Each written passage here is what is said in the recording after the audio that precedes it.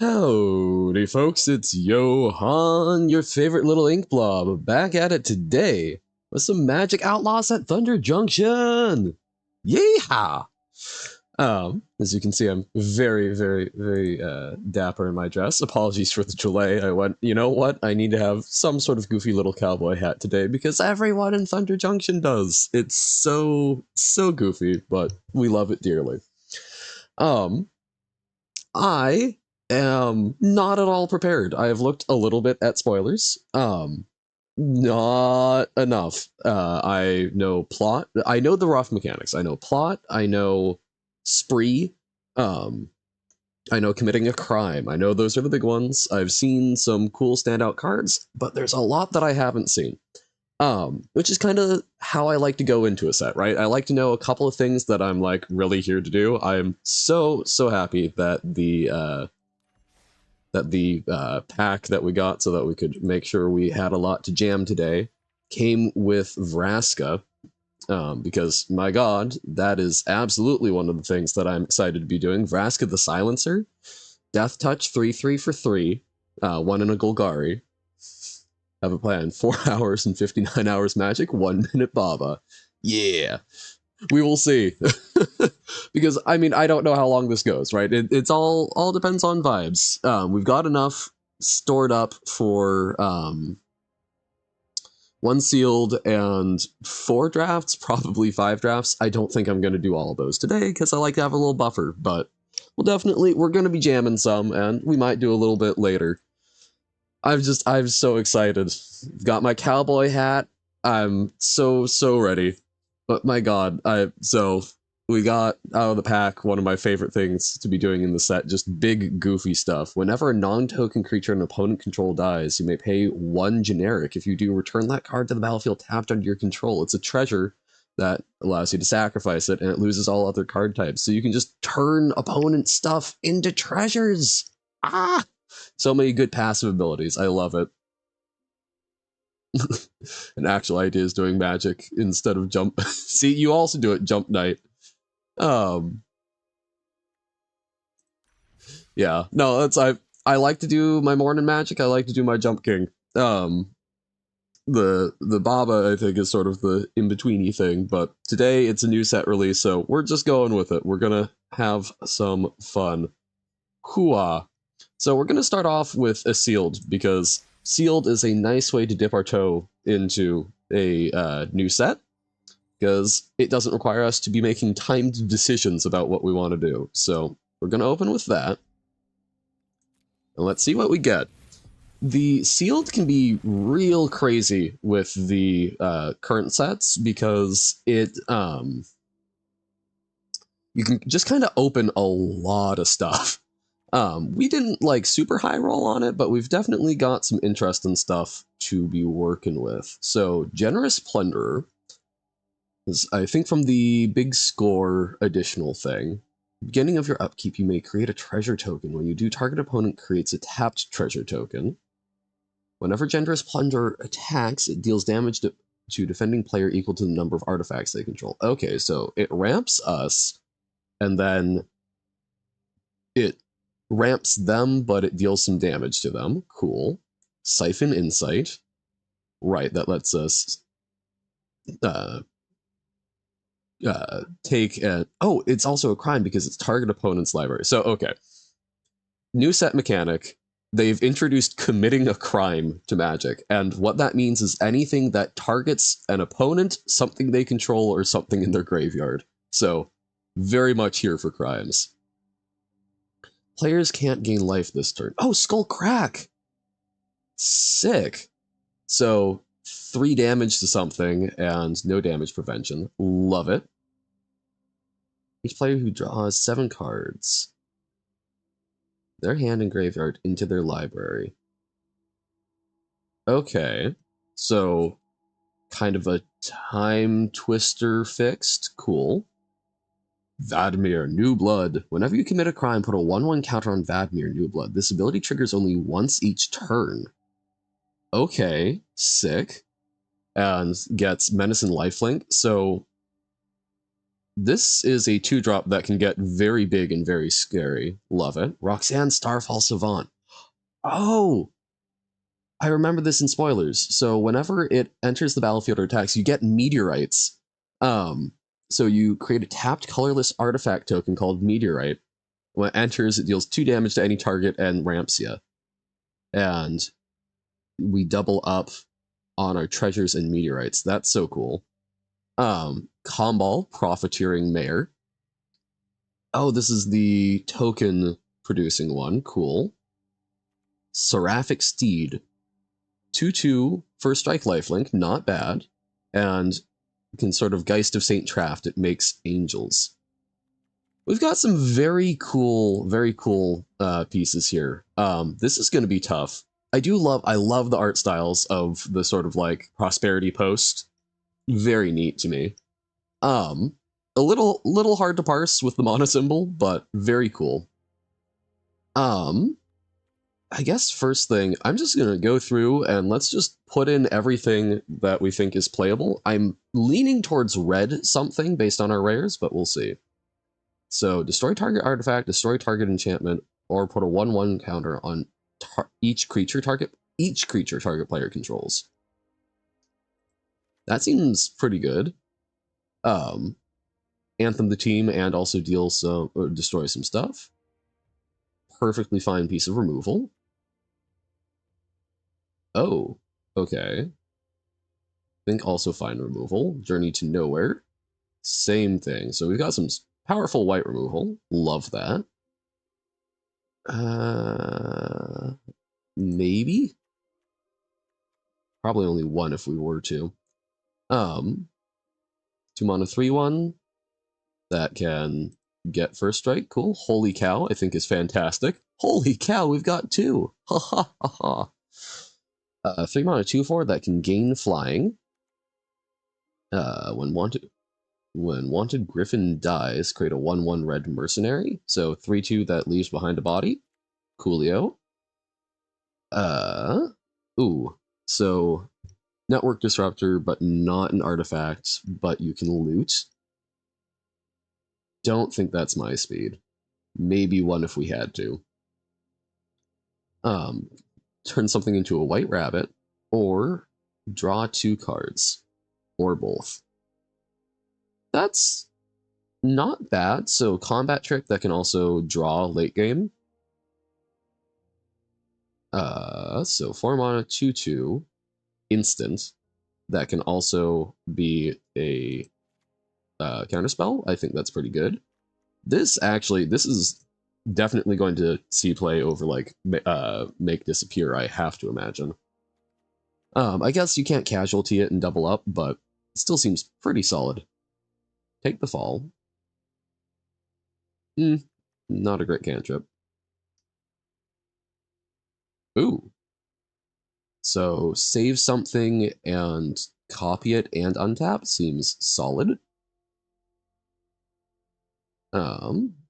Okay, a little understated, but it's easy to commit crimes, and that's good card advantage. I think that's perfectly fine. 2/2 blue and black zombie rogue creature token. Oh, it's an outlaw stitcher. We've got Geralf. Cool. And put 2 1/1 counters for each spell you've cast this turn other than the first. Oh, that's actually really sick with plot. It's a little clunky, but I think that's a pretty decent body, honestly. Like, worst comes to worst, it's a 3/6 for 4, essentially. Stop cold. Chant. When it enters the battlefield, tap enchanted permanent. Okay, solid, and it makes it lose abilities. That's important. Visage Bandit. And copy our best thing? Sure. That's fantastic. And also guarantees it's an outlaw. That's a uncommon clone? Jeez, okay.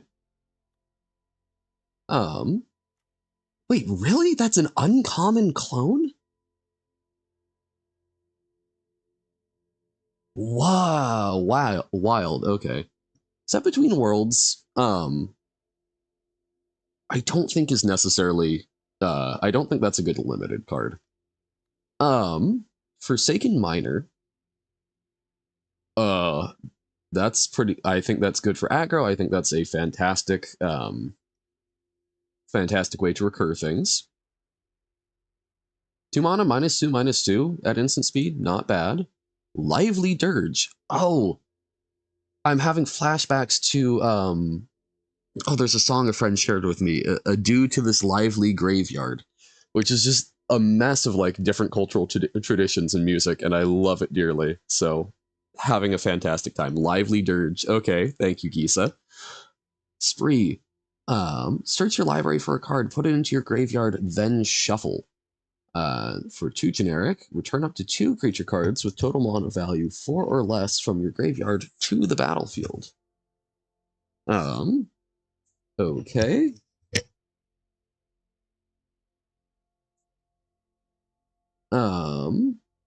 Okay. So, it's an Entomb and a 4 mana Resurrection for 4. That's, I don't think, that great. Mourner's Surprise. Return up to 1 target creature card from your graveyard to your hand. Create a 1/1 red mercenary. So a 2 mana 1/1 that. Okay, so it's Gravedigger without the looping potential. I still think that's actually fine. Raven of Fell Omens. So committing crimes does life stuff, and it's a Stormcrow? Absolutely. Vadmir is fantastic. Exile target creature if add mana value 3 or less, surveil 2. Okay, that's solid removal. We love exile and gives you some benefit if it's not something that you probably want to be playing it on. Okay. I think that's a fine 5/4 beater that has some big upside. Ambush Gigapede, I think is pretty sick. And Hollow Marauder.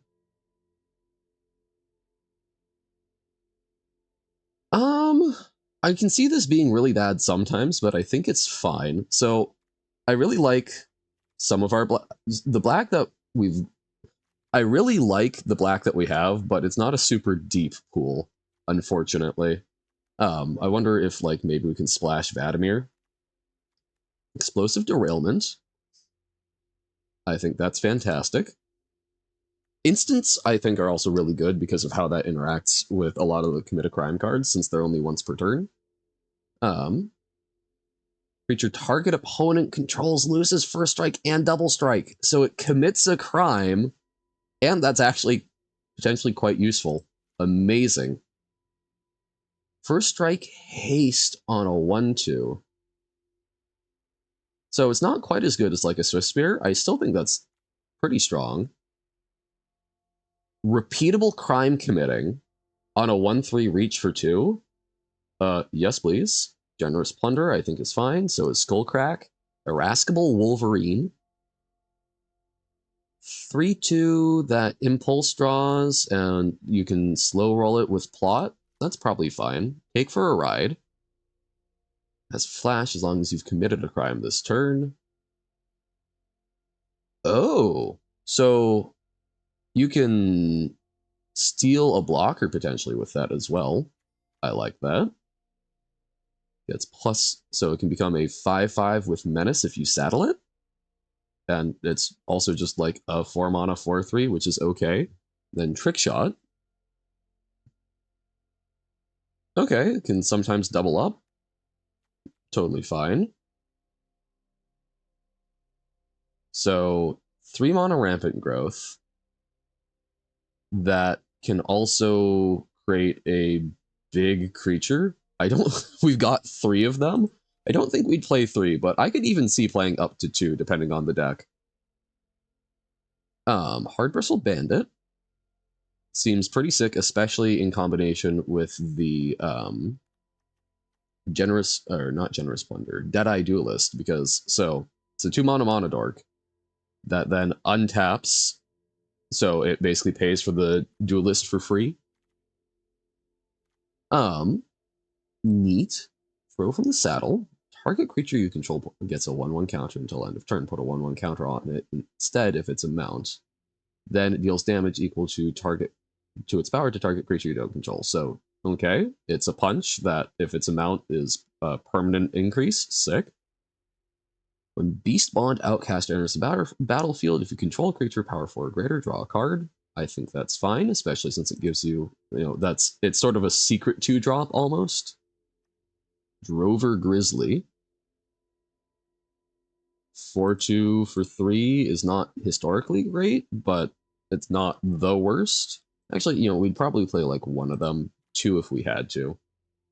4 mana 5/5 if you slow roll it, or 3 mana Courser. Sick. Outcaster Greenblade. 3 mana 1/2. That gets it into your hand and can grow if we're playing deserts. Maybe. Not amazing, but maybe. Mill 3 cards, put a land from among them into your hand if you can't create a treasure token. So, guaranteed ramp. I don't think we've seen a lot that benefits self-mill here, so probably not, other than like Hollow Marauder. I don't think our black is deep enough. Rambling Possum. Oh, okay. 3 mana 3/3. That can potentially get some double up on ETB triggers. Vigilance, Giant Beaver. 4/4. 4 mana 4/4 with Vigilance. Amazing. When it attacks while saddled, put a 1/1 counter on target creature that saddled it this turn. So, 4/4 that can grow stuff. Cool. Reach for the sky. Oh my god, is that a Toy Story reference? Enchanted creature. Enchant gets +3, +2, and reach. And you draw a card. So even if it gets... Oh no, okay, so if it gets countered, but if they kill the creature it's getting attached to, you would still draw, right? Because it enters the battlefield and then state-based actions remove it? Or does it not? Let's look up on Gather. Reach for the sky. MTG. So I think that seems real good.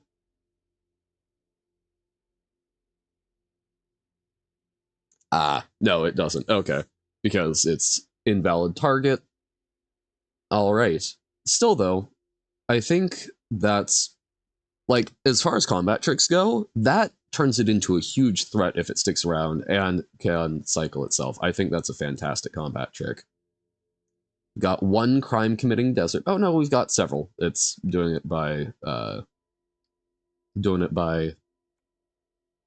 colors. There we go. There's the word I'm looking for. Hindering Light. Counter target spell that targets you or a permanent you control. Draw a card. So it doesn't get rid of the crime? That's, I don't know, I think that's a little niche for a counter spell. Gem Lightfoot Sky Explorer.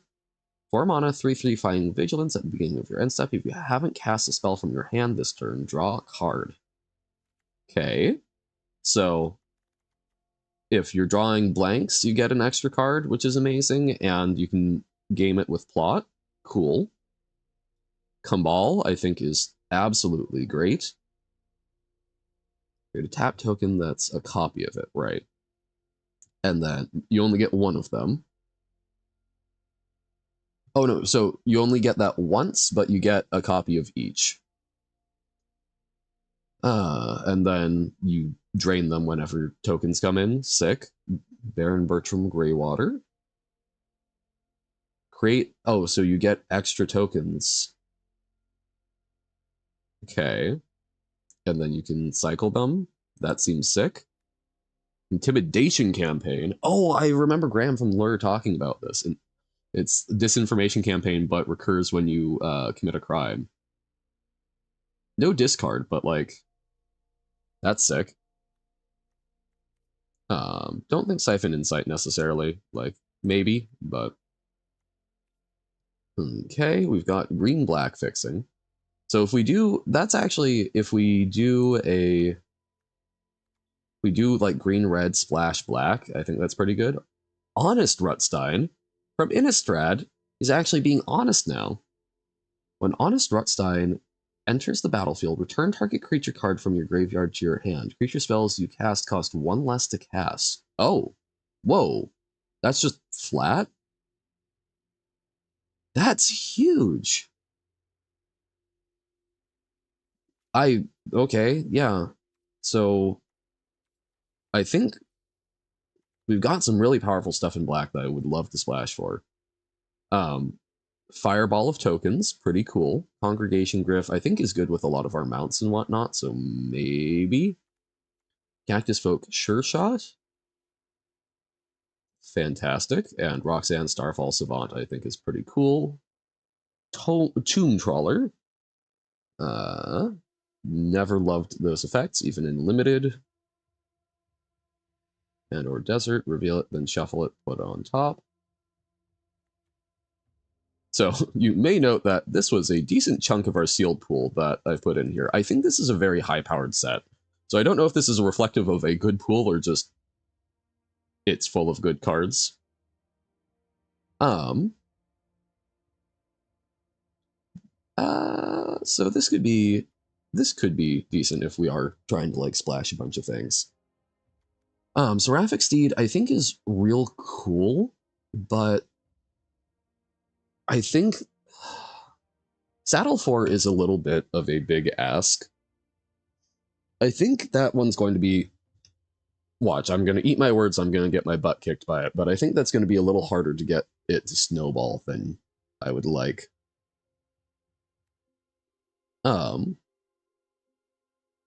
There's a battlefield, you may search your library for a basic land card or desert, then put it on top. Ugh.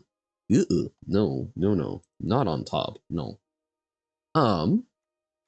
Okay. So looking at this, we've got some really good low-end white. And we've got some... Okay, so like blue, we've got some very good blue, but I'm not like super compelled by it, so I think we can mostly ignore that. Like, it's not bad, it's just not making me go like, yes, I want to play this so badly. Our black-white seems kind of cool with all of our token stuff. Kambal and Baron, but like, I think the rest of it is on a different game plan, so I'm not like super up on it. And like white, I think is kind of lacking, save for the removal. So I'm kind of like let's get Intimidation Campaign also out. I think we get out of white. So I think because I think we've got like some really good stuff in our Jund colors here. My question is, if we cut a lot of the black, so like we cut Forsaken Miner and a whole bunch of this, we keep Vadimir, we cut that, we keep Honest Rutstein. So we're still left with some stuff, and that's including this for like helping with splashes, which we don't necessarily need to do.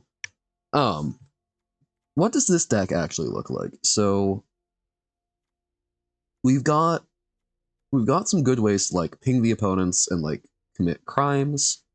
We can discount creatures. I am curious, what's our creature to non-creature split? That always helps me a lot. Okay. So I would probably cut at least one Dance of the Tumbleweeds.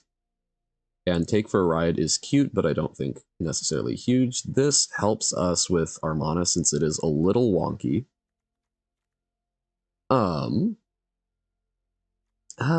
But, you know, we've got Roxanne. We'll have one land for 2, like, one-off spells. We've got Dance of the Tumbleweeds, which can help out. So I think Bandit Soul is probably just a little slow.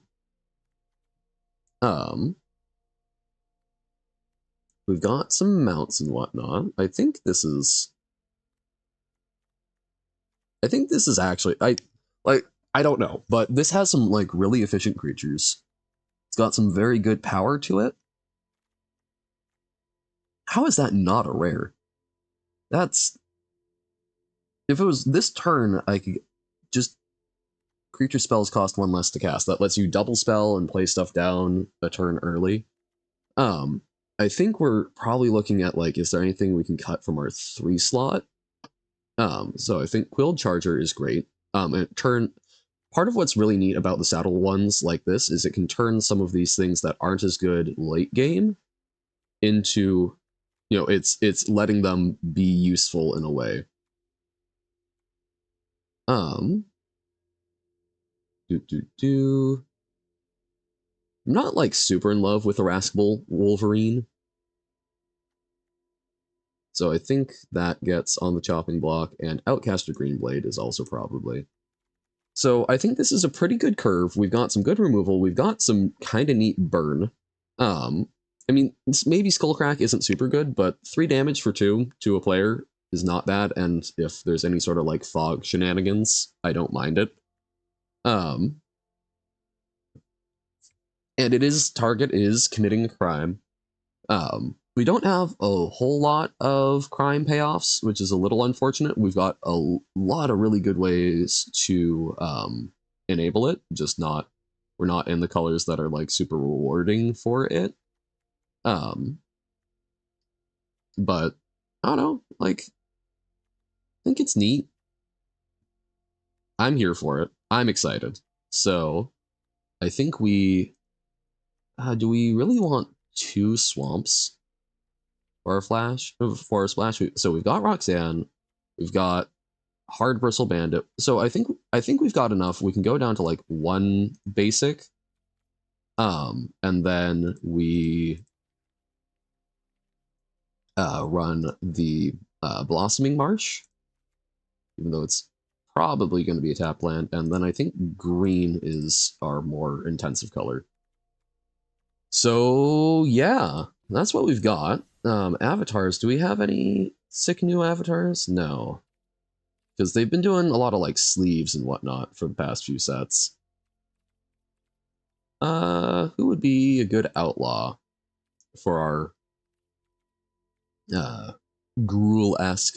Do we have a Domri? No Domri. Gruul Smash with a little black. I don't know, I can see Sarkhan dipped in some green. Not black, though, but screw it. Who are you to call me mad? Dragons. And as much as I love Dwayne, tiny bones! The bones, they're so tiny! And, blep. As cool as Vraska is, little blep. Amazing. I think this is going to be a fun time. I don't know if it's going to be a long time, but it's going to be a fun time. So let's get cracking. Ba-ba-da. I'm excited. This set looks super powerful and it looks super fun. I don't know. I'm not a constructed person, so don't know how that's gonna go, but ooh, okay, already with a tough hand. So Vadimir, we're not going to be able to play anytime soon. So basically we've got a 1-drop, followed up by not a lot else.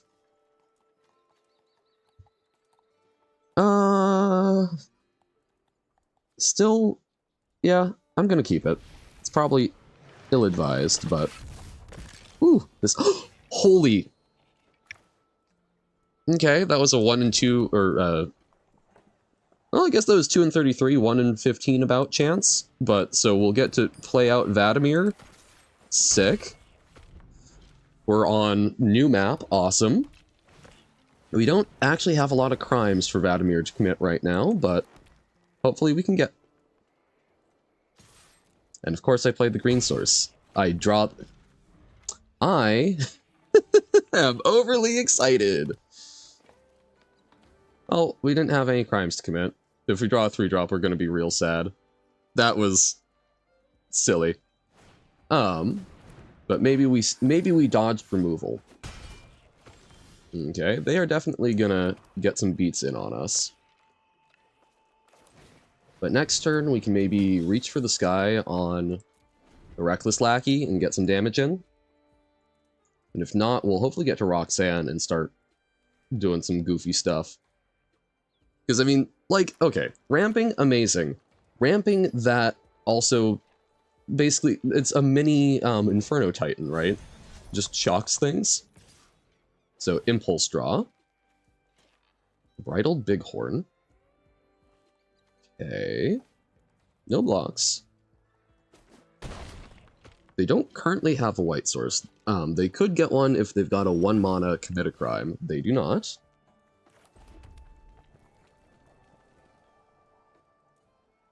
Okay. So we definitely attack. I don't know if we actually bother with Reach for the Sky. Okay, they're going to try and do something. They're going to fight. No.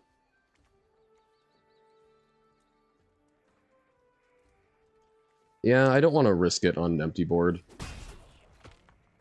Like, as much as I would love to be doing something with my mana this turn, I'd rather use this to try and save something, or, you know, worst comes to worst, we can do this, like, end of turn. 4 damage.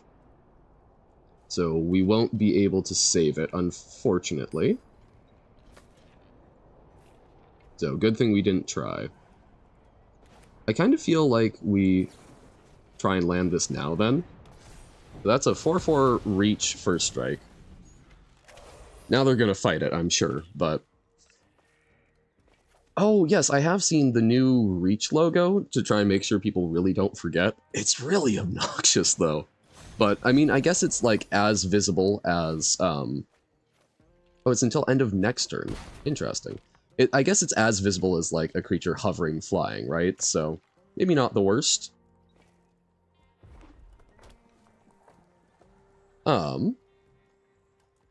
So we're definitely feeling a little behind. I do like that we probably get to just shock this and ramp, but... It's definitely... Okay, they're plotting something. Slick shot, show off. Yo! Okay. That is absolutely sick. However, I think... I mean, they're probably going to get some value out of it. We could hold this back, because that should be able to eat it, but they might also just... Moida. And hopefully Roxanne gets to shock it to death. I'd kind of just rather deal the damage and try and keep them on the back foot more. On a later turn, so you can't plot and then play it same turn, unfortunately. As cool as that would be, I can see why there has to be some sort of trade-off. Oh, it even signifies that it has reach during combat. They really don't want surprise reach to get people. Intriguing. So I think we hold up Trick Shot. So we attack in, we hopefully Zod it, and then we've got Trick Shot, and we can also, so this produces 2 mana, so we can, oh, I guess we can't plot and Trick Shot same turn, but we could, like, Quilled Charger and do that. So let's attack in, let's see what they've got. I have a sneaking suspicion they've got something.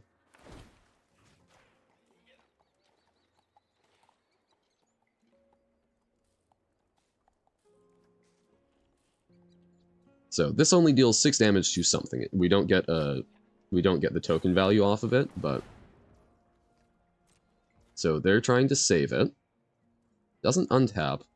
I think we just blow it up.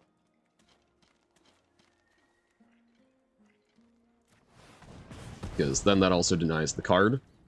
And we're only out the activation of the meteorite, which I still think is, like, deeply fine. And the Slick Shot could absolutely find a way to murder us. So, very happy with that. You know, it's only a 3/3. I think that's probably fine, though, just applying more pressure. That is a lethal threat, so even if they put out blockers, we can hopefully attack around. I'd rather have it down and doing stuff. Plus, if we get to attack with Roxanne, that's 2 damage directly to them. So we're almost there. Reach for the... That is 100% Toy Story joke, right? Like, it's gotta be. Give me a home where the jackalope roam. Oh, damn. Okay. Okay, so they're getting to do it all. Neat. That said, we get to meteorite the Helicourser and get him. So we do that. Yep. Plus, we can give something +1/+1 in first strike, and yeah. Oh boy. Even with the big Vadimir screw up, that felt powerful. So, awesome. Living, thriving. Bum, bum, bum, bum, bum, bum, bum. All right. Next opponent, Moyashi 01. Another kind of slow hand if we keep it.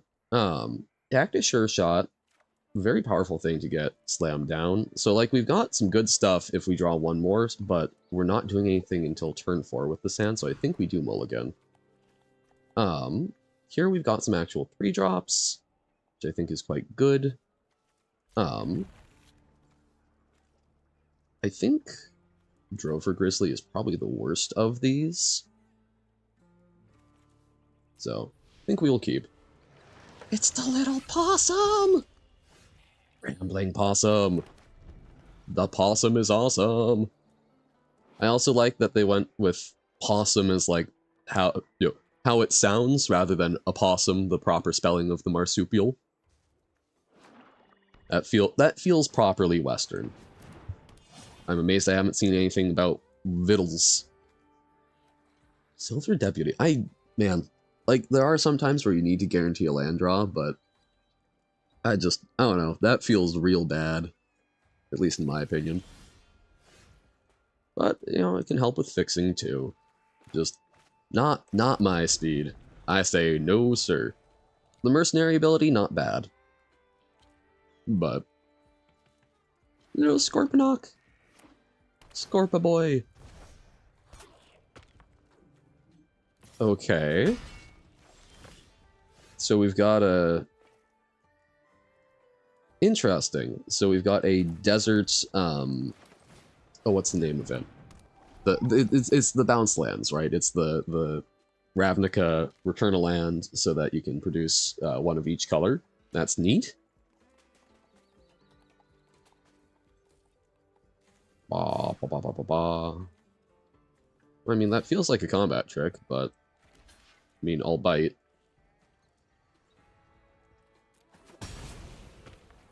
Destroy something that was dealt damage this turn.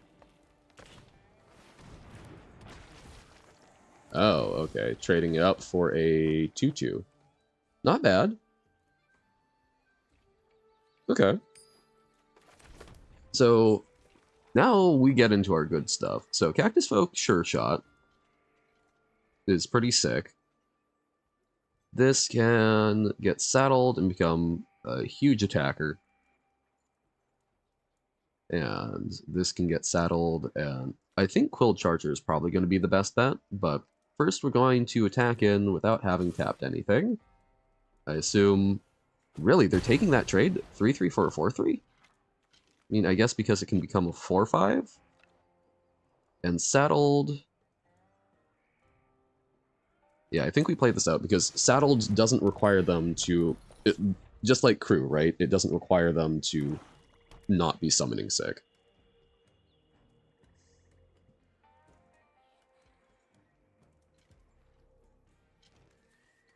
Rictus Robber.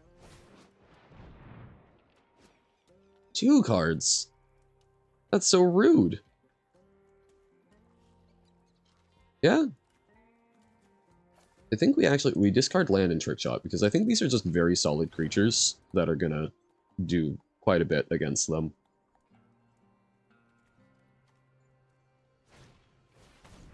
Mourner's Surprise, getting the Rictus Robber back. Okay. Draw land. I think we do Giant Beaver. And we will... Okay, yes, Wall Saddle. There we go. Attacks Wall Saddle. I'm like, why didn't it grow? So they can double block, but I think they're just taking 5. And we're not going to... So they can kill one of our things, and then... What? Beginning of combat on your turn, draw a card. Then exile an artifact or creature card from your hand. If you do, create a token that's a copy of the exiled card, except it's a 3/3 golem. Oh, that's spooky. That's real bad. Okay. And Rutstein's going to make everything cheaper. We can destroy a token. Neat. So they could double trade for those. But we can grow the Roxanne. And they could trade straight across, but I'm kind of okay with that. Yeah, I think we'll go with that. Nope. So we'll do that. Do we attack? Then they just trade with the Honest Rutstein.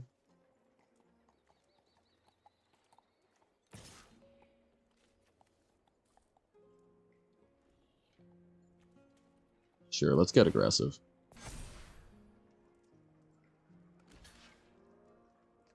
I'd rather them not be able to play cheap stuff.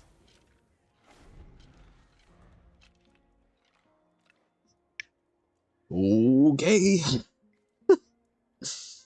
Nexus of Become... Yeah, some of these cards are gonna be real goofy, because, like, this is not part of the main set. So... Okay. I will absolutely take... I killed a token, and they played 2 cards to try and kill my 1. That was absolutely worth using it for the Giant Beaver. So they could do Rictus Robber as a 3/3 and get a 2/2. Okay, not bad. Reckless Lackey is interesting. We'll probably need to cycle it. Use the Blue Eyes White Dragon Zombot hero. Look, we're trying. How's it going, Carsey? Welcome to Thunder Junction, plane of outlaws, cowboys, and weird old cactus folk. Yeah, I know. Unfortunately, I don't think we have them in this particular set, as much as I would love that. So these will gain Trample and Haste. That's neat.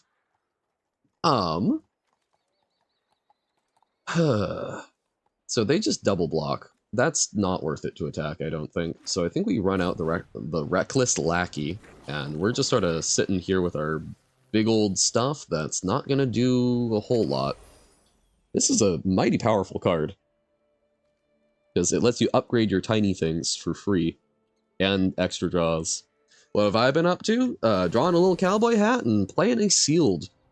Very much just enjoying the new set. So this is first time folks get to really play with these cards. So I'm just here thriving. Tried sleeping last night, as you know most people normally do. Wasn't super, you know, didn't get a whole lot of it, but that's okay. This is perking us up. Skullcrack, neat. It can help us blitz through for a little more damage.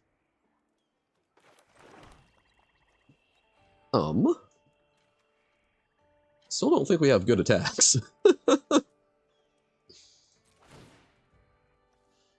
How about you? What have you been up to? Get good rest, taking good care of yourself, enjoying life, doing cool things,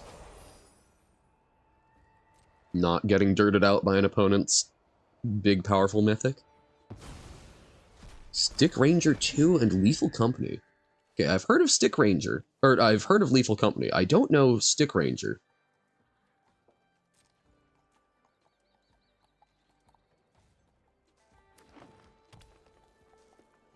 Do I just Skullcrack them? I think no. Some random game online. Fair enough. Doesn't need to be anything. Okay, well, we can slow roll the land. This is just a very awkward board stall. Stick... What was it? Stick Ranger? Take a look at it.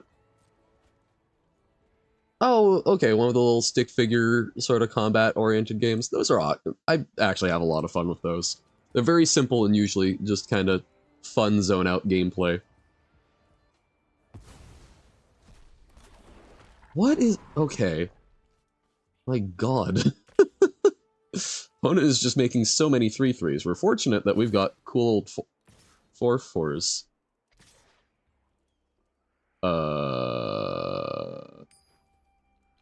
You do realize this is only as a sorcery, right, opponent? Yeah.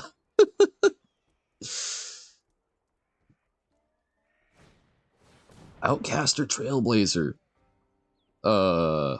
Okay, so they can draw even more cards. This is very spooky. They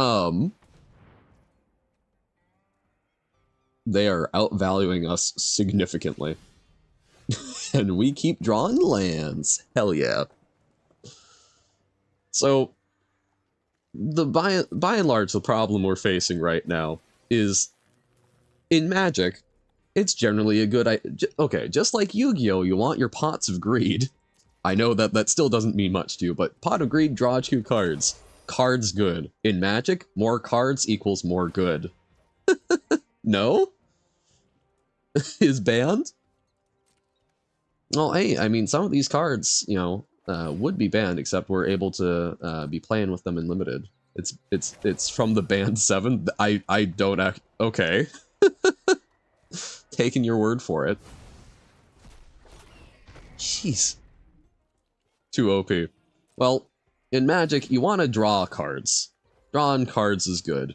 God, I really don't want to block like that, but that's why it's OP. Yep.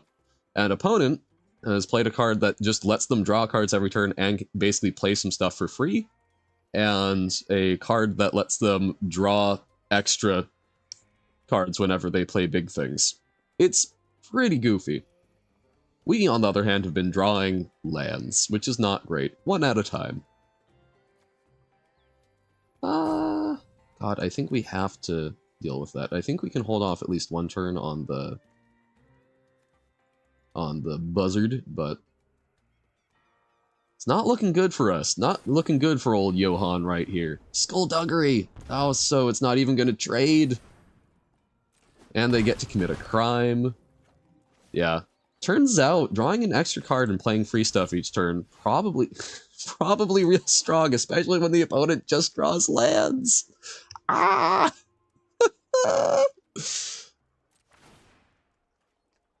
Yeah, I mean, there's not really much we can do. We're just, holding down the fort, and not, even then, not really.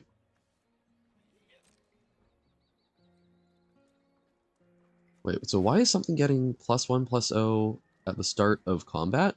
What am I missing? Oh, it's not. I'm just not failing to notice that that's the mercenary ability it's coming from. Goodness.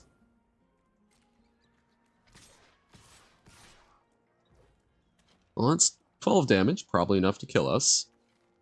Or, I mean, not this turn, but they're getting mighty close.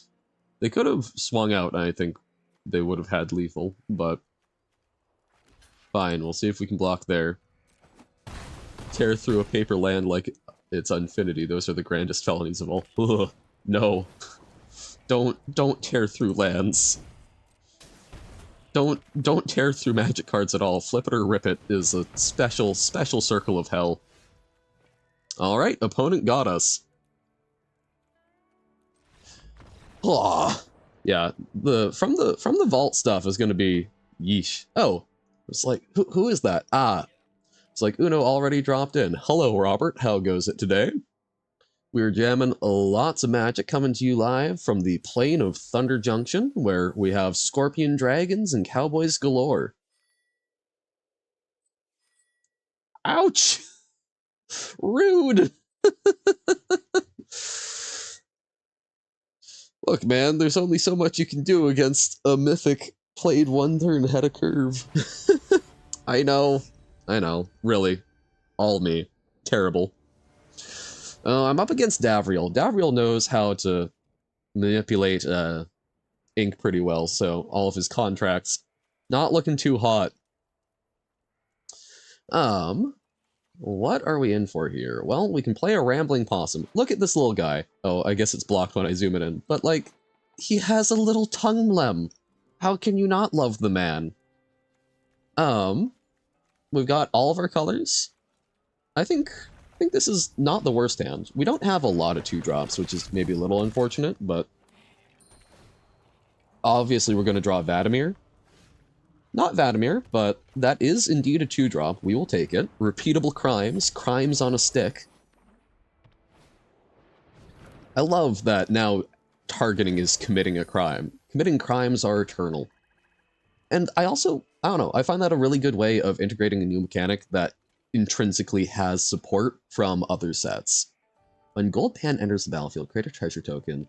Okay, so sort of one-time ramp that sticks around and buffs stuff. Not bad. But we'll just clock in with our 1-3. And have some fun.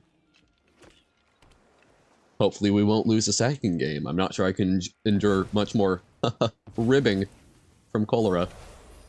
Okay, plotting a loan shark. Yikes. Oh, and no lands. That's awkward. So we can tap it. Attack. And I don't think we bounce the 1-3. We could, but we're not gonna. We're gonna pretend we have things. I guess that was bad. See, now that's what you should be ribbing me for, Cholera, because there was no reason to tap it for that when I could just,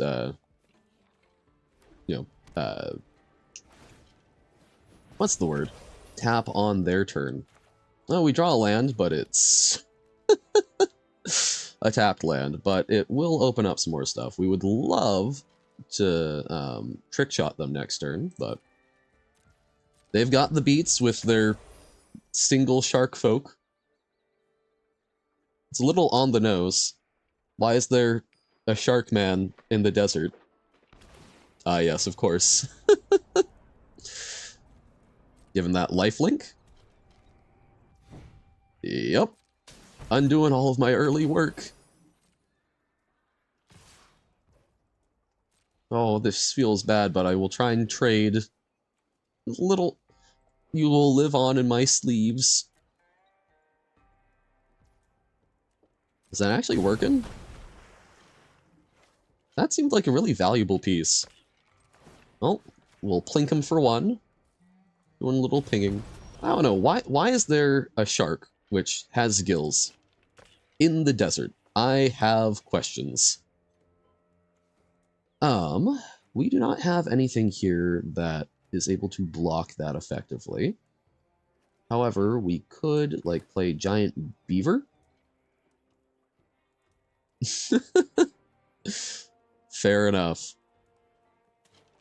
Okay, so we could plot that and play it as a 5-5 next turn, which would block. But then we're kind of just not doing anything this turn. However, I think that's actually probably legitimate. So, that's our first time plotting a card. We're putting it on layaway. Stoics. Oh. Oh god.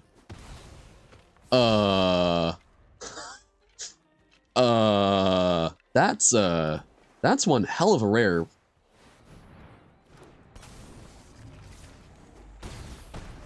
And the uncommon clone that I was getting freaked out over. Oh boy. We're just dead. There is no way we can get around that. We can play a Cactus Folk Sure Shot and block one of them, and then die to the other one. Holy shit. I mean, hey, we've got a hasty one. Neat. But... So this is... They get to play it... Oh, That's evil. So this is a really good card. It's a lot of damage in the air. And it can also just be very hard for people to deal with because it can gain hexproof if they just basically choose to not do things. Yeah, apparently. Shriveling up into my poor little... All that's left is the little cowboy hat on top of my ink pot. Dear lord. Getting creamed. Well, hopefully we can turn that around. Or 1 win into 2 losses. Gotta pick ourselves up. Because, man, drafts are going to be tough because this is not a format that I've got a good handle on. I don't know, I love the concept of this. So, like, this is a world that was previously uninhabited, save for a giant vault in the middle of the desert. And now people from all over the universe, or the multiverse, are just popping up here. So we're getting a lot of interesting folks just popping out of the woodwork. So we've got like cowboy themes, but why does pretty much everyone have a cowboy hat? The grizzly doesn't, but like this centaur is like, yes, I too am going to wear a cowboy hat. Wonder what the impetus is. Like, yes, it's a desert environment, so having some sun protection is good, but like, because why not? I mean, fair, but like, I'm picturing, I'm hoping that it was just like one, oh, what's the name? Not a hattier, but a hat maker. I would love if there was just like one that set up shop early and was like, oh, look, everyone's wearing it. Just give out a couple free samples early and then just basically shaming everyone into wearing them. Very entrepreneurial-like. Beginning of combat, target creature gets +2/+0 or menace and haste. Yikes. Okay. Well, I think we probably...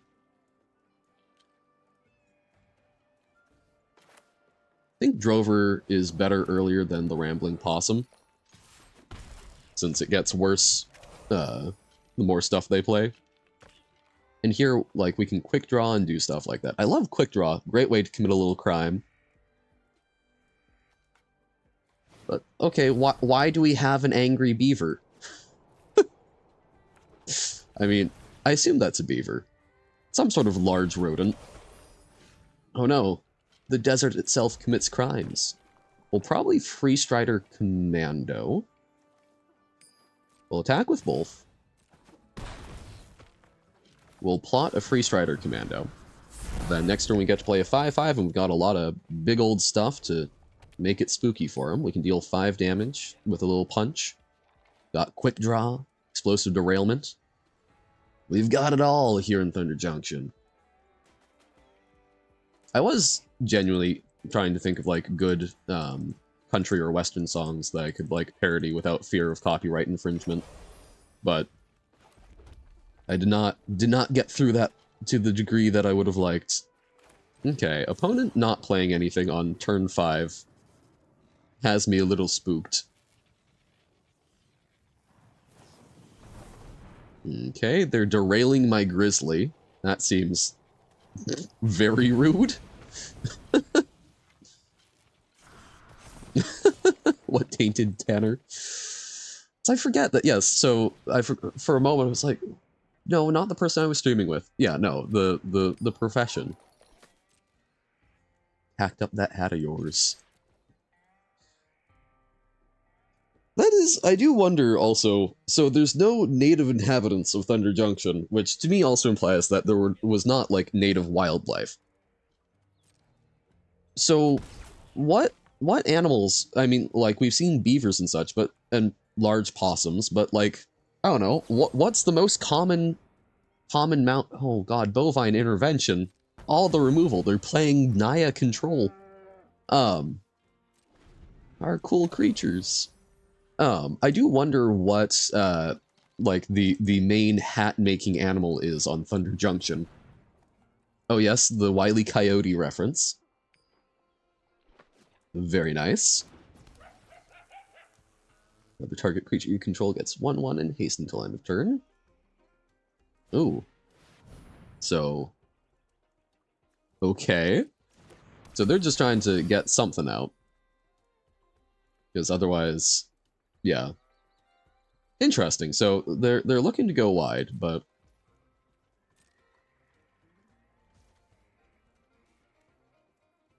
I'm intrigued, but okay.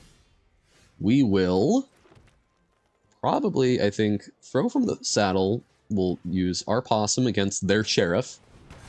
I threw the sheriff, but not the deputy. Don't think that scans the way I'd like it to. And then I think we just kind of swing with everything. I assume they try and block there, but I would not mind a quick draw. Honestly, I'm okay trading there, and then hopefully we get to explosive derailment something. Can't believe that they threw an entire train at my grizzly bear. It is simply not done.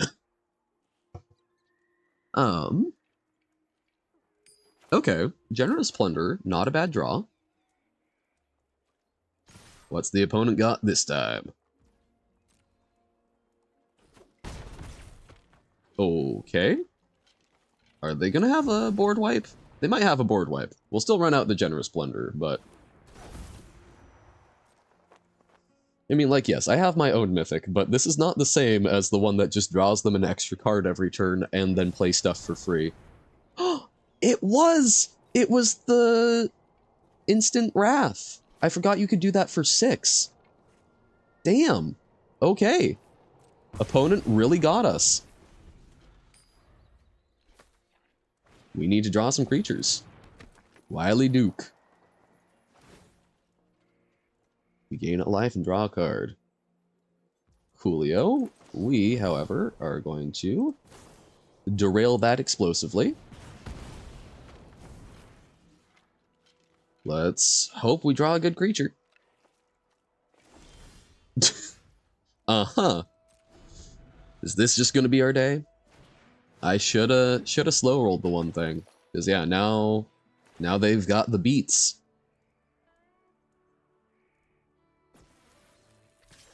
Or if we... No, even if we quick drew with the Ox, that wouldn't have done it. Oh. It'll be fun, they said. There's not that many board wipes, they said. Damn. I think this is a 1 in 3. Oh, that hurts so bad. Because, yeah, they've got lethal. Good game. Damn. Honestly, Naya control for real. Okay. I think we had a pretty sweet deck. Didn't get to see it do what we were hoping it to, but we got 2 games where we're feeling pretty good, pretty powerful, and then just couldn't keep up. Alrighty. Oh, actually, here, that's what we should do real quick. We're gonna run a draft. We'll see how badly that goes. Oh, that's violently tempting. Howdy, yeehaw, 3, 2, 1, draw. What in tarnation and pondering? Oh, those are such good emotes. But, what I'm looking at, not mastery profile. There we go. So, set collection. So, Thunder Junction has 60 rares, 20 mythics. Got a little draft tracking sheet that I need to update. So we're on to OTJ. Just a little thing for figuring out set completion. So I don't have it set up for sealed, but we got 3 packs out of that and 400 gems. Neat. So there are 60 set rares and 20 set mythics. So Bit less than Murders at Karloff Manor, so a little easier to get to rare completion. And I guess how many? This isn't counting big score and such, I assume. But I guess who knows? Because I'm not seeing anything else for it. But let's count how many we got. Filter. Outlaws. Yeah, okay, so the big score is a separate thing. Or they've got it listed separate. So we got 1, 2, 3, 4, 5, 6. Okay, we got 6 rares and then a bonus big score and some stuff from the sheet. So, neato. We'll pop that in as if we had, just magically opened them. So, 6 rares owned.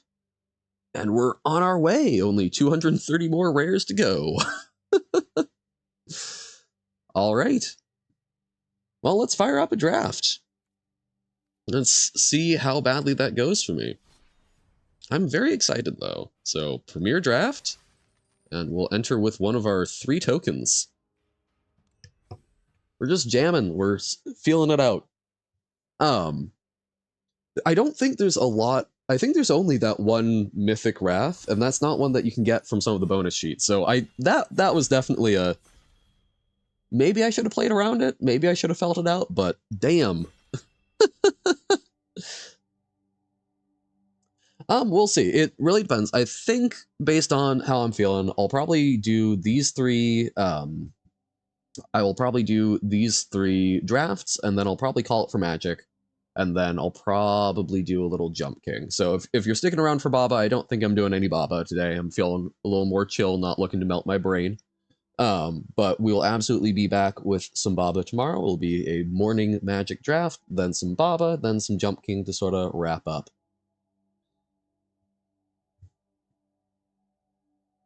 Oh, bop, bop, bop.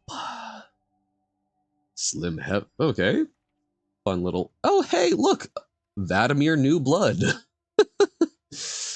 I do think that's a very good card. I hope it's not my Massacre Girl of the set, where it's just a terrible, terrible thing for us. I will highlight it. This is the only level Flash games. I have not. Unfortunate accident. So, 4 mana, destroy a creature, and you can get a little 1/1 out of it as a treat. Not bad. Tyrant Scorn. Affinity for Outlaws. Oh, that's sick. Okay. Lava Spur Boots. Kind of fun. They're bringing Affinity back. Yeah. And that's the type of stuff we're a little more down to try out. And Mystical. I don't know how I would do sets Flash stuff right now, but Prickly Pear I think is also pretty good. Because I know there's some like compatibility settings that I don't have set up, but I'll think about them. Rooftop Assassin I've seen seems very pushed. Mortar Surprise. Oh, we did see that earlier, but I think Vadimir very good. 3 steps ahead. Under target spell. Create a token that's a copy of target artifact or creature you control. Not bad. But free, and with elephants. Oh, nice. This is a pretty good rare. This can wipe out a bunch of mercenaries. So this doesn't help us commit crimes, but we don't necessarily need to. Black Snag Buzzard can be a 3/2 flyer. Rooftop Assassin, I do think is very powerful. But I think let's try taking this. I love being able to double up on stuff. And it's not bad counter magic. So let's see. Molten Duplication. Wonky, okay. So we'll dash something. Intimidation Campaign, I think, is a great crime payoff. Repeating card advantage, make them lose life. Love it. Essence Capture, I think, is very good and limited. Jailbreak Scheme, Harriet's Lullaby, Asserting Peddler. But yeah, let's take an Intimidation Campaign. Let's do some blue-black crimes. That's definitely my normal speed. Okay, Binding Negotiation. Put a face-up exile. Oh, so you can also get something that they've plotted. That's pretty sick. So, don't think that's a bad card. Harry Restricts, I don't think is great. Take the Fall, also not. Yes, Demir. Or oh, was there a Silver Quill one? What's the new term for the blue black? For that they're trying to push for Floaks. But I think we can take a Binding Negotiation. It's maybe not the best. I don't think this is a great pack for us, but yeah, I'm not typically a Demir player, but like that's the joy of limited, right? You do what you can. We would love things that like allow us to repeatedly commit crimes, but Desperate Bloodseeker. Enters the battlefield. Target player mills 2 cards. Okay. 2/2 life. That's a really good black bear. Sack another creature. Put a 1/1 counter on the Desecrator. If an outlaw was sacrificed, make a treasure token. Okay. Rakish Crew. Create a 1/1 mercenary. Oh, and then all of our outlaws drain them, and oh, but it's not targeted. I was like, oh, crime committal. I think it's probably the Bloodseeker. Just try and get some good early drops. I don't know how important the quality of creatures seems very high, so maybe 2 drops aren't as important, but want to try that out. Emergent Haunting. Haven't cast a spell. It becomes a 3/3 spirit with flying. Oh. So it can become a creature if you wait a turn. Shifting Gift. Oh. Okay. So swap stuff also does not seem bad, and that triggers things. And just a full-on 4/3 flyer. Or a 5/4 that become indestructible. I actually really like that quite a bit, I think. If you haven't cast a spell from your hand this turn and Emergent Haunting isn't a 3/3, it becomes 1. Cool. Pick up the basic land if you are most broken. Absolutely. Basic lands, very, very powerful. They let you cast all your other spells.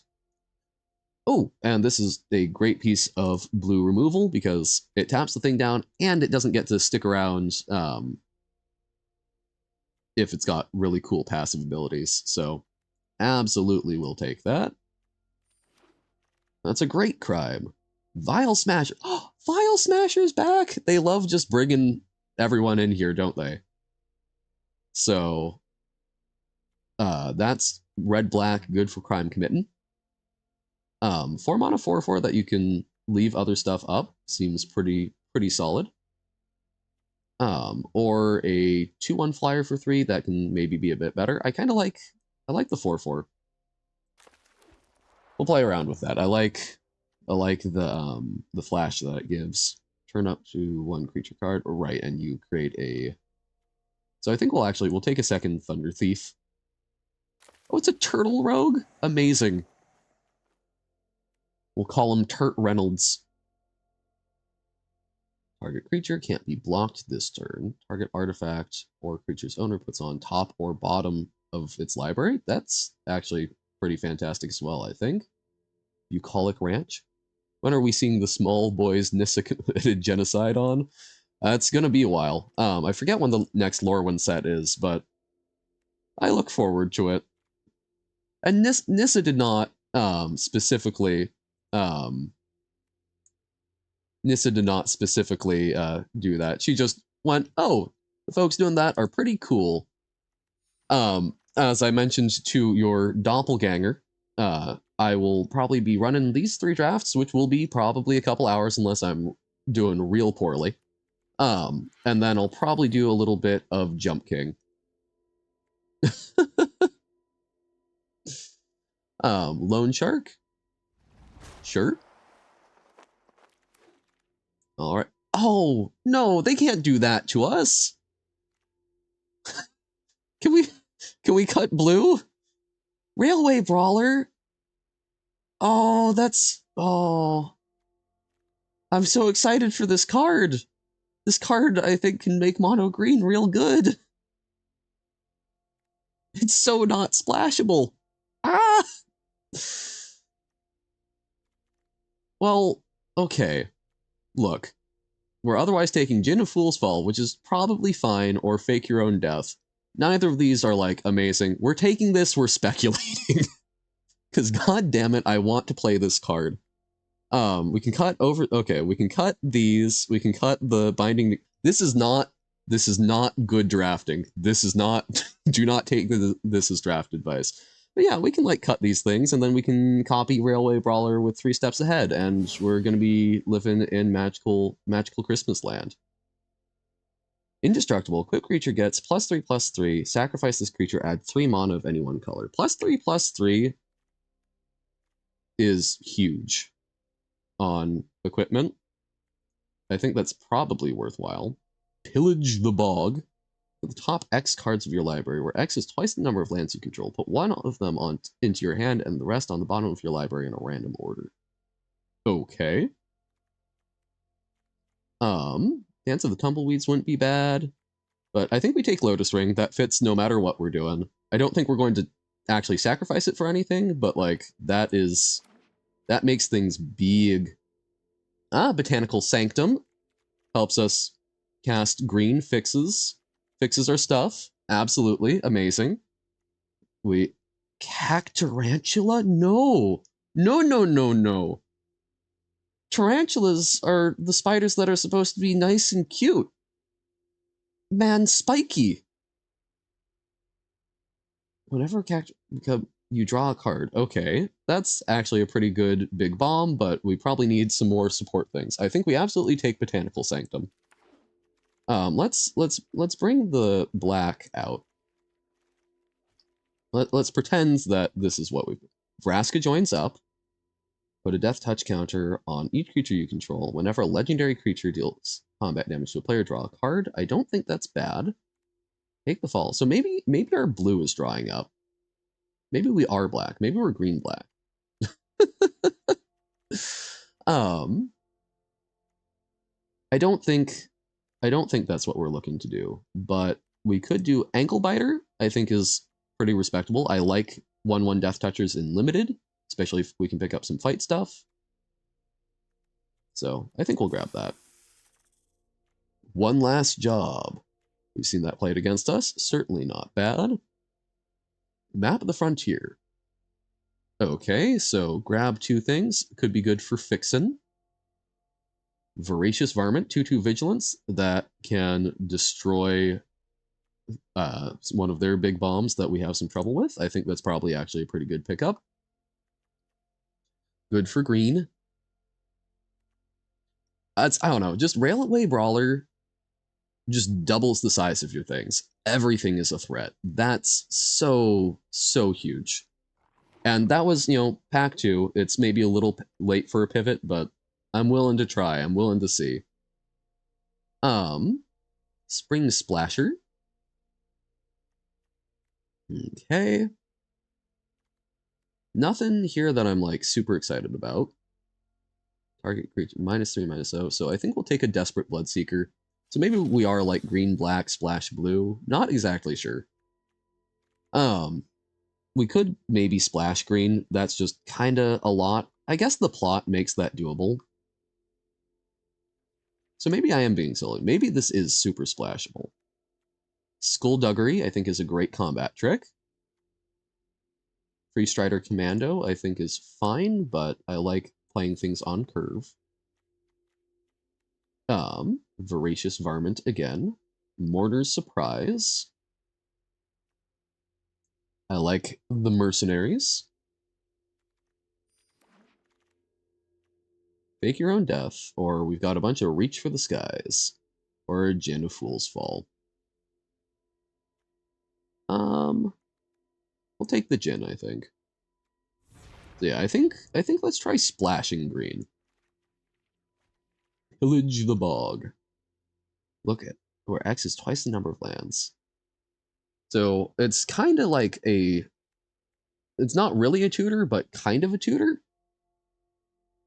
Or Rakish Crew. Oh, Well, I think Rakish Crew probably was the better pick, since we're probably only splashing green, but we'll give it a shot. Spring Splasher, we probably don't play, but we might. Take the Fall. It's at least a color we're possibly playing. Okay. This is a wonky little Sultai thing. Colossal Rattleworm? Okay. Okay. Okay. Come on now. Even if it doesn't have flash, 4 mana 6/5 that has trample, like, amazing. If you have a desert, it gets extra value. That's so good. Pariah, that's very funny. You can do some stuff with the Barbed Servitor. Ravenfell Omens would probably not be bad here, but there's nothing else that I'm like super big on. I guess Unfortunate Accident is probably fine. This is a mess, but we're gonna have fun with the mess. Deserts do. Decent removal if we can pick up a desert. We could also do Rambling Possum, since we're a little light on 3-drops. I think that's better than the Grizzly. I think we'll go for that. This deck is a mess. God, so if we do this, like, we've got some good green scattered throughout, but not a whole lot of it. We've got some good early black and some blue that's decent late game, but maybe a little weak. Land the Heist. Okay.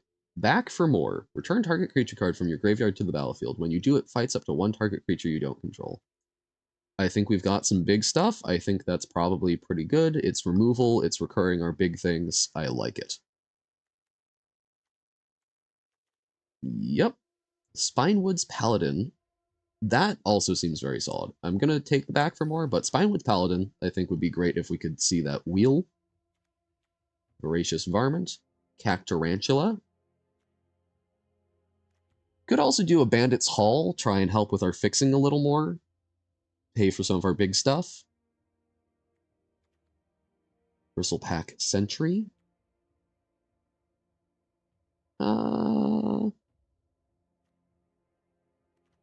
I think we're going to try the Cactarantula. Let's just play some real big stuff. Fibblethip Lost on the Range. Ah, adorable. Don't think we're doing that. That's a pretty big color commitment, but Honest Rutstein, absolutely what we're looking for. So yeah, I think we're sort of focused more on green-black value then, because that makes all of our stuff cheaper. We love that. Tiny Bones joins up. Make an opponent discard, and then we get to crime them with legendary creatures. We don't have a lot of legendary creatures, but it's otherwise. So Vault Plunderer. Target player draws a card and loses a life, or Giant Beaver. Yeah, we probably don't take that. I think Vault Plunder. I like Tiny Bones joins up in theory. I don't think it's good for what we're doing. Stubborn Burrow Fiend. Saddled first time each turn, mill 2 cards, and gets +X number of creatures in your graveyard. Not a huge fan. Oh, geez. Okay, so we can use our big things and double up. Hopefully we can get the Lush Oasis back, but that seems very powerful. You know, Railway Brawler. Oh god, and then it would double the doubling. Just another creature enters the battlefield. Jeebus. Seems sick. Okay, so let's cut our blue. We're kind of scrimping for playables, but we can splash with the Botanical Sanctum. We can do the Ankle Biter and Voracious Varmint again. Patient Naturalist. Mill 3 cards, put a land if you can't create a treasure token, or Ambush Gigapede. I think I like the Gigapede. It's a crime, it kills something, maybe. And it would get a lot of counters. things that combo with Railway Brawler, things that have power and toughness. Don't think any of these are for us, so we'll take the Pariah, and maybe we get to do some goofy things in, like, Historic Brawl. Sure. We'll take the Breaking News. We only have one 4-drop, although this is kind of a 4-drop. And Boneyard Desecrator? Sure, I think that's fine. It's a creature. Voracious Varmint, we can play. See, now this deck, we're pretty stacked on the 2-drops. Lava Spur Boots might also be fine, since we've got a lot of big stuff. Give it haste, and Ward 1? It's not huge, but gonna head out, buy some comestibles. All right, enjoy. Hope you get some good foods. Enjoy your vittles.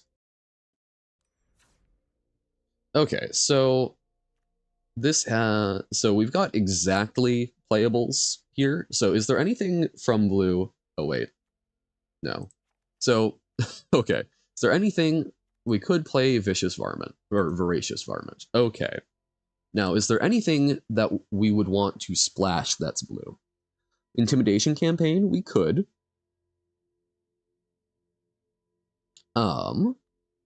Gin of Fool's Fall would give us, that gives us some stuff to do on turn 4 potentially, and some flying. It's not necessarily like huge and powerful though. And we don't have a lot of fixing, so that's probably not, just playing things for curve is not probably great. So do we have anything that's like powerful enough? So 3 steps ahead. We're probably not getting the counterspell mode, but we can play it as a duplicate of an artifact or creature we control. We do have some very big, powerful stuff, but I don't think that's probably worth it. So I think we actually cut the Sanctum, and we just run it like this. We've got a lot of 2-drops, but we're hopefully going to be able to carry sort of on the back of some of our big things and recurring them. This is definitely a wonky deck. Not something I would highly recommend, but I think we'll have some fun with it. Hopefully we'll kick some patootie. So just doing a quick count of our rares for the sake of the spreadsheet. So that's going to be 2 that we aren't playing, along with a Vadimir, it's just Vadimir, isn't it? Vadimir. So that's 3, 4, 5, and then we've got a mythic. So 5 rare, 1 mythic, and we're not counting the Lotus Ring. 5 rare, 1 mythic. All right, and who are we gonna have as our sort of Golgari poster child? Why Nissa, of course. Because Nissa, as previously mentioned, has done some very bad things to the poor little Bogarts of Lorwyn. Even if she didn't directly go with them, she was like, yeah, this is a great idea. We love these elves that are killing these people because they find them ugly. The Bogarts of Lorwyn are so cute.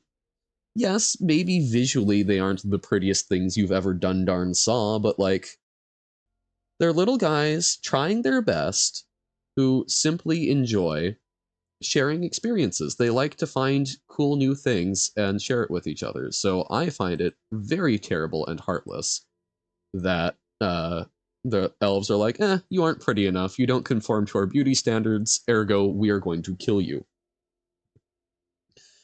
Biggest problem with this deck, honestly, beyond the 2-drops, is that we don't have a lot of removal. So we probably should have taken the removal spell that one time around, rather than the tutor, but you know, we made our bed, we're gonna lie in it.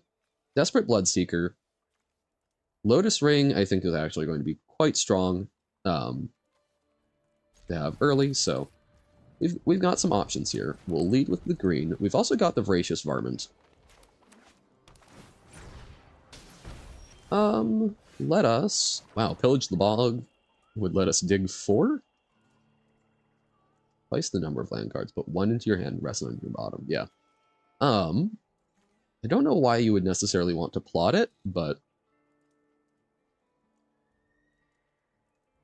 I guess it technically works. I think let's start off with Voracious Varmint. 2/2 Vigilance. Raven of Fell Omens. And we draw land. Wonderful. So we can attack in, and then we can draw a card, which I think is going to be very good for us.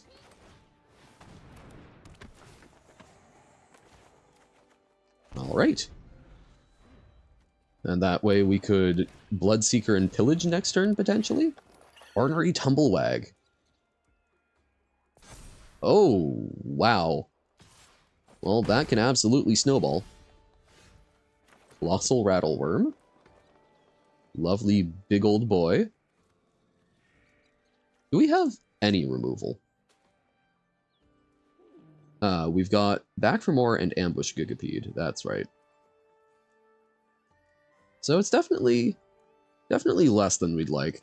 All right. I think we attack with both things, and then we might Colossal Rattleworm and just see if we can hopefully deal enough damage. Because I think Lotus Ring is a little slow here. No deserts for the Rattleworm, but it's still a 4-mana 6/5 with Trample, which is ludicrous. If they kill it, I think we're in a lot of trouble. If they don't, we'll see. I don't want to, like, pillage for removal here, because we don't have... I don't think we've got a good way to find it right now. Or, we're not going to be able to cast whatever we find, so it's not going to save us from the Ornery Tumblewag. Half the creature... Oh my god. That's ludicrous. Rounded up. For 4 mana? Jeez. So they could double block. But I think they correctly assessed that they need to get damage in. Overzealous Muscle, I think, will help, because we can commit crimes, make it indestructible. So we're kind of just trying to race them, because once they start saddling, that's going to be spooky. Although, they don't necessarily saddle. I mean, like, they could make that a...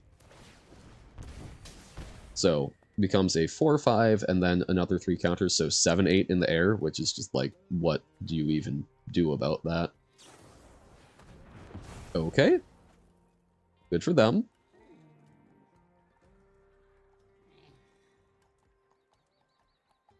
They're gonna saddle with the Raven and leave it back on blocks, I'm guessing?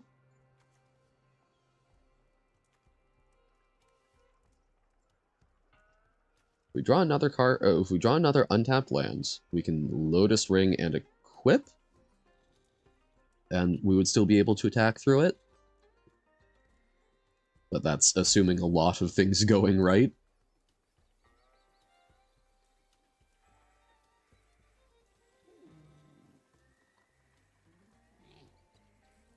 Oh, actually, no. Because that would tap it. They couldn't leave it back to block. Whoops. And they're not saddling. Okay.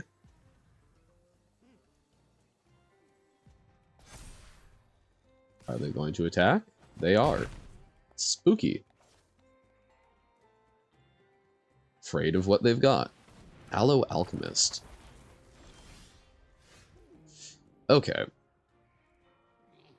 Well, this is definitely rough. So we can attack, they double block.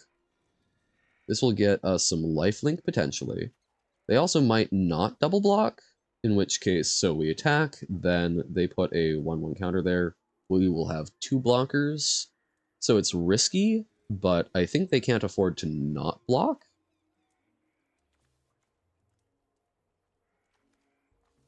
Yeah, we're gonna attack. Make him nervous. Bum. Yes, they do double block. Okay, I'm actually very happy with that trade. I mean, that is a problem. But, hopefully, They don't have 2 damage, and we'll be able to claw our way back into this.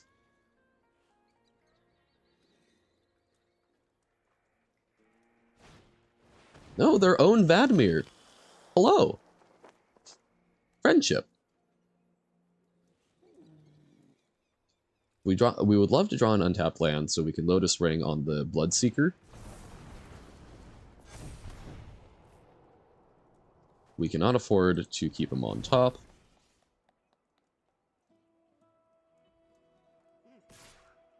Yeah, we really need an untapped land. We make this... Okay, so we do that. And then we equip it.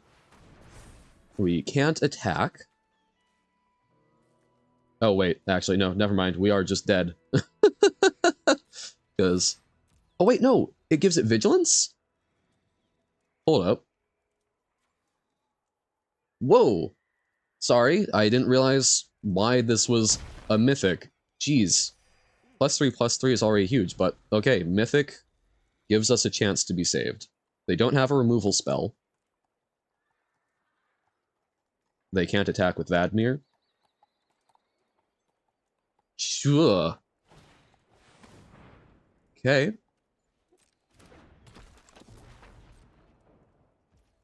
Okay. So now we can pillage the bog. Great thing to say. Let's see what we can grab. So Mourner's Surprise would let us return something. Ambush Gigapede, we don't get to play this turn, and we probably need to be able to play something. Tumbleweed Rising would let us make a 5/5. Cactarantula, we can't play. Binding Negotiation would let us exile something. Skullduggery. Okay, so it doesn't get revealed, which is nice. So Skullduggery, we can make this a 6/6, and make one of those things smaller, but they still get a good double block off, so not great.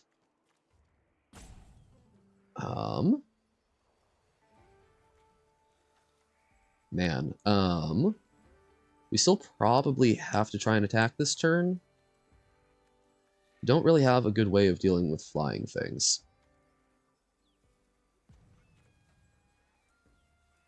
Hello again, Carsey. I think we're going to grab Tumbleweed Rising. We're going to Tumbleweed Rising pre-combat. We make a 5/5. So now, got off the company. Well, how was your company time? Make lots of money for the weird, definitely not Kraken? No? Ah, damn. Well, at least we get to kill their Raven. Much of death. That does seem to be a common theme. I mean, yay capitalism. I love the company. It was very lethal. They do advertise it that way even, don't they? Oh no, they shot the sheriff! Oh, that's bad. They had 2 guns and managed to kill nothing. Feels a little like how my day is going. Well, we're gonna possum. And make it a vigilant possum. Ah. Damn! You get the gun so you don't die. Well, this man, I think, probably carries a thunder rifle, a little thunder pistol. I know those are 2 very different things. Okay, we don't have a desert, so that's not useful to do. We attack in, see what they do, and then Voracious Varmint. Hey! They're double blocking, but they don't get the counter value. Which card in this game do you think would have the highest chance of survival at the company? Well, that's a mighty fine question. So, on the one hand, my brain immediately goes to a card called Emrakul, the Aeon's Torn, which is this giant Cthulhu-esque monstrosity from beyond the knowledge of man. The Aeon's Torn. It can be defeated by the combined efforts of 15 squirrels. Trying to bring it up. So this little flying spaghetti monster Blue Eyes White Dragon. Fair enough. But so like that's my first inclination, is that big old person. But I don't know, because couldn't fit places, so that's not necessarily correct, right? So I don't know what would be the best for surviving lethal company. What's the most powerful but compact creature in Magic? Okay, that got him.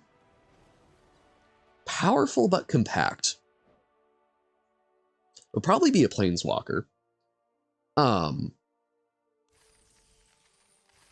Nicol Bolas is definitely one of the more powerful Planeswalkers, but he's not... He doesn't have a human form. Life is nothing but a competition to be the criminal rather than the victim. Well, so I know I'm not going to want to play Prisoner's Dilemma with you, Plague. How's it going? We're trying to think about what... So Carsey has just been playing some Lethal Company, and is wondering what card would be the best for surviving in Lethal Company. I already mentioned Emrakul, but just trying to think of, like, compact but powerful figures in Magic. So I'm going to, like, Planeswalkers. Urza, maybe? I wouldn't trust him, but honestly, I feel like he would fit in pretty well. Urza's a very powerful old eugenicist who was the quote-unquote protagonist of some of the early stories. Stole that one from Bertrand Russell. Ooh. I'm familiar with that as a name of an author, but I could not tell you anything that has been written, other than apparently that as a quote. Bertrand Russell. Okay. This is not the best hand, but we do have a 2-drop into a 3-drop that draws us a card, so... Oh hey, our own boots. The boots with the spurs. That one's taken from LRR. Not my clever turn of phrase. Bertrand Russell. But yeah, I think Urza is probably best candidate for survivor of Lethal Company, as man who ripped out his own eyes and replaced them with basically magic uranium. So the card needs to be powerful, compact, and be immune to ankle biting and fall damage. Yeah, I mean, like, Urza resurrected himself as just a severed head and was still, like, a very powerful entity. So I think he's probably best candidate for that. Jace the Mind Sculptor, possibly. Very powerful Planeswalker, but, you know, I don't know. I think as far as characters in the lore, I don't know how well Jace would do against things like the insects and whatnot in Lethal Company that don't have any seeming minds. Can a severed head collect scrap? Urza doesn't really have stats. I can pull up some stuff after the game, and we can take a look. He's a little wonky. I think we run out the Lotus Ring so that we can equip it for a future term. We would really love a land. We don't have anything that cycles. Yeah. I think we just get that run out. But yeah, he does have a Planeswalker card that is representative of him at the height of his power, and I think that Planeswalker card is more powerful than Jace, even if not, you know, it's not actually a better card because it's a way more difficult to pull off. Okay, Railway Brawler. We absolutely plot. We will match your common with our mythic. I'm gonna actually try attacking with the Vault Plunderer. I think they take that trade. I don't know, though. Yeah, because then they can attack in with the Patient Naturalist, but they could anyway with the Lava Spur Boots. Pretty soon here, I think. But they're gonna equip that up. Oh, actually, I should have held that back for double blocks. There was no reason to attack there. What was I doing? Their own Vault Plunderer. Very nice. Elesh Norn. True. She's very powerful and did do quite a bit did her darndest to conquer the multiverse. Okay, so Railway Brawler into Colossal Rattleworm. Seems pretty legit.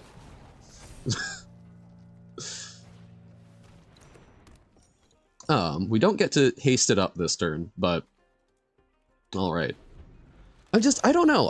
I haven't actually gotten through the March of the Machine story very well. I'm currently backfilling because it feels like I've fallen off the face of the planet with Magic recently. I think Alice Norn is a little more. She relies on minions a lot. So I think I could see Elish Norn running a competing lethal company, but I think as an employee, she wouldn't make it very far. Because on her own, I mean, she got her head ripped off, like, come on. God, we can give it vigilance? Elish Norn is the company. Exactly. Okay, now hear me out. Lotus Ring on Colossal Rattleworm. Give it vigilance. Oh, do they have a removal spell? Tumbleweed Rising, make a 15/15. And even if they kill it, a 5. Oh god. Okay. Just for context, this is ludicrous in Magic. For those who are non-Magic players chilling. Typically you would consider something that was like a 7/7 or an 8/8 big. This was turn 6, I think, because I missed a land drop, and we made a 15, or we made a 12/11, and we're about to make another 15/15. The biggest naturally occurring, well, okay, there is Merit Lage, which is a 20/20, but that's one shot, right? 20 damage, start at 20 life. And it's on a land. But we've got the Emrakul 15/15, and then I think Draco, which is a 16/16, is the biggest power and toughness printed on legal cards. So this was very big, very tough to pull off in limited. Having a good time. Lethal Company, I have not played, but it's basically you are an employee for a like scrap scavenging company that sends you to various very dangerous worlds to go loot like abandoned but not as abandoned as you would like mine shafts and industrial facilities. Why haven't I played? Because I don't own the game. Because I wasn't streaming at a time where it was huge and I didn't have friends that would play it with me. Hey, look, we're gonna get there. I have spent a little over my game budget for this month, but maybe next month, we'll see. Frog, Lizard, Wizard. Very good creature type combination. Lotus Ring is... I really don't know how I feel about the Big Score stuff, and I think it was good that they didn't make Big Score an Aftermath set, because Aftermath sets are awful. I really don't know how I feel about it getting wrapped into the main set, because Jesus, this is making things weird. Hey, I have friends, believe it or not, unlike the average streamer. No. I do have friends, just not people... A lot of them are very much like console gamers and already have the things that they play. The part of why I do have a Genshin account is because they really like Genshin and made me an account to play with them. But like, I don't know, I could definitely convince... I bet Tanner would be down. I bet I could do a Lethal Company stream.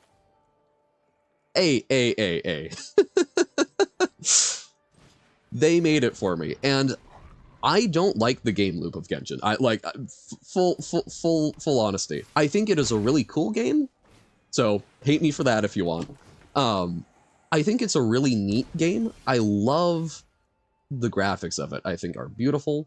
I actually am very fond of some of the character lore because goodness knows they talk about it all the time. But I don't know. It's the MMO grind loop that I'm not a big fan of. So they run the account for me just so I can just sort of sit there and go, ooh, shiny, I like that one.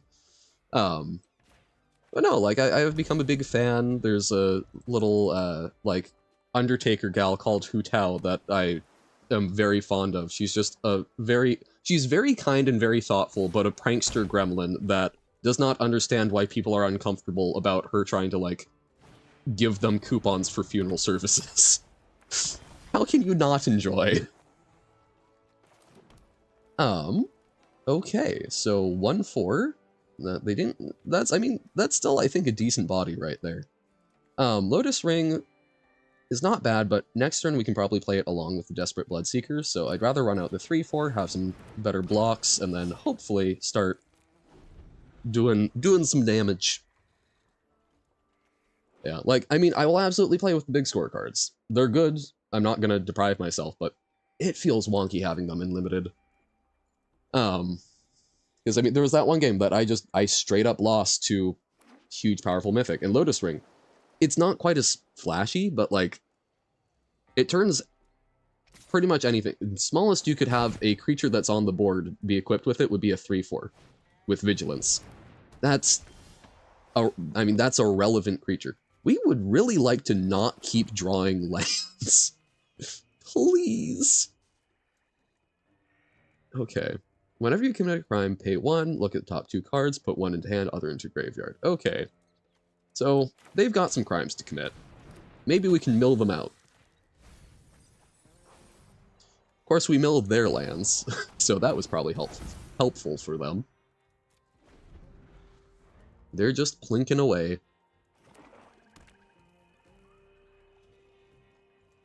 But, like, if we can suit up Blood Hustler. Oh. So, Tiny Vadimir? That actually seems really good for an uncommon. Little mini Vadimir. Vadmir. There's no in it. And it commits its own crimes. Jeez. Okay, back for more. We would love to find some of our big things to do that with, but we're going to equip this up. They can block. They can double block, but we'll kill something relevant. So, alright. And lifelink. And if it dies, we just re-equip the Desecrator. So, like, I don't know. Because we would probably kill the Marchesa. Get rid of their card advantage. They could double block like so, but then we're getting a lot more value out of it. Like, I don't mind killing Blood Hustle. Yeah, I'm actually really happy with that. That's kind of ideal. Because that thing is going to grow out of control and enables a lot of what they're trying to do. We gain 5 life back. And then we get to Lotus Ring up. I think we'll actually Lotus Ring this. Because if they do kill it, I don't want them getting as much value. And we can swap it around next turn if we want. Haha! Joke's on you! We've got lands! They will draw a card for that, though. But I think we absolutely want to hang on to our back for more.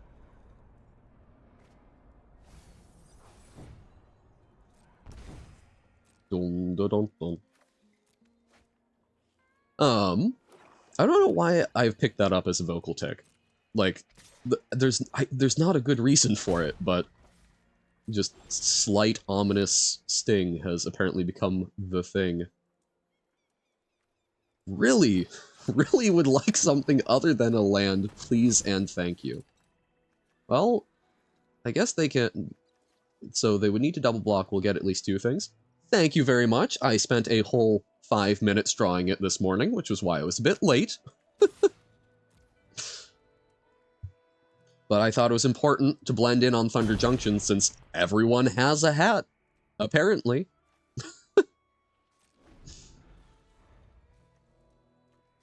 I guess we could, like, Desperate Bloodseeker. God, it fights the creature, though. It's not a punch. So I think this is very good, but you need a big thing to make that work. So we could bring back the Bloodseeker to kill the Hollow Marauder, which we might have to do. It's just a little sad. God, they can do so many crimes. Actually, we might do that for the Rattleback Apothecary, because Death Touch is a problem. We'd love the Ambush Gigapede. Give it -2/-2. That's kind of our only, like, good removal in the deck. And that's not what we get. I think, God, I don't want to use it for that, but I think, yeah, we do Desperate Bloodseeker, and then we mill them too. We kill the thing, we get to attack in. Yeah. Okay. Back for more. Desperate Bloodseeker. We're gonna target the Death Dust creature, make them mill. Okay. You know, it's like, it's not an amazing use of the spell, but certainly could have been worse.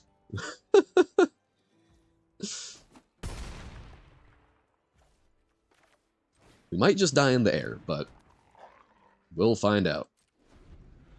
We're trying our darndest.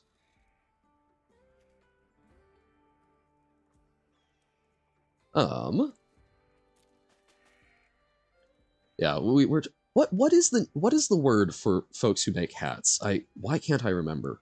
I remember there's a really nice word for it that I always feel so clever when I say. Hat maker name.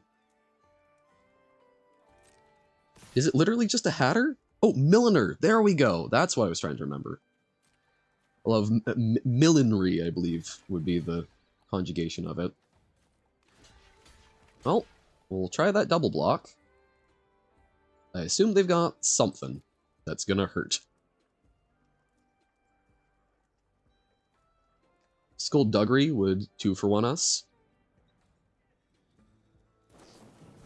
Metamorphic Blast? What? What's up with that? I cannot see through all of the triggers. Okay. Oh, making it a rabbit. Oh, you're playing the Solitary Mystery? Very nice. Hope you enjoyed that, Pitta. God, and they're drawing cards off of it. Ugh. Awful. Well then. Sacrifice another creature. And this wouldn't counter the spell if we do the sacrifice, so never mind. That's just gonna happen. Oh, wait! Oh! It still gets the equipment value, that's right! Because the... yeah, okay. Power and toughness setting effect. Okay. That's... okay. Not fantastic, but tried Bobatear and found out how hard it got nerfed. Bobatear. So Solitaire in Baba. Okay, we are definitely between a rock and the hard place. Yeah, I think we're just dead in the air here. Oh, Baba in Solitaire? How does that one work out? Yeah, opponent just cracks in there. Opponent had a good deck. We got to do our goofy, huge thing. Opponent's getting to crime us out. Dun dun dun. The face cards are words. Oh, okay. Wonky. So it allows you to modify the rules that you're playing Solitaire under?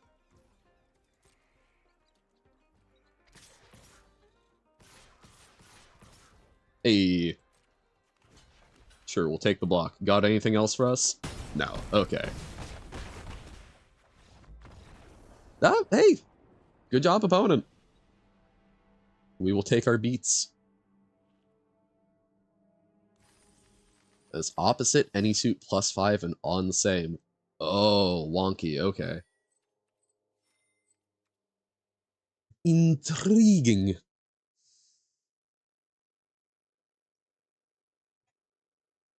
Blah. Okay. We're 2-1. Not bad. Having fun. This is a very high-powered set, which is definitely interesting. But we've already seen some board stalls, which we haven't seen as much in recent sets. So I'm happy with that. I like big, powerful, swingy. Build up a bunch of stuff that's just staring each other down, and then big things happen. Vadmir, we got Mourner's Surprise to get it back. Sure. Probably use some more action, but we'll keep it up. Ba, ba, ba, ba, ba. Hostile man. That would be a kind of sad superpower. All you can do is be hostile. So we would love a 3-drop.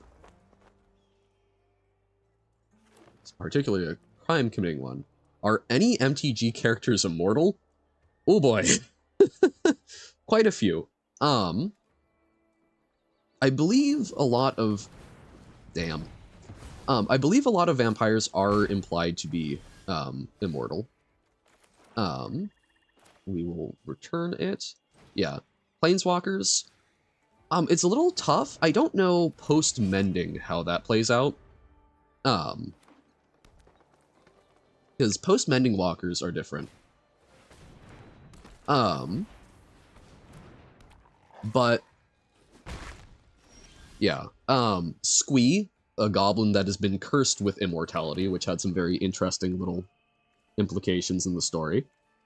I think we'll do Vladimir and Bloodseeker rather than the Desecrator. Oh yeah, Planeswalkers are very hard to kill, but basically old Planeswalkers were essentially like immortal, incredibly powerful mages that could also travel between planes.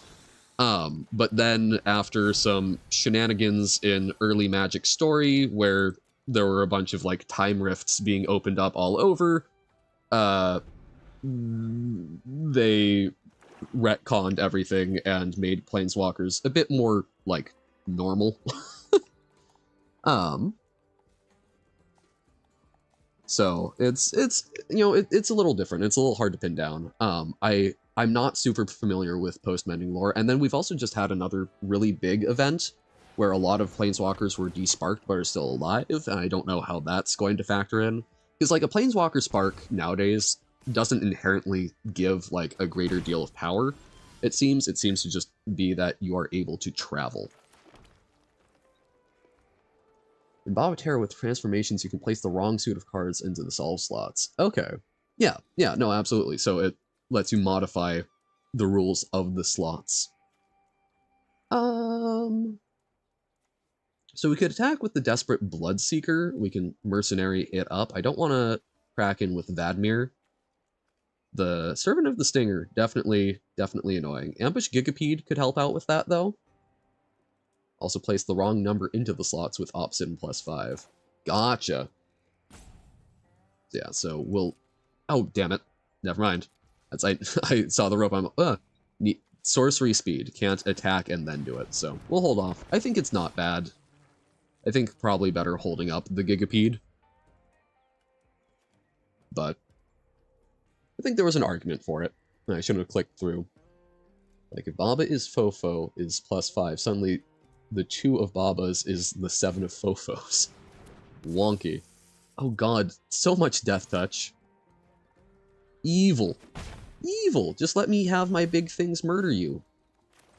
Well, okay. This should help out a bit. So I think what we're gonna do... So, committing a crime. This commits a crime, so Vadmir can grow, so we don't need to really pump it up. We'll just need to shrink whatever Death Touch thing gets in front of it, so I think we're just going to attack with everything. And then Gigapede, probably one of the Death Touchers. And then we've got back for more and such to do some goofy stuff in future turns. And Colossal Rattleworm, which is just huge.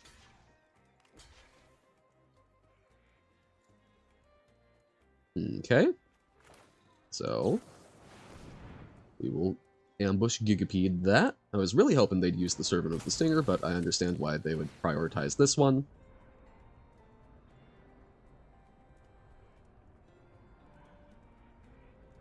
Bum bum ba-dum bum. And we can be pretty reckless with our Gigapede, because we kind of want it to die to bring back with back for more, because then we get to kill another thing of theirs, and it also gets to fight something, so...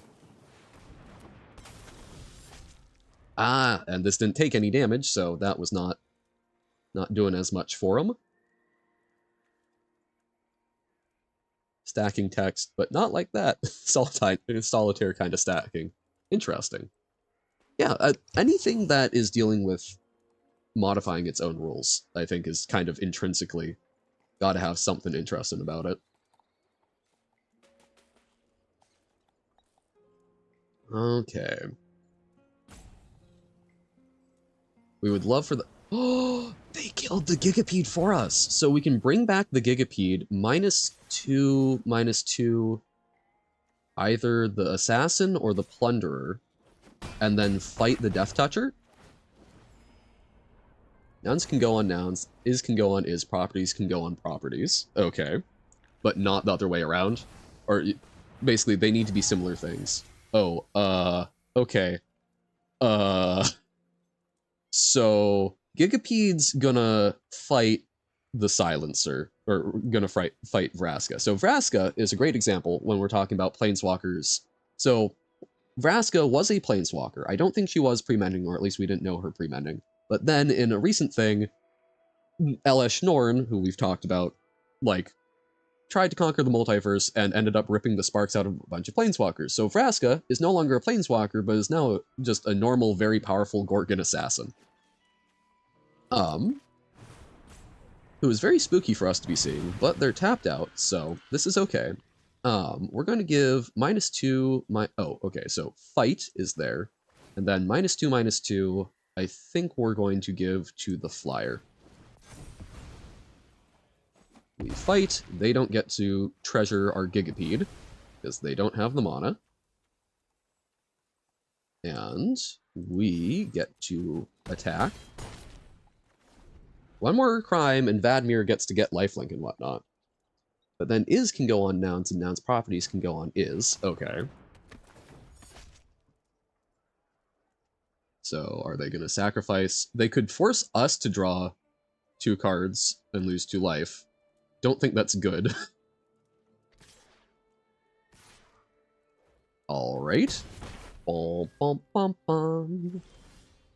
Binding negotiations. So we've got the last crime we need. Crimes! Crimes! Lifelink and menace. Okay. So we don't actually get to get rid of anything, but they kind of got rid of it anyway, so we'll still take it. And it gives us what we need there. Lifelink will help us do pretty darn well. Let's put an extra point of power on our lifelinker. Zoom, zoom. And we'll play out the Rattleworm defensively.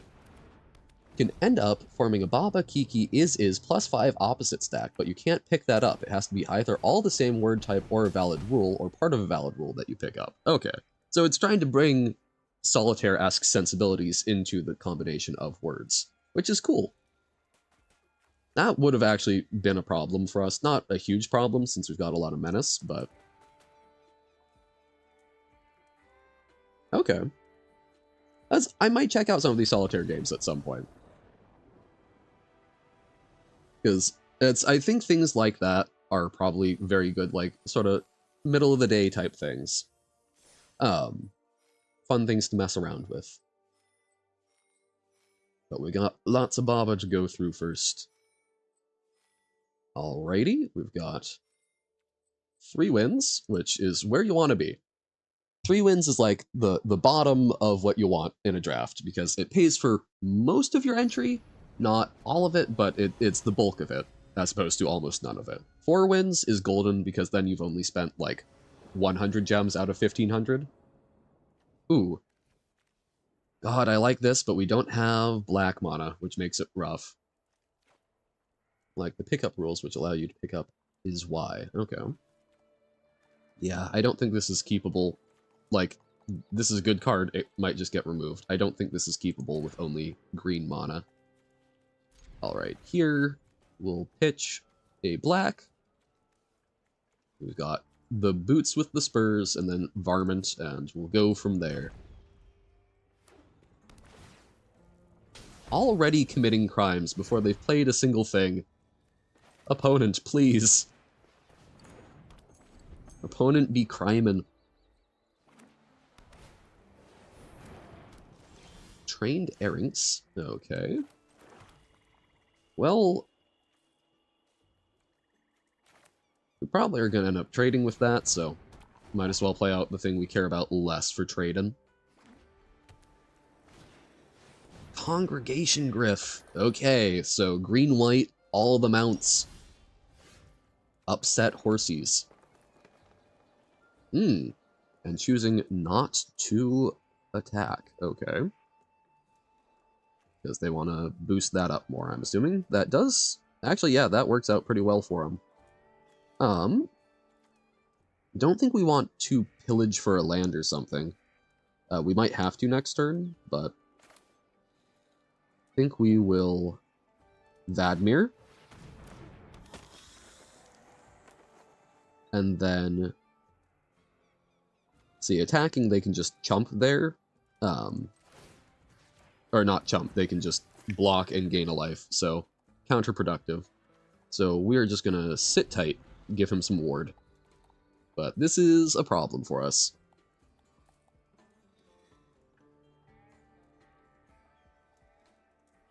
Hopefully just make it a little tougher for them to get rid of it, but...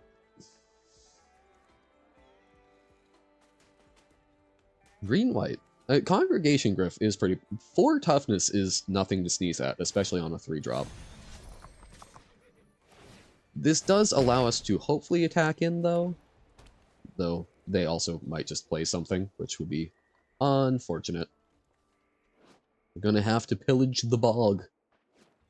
Our bogs. So... Really? Wow, okay. That's spooky. Well, I want to pillage this turn. We kind of need to see if we can draw into something.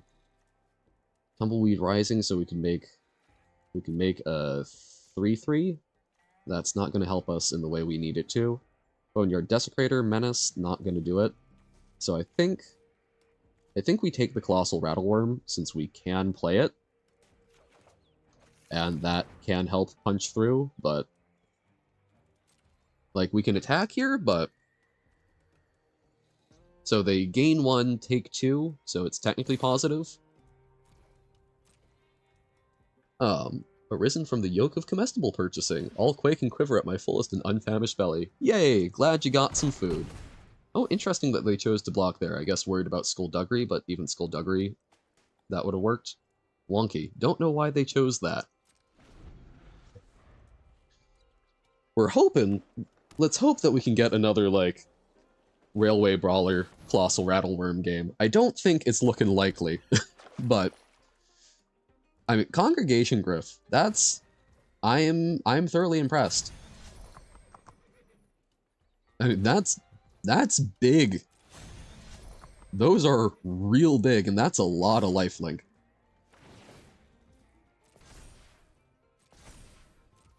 The pre-mending Planeswalker's power. Yes. Basically, pre-mending walkers were no longer what they once were, which caused a lot of problems. I think, yeah, we're just dead, right? Like, what, we can Colossal Rattleworm, we can give it haste, but ha ha ha ha. Like, they've got lethal in the air. We'll let them pop off, see what they do. Yeah, no, so pre-mending walkers were, So pre-mending walkers were literally immortal.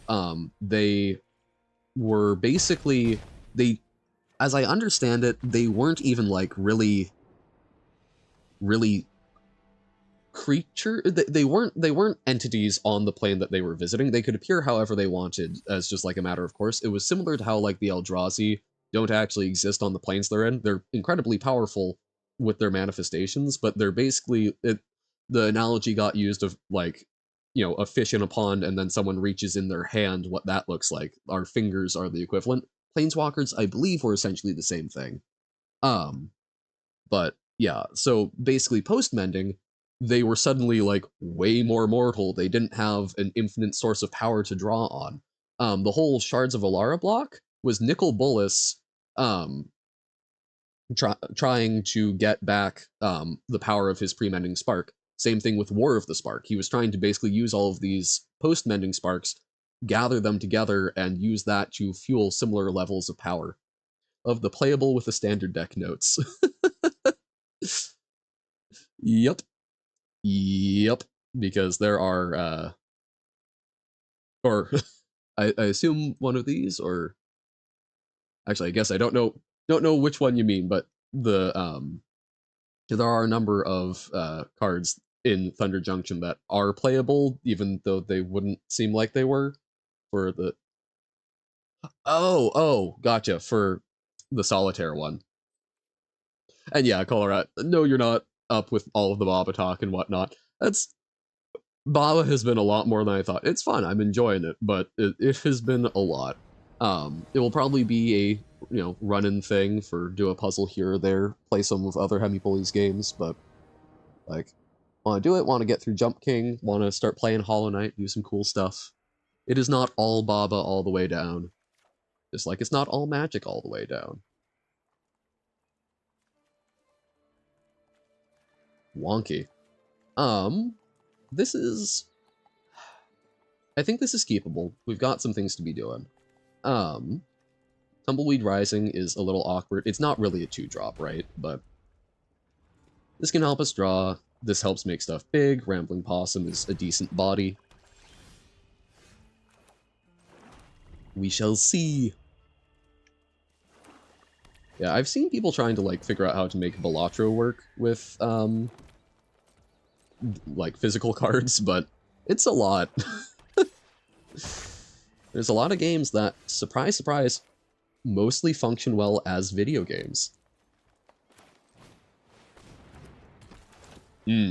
Weird. Okay. Ooh, Skullduggery. I like Skullduggery.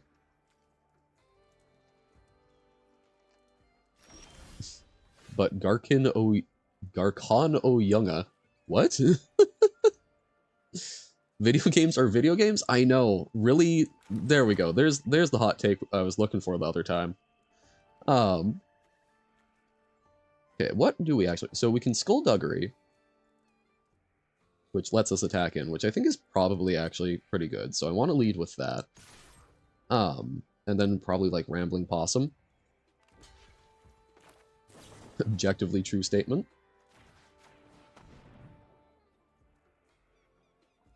We love tautologies. Ah, okay. Darn. So a little bit of waste there, but keeps up the momentum. Enough illustrations. But Garkon O Junge. I'm reading that as like the German Junge, like boy, right? But I don't Garkon?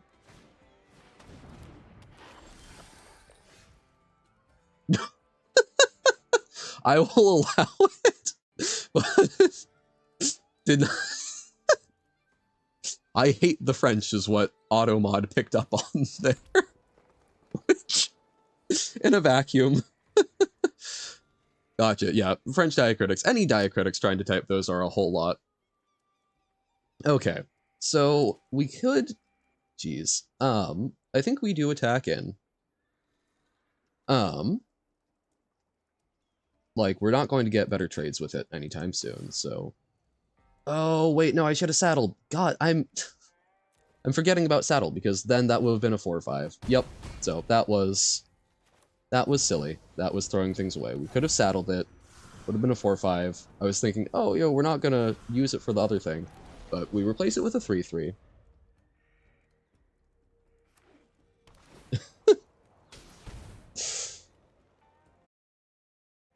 No, it also held that one.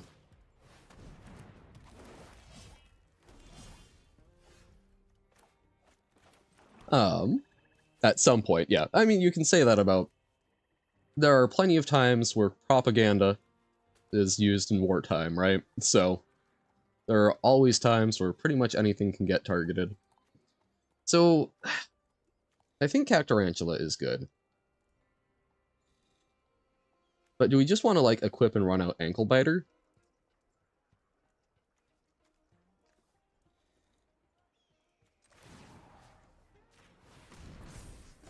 It would block basically any French. So we made it French. Wow. Jump. Seems correct. We'll run out Ankle Biter. See, there's plenty of ankle biting in Magic, and very few things that are truly immune to it. Planeswalkers don't get hit by the Oh! Okay. Hey, Terror of the Peaks! You're a big boy! This is also a big boy. We will plot it, I think, because we don't want it to be vulnerable. And then we can run out a big old Cactarantula, so sick. I think that's actually pretty good. I think we just attack with the 6/4. I imagine they don't trade. But that is spooky. That is very spooky. Funnily enough, I think we actually equip this onto the Ankle Biter so that they don't just play a creature and get to kill it.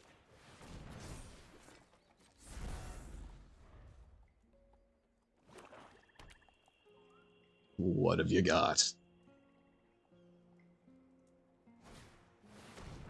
Willed Charger. Okay. Oh, well, they will get to kill it anyway. I feel like it was worth a shot.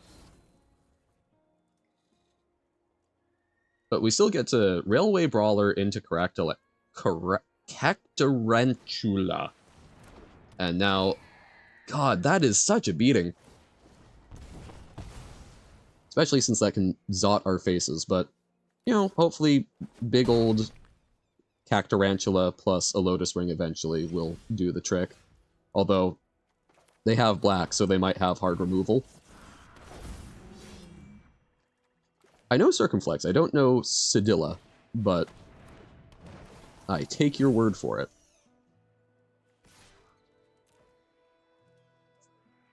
I did get really good for a while when I was trying to mess around with learning Maori.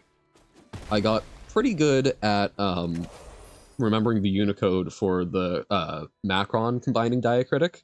Oh, the Esset from German. We draw a card. And they do destroy something, but at least we got to draw a card. Oh, I don't want to have to trade for Terror of the Peaks, but we might have to trade for Terror of the Peaks.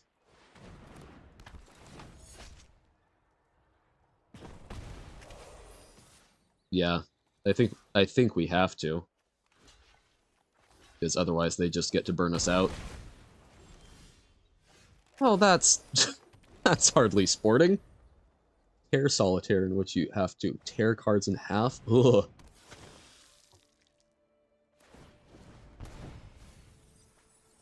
True.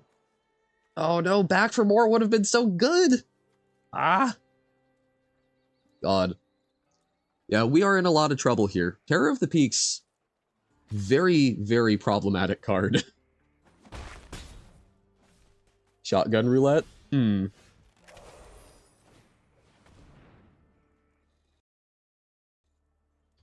I assume this is a game and not a Buckshot Roulette on Steam. Not familiar, I'll have to take a look. Yeah. I was gonna say, I'm like, I hope that's not a recommendation for what you just want me to do in real life, because there's not a whole lot of chance there. I believe we are once again just dead, so our run ends here because they can tap that for 1 damage and then the flying. Plus also this doubles up the life gain, or the damage. Good game, opponent. Maybe it jams? Yeah, that's still not a bet I want to take.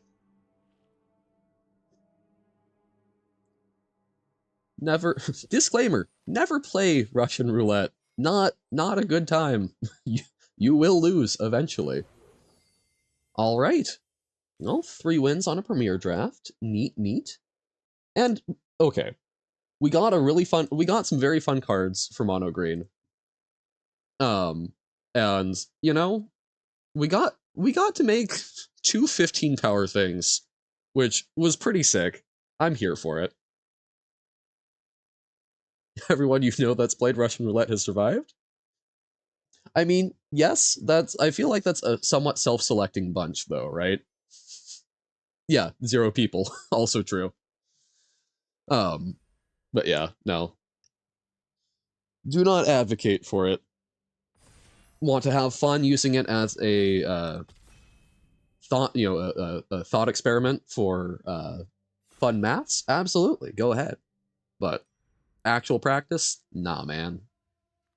Oh, it's the Paul Bunyan. Yo! Bonnie Paul Clear Cutter.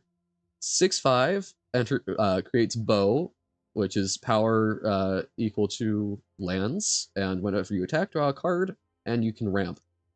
I think that's just a very good. We never actually got our Honest Rutstein in the other deck. I think our deck was sweet. I think we didn't get all of our fantastic draws, but that's fine. We did also mess up sometimes, but Bonnie Paul, I think, is a very good one. Every statement about the elements of an empty set is true. Yes. Here's the stock market achievement in Cookie Clicker. Awesome. And I did watch the video that you mentioned. I do have some thoughts on it. I can't manage those very effectively and new set, but I didn't see anything. I saw the section talking about the Twitter stuff. I didn't see anything about what you were saying with the advice being illegal. And I looked into law a bit. There is some like regulation over the term financial advice, but it's surprisingly fine for people to give financial advice. It just gets a little difficult when they're influencers um, in a public thing because there's not a fiduciary responsibility that's established. But and Duke Tater, nice, good farming. Okay, Riku of the Many Paths. Whenever you cast a modal spell, choose up to X, where X is the number of times you chose a mode for the spell. Sell the top card, put a 1/1 counter on it, and create a 1/1 fiduciary with a C, relating to money. I kind of like Riku. I think this could be fun, like sort of teamer modal stuff. So we would prioritize a lot of spree cards. Actually, Intrepid Stable Master is really good. I think we're going to take that. As exciting as Riku could be, let's see if we can stick to the Archive Trap. No, really? Oh, that's amazing. So Archive Trap, it's 3 blue, mill 13 cards. But if they search their library, you get to cast it for free. 13 cards in limited is actually a lot. Can we do... Is that worth it? So we've got Free Strider Commando. I think is just a very solid card in our colors. We're not seeing a lot... I'm here to do stupid stuff. Let's take Archive Trap and let's see if we can get some people with it. Maybe we find a little extra mill. That's really funny. I also think it's bait, but I'm taking the bait. Can't cast... Okay, interesting. Spells you cast cost 1 less to cast. Okay. That seems actually pretty decent for instant stuff, but it's also just a good flyer. Yeah, like I am not married to it, but it's goofy enough. I would love to try it. I think we'll take Geyser Drake. Yeah. One last job. We're seeing a lot of good white. Destroy up to X target artifacts and or enchantments. Create twice X 1/1s. Without lingering pain. No. That's not Excel. Google Sheets. It's different. I swear. Ankle Biter. Okay. I think is fine, at least one of. One last job. Yeah. We are seeing a lot of good white, so maybe we should jump ship. Oh, it's hardly. The only difference is that it's online. By and large. Could also take 2 mana, 3/3, but let's take Ankle Biter. Hopefully we can pick up some fight spells. Step Between Worlds. Now, see, this I think is a trap for limited. I don't think wheeling is particularly great here. But Gin of Fool's Fall, I think we can happily pick up. Giant Beaver, actually, I think I like Giant Beaver better. I think it's just a little more mana efficient. It's not a flyer, but it can do quite a bit. Bovine Intervention. Fractal. Cactarantula. Why is that so hard for me to say? Cactarantula. There we go. So we've got some of our good big stuff. And Intrepid Stable Master, I think, is very, very fine for that. Dust Bolt. There's Dust Bolt, the worst strip mine. Sick. Amazing. Love it. We could take another Ankle Biter. I kind of like taking Lush Oasis. Gives us a desert, which is useful for some of the green cards. It's a little fixing. It commits a crime, which might come up. Yeah. Let's take Lush Oasis. Take some fixing. Be responsible. Spring Splasher. That's honestly not... That is not the worst Piker I've ever seen. It's not a great one, but it's not the worst. Sterling Hound. Silver Puppy! God, that... I love, like, filigree and silver work. Metalwork is just such a beautiful art. Now as you're yielding hope and tutor me in how to use Google Sheets. I mean, yeah, like, if you have questions about Google Sheets, feel free to put them in Discord. Like, I enjoy working with formulas and whatnot. Yeah, that's that particular sheet is one that someone else made originally, and then I've modified to high hell because it was originally just for quick draft, like set completion, and it was per set, didn't have easy modifications, wasn't all hard coded. I do need to check what the rare drop rate is. I think this is pretty good. Some repeatable crime committing stuff, or not. Yeah, I mean, it is. Because spells can also just be creatures and whatnot. But yeah, I modified it a whole bunch to try and make it more usable, extend its functionality. Because that's what I do. Yeah, we'll take the Wand Griffin since we've been seeing some good white. I don't think we play it, but maybe. Patient Naturalist. Sure. Do I count cards when I play Paper Magic too? No, it's been a while since I've done it, and no, I only do that for Arena because it tells me when I can crack open all of my packs and get rare completion, so that I can so I'm not like worrying about it too much. Loot the key to everything. No, man. Wizardry, assemble. Exactly. Man, what do we want here? Free Strider Commando, I think, is fair. Rise of the Varmints. X is the number of creature cards in your graveyard? That could do some work. Oh, so Archive Trap. Oh no, it's only opponent mills. Calamity Galloping Inferno. Seems very powerful. Not what we're doing today. I don't think it's enough to pivot from what we've got, but pretty cool. I think we'll take the Free Strider Commando. Yeah. Okay. Snakeskin's Veil. Sick. Tiny Bones, the pickpocket! Oh, is he splashable? Deals combat damage to a player. Cast a target non-land permanent card from that player's graveyard, and mana of any type can be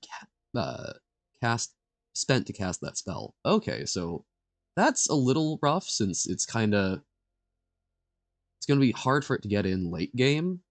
It's neat though. I like that. I would absolutely play Tiny Bones if we were in black, but since we aren't. Primal Command. We get to tutor a creature. We can tuck a non-creature and gain 7 life. I think that's honestly... That does do a lot. Spinewood's Paladin, I think, would also be very strong here, but I'll take the Primal Command. We'll see how that works in Limited. Jefferpath. Anyway. Very nice. We'll probably only stay for a bit. Really need to edit a video. Last upload to YouTube was 10 days ago. No worries. Glad that you've got some time to stick around, and I enjoy having folks in. Say count cards mean keep stock of which cards have passed and not. Say if someone shuffles a deck, you then look for any irregularities with the cards in the bundle. Yeah, not really. I'm not that on top of it normally. Trail at the Vault could be a blowout. I think Giant Beaver is probably just going to be better value for us. I don't like Jailbreak Scheme as much. Oh, the exam went? I'm glad it went. That is better than going poorly, so glad it went. Clear shot, very good removal. It's a punch. Count cards, keep stock of which cards have passed and not. Yeah, no, I do not.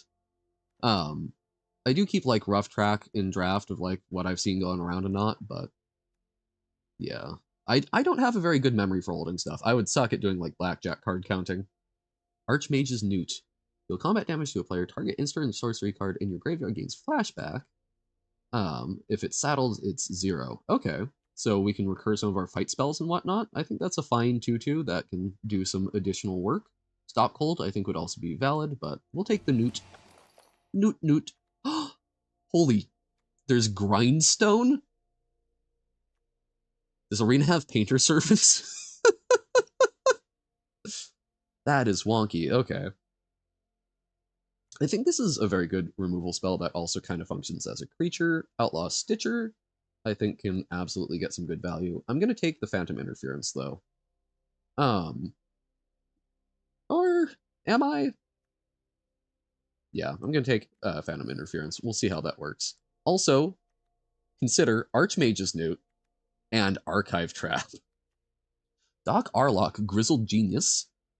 So Graveyard or Exile costs 2 less to cast, and plotting cards cost 2 less. That, I think, is fantastic. We are dirtly. We certainly do have some plot, not as much as we could necessarily, but Repulse is also very good, but I'll absolutely take a 2-mana 2/3 that synergizes a little bit. Shifting Grift, I think, could be very fun. Or we could just take the Djinn. We'll take the Djinn. I think Shifting Grift could be interesting. You could do some goofy stuff, but we've got fairly high creature quality, so not sure what I would necessarily want to be trading. Peerless Rope Master. Sure, 5 mana that bounces, big mono war. All for the funny. Got a good idea. I look forward to it. We do have a channel now where folks can post custom levels and whatnot, and we can take a look at those sometimes. Failed Fording. Okay, good bounce spell. Oh yes, there's a Discord. There is a link down below under the channel. I think bounce spell is probably for the best. Jailbreak Scheme. It's probably fine. Not like super in love with it, but yeah. So absolutely, there. I believe the invitation should be good. I think I figured out how to set it so that it's a permanently on link. So yeah, feel free to hop on in. Wouldn't say it's necessarily hip and happening, but like we've got folks in there. I do check it. It's not on my main Discord account, so I take a little while to see messages, but I do peek in. People have been posting some cool art. We've got some little Magic and Baba discussions. It's a good time. Spinewood's Paladin, I think, is fantastic. Anti-Flash, I think, is a very good limited card. It does a lot of stuff, but I don't think it's gonna make it in Constructed, which is unfortunate. Make a cool new character and then just shoot him in the foot. So, okay, that could give more flashback stuff. Daring Thunder Thief, I like Flash 4/4, even if it enters tapped, but I think 5/4 trample that gains 3 life is amazing. Dun dun dun! You're in. Glad to hear it. Look forward to chatting. And yeah, and so if you've got levels where you're like, oh, I made this level, I'm not gonna be doing everything all the time, but if it's in there, it helps me keep track of it, and we can try and make sure that we get through it. Decisive Denial. So a fight or a counter, I think that is a lovely modal card. Varmint, I think, would also be good here, but we've definitely got like a little bit of a spell thing going on. Cactarantula, I would not mind another one. Razzle Dazzler, I don't know how often we're double spelling. Intrepid Stable Master, though, I think is just... I mean, that's really good ramp, and especially if you can make it bigger. Love it dearly. Honest Rutstein. You seem so good, but I don't draw you. And also are not what we're doing today. Throw from the saddle. Another good fight spell. We've got a lot of good fight spells. I think we need more good creatures. You have returned! Huzzah! Oh. Wonky Territory Forge. Okay. I guess Gold Pan, maybe. I think that's probably not. So I'm just gonna take Territory Forge and see if we can do anything interesting with it. And construct it at some point. Wrangler of the Damned. Cool. So I love that take on plot where it's like you're still doing things, but you're not casting it. Loan Shark, I think is legit. Yes, I know you are, Robert. You've got the Pokénon. One Pal word negative player. One Pal World negative play. Very nice. Very nice. Oh, Jolene. Don't think we're playing you, but love that. Shackle Slinger, I think we could probably... Oh no, another Cactarantula. Cactarantula is just big, and there's a lot of crimes getting committed, so love it. Thiefert. Think Thunder Thief. Least one of, not bad, even if enters tapped. It's a nice way to also hold up counter magic and whatnot. I love the like Americana references that are in this set. It's goofy, but it's fun. Oh, okay, sick. Yeah, I think we do that. And sure, now we'll take a Razzle Dazzler. Oh, Razzle Dazzle! The Razzle Dazzle game. I can even actually show that now. I've got set up for it. But yeah, so made Bob is you player movement in Geometry Dash. That is not a game that I think of as lending itself towards turn-based movement, but it's an interesting project. Outlaws Fury. True, which I don't know where it's gone well enough to to know how that would work, but that would be very neat if it was. Okay. So let's separate out. We absolutely need to be careful about how many creatures we have in this deck. Also play the game of life. Hell yeah. Failed Fording, we can probably take out. I think we've just got better things with our punch spells. And so Jailbreak's Phantom Interference is probably a bit worse. And yeah, Archive Trap, as funny as it would be, especially with all of our spell recursion, I think we've got other stuff that's better going on. Someone uploaded a whole 3D game with 4 levels on GD? Oh, Geometry Dash today. Whack. I think the Stitcher's maybe a little questionable, but we'll see what else. Alrighty. Have a good one, Nobo. Thanks for popping in. Good luck with editing that YouTube video.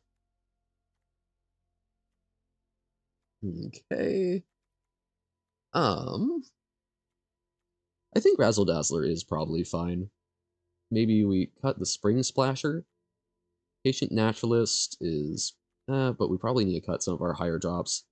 Maybe one Giant Beaver, as good as it is. And for each spell you've cast other than the first. Yeah. I think we cut that. 3 more cards to cut. Oh dear. Is Primal Command actually that good? Because we're often concerned about creatures. And, like, okay, the creature tutoring is fine, 7 life is fine. I think it probably doesn't do enough. Which feels weird. It's a good command card, but I think for other things, um, I kind of like how our top end's looking now. Clear shot, amazing. Throw from the saddle, pretty good. Decisive denial, pretty good. Jailbreak scheme. You know, it's removal that can also force through some big damage. So I think that's good. Stop cold, very good. So we've got like 4 pieces of good removal, 5 sort of, which I think is quite good.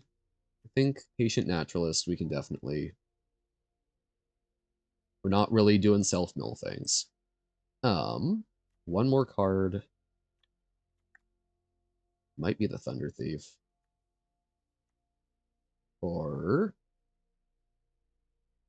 oh, maybe it's one of the Stable Masters. Since yeah, let's try. Let's see. Let's try that. See how that works. Cube is you. Oh, that's the screen for your thing. Neat.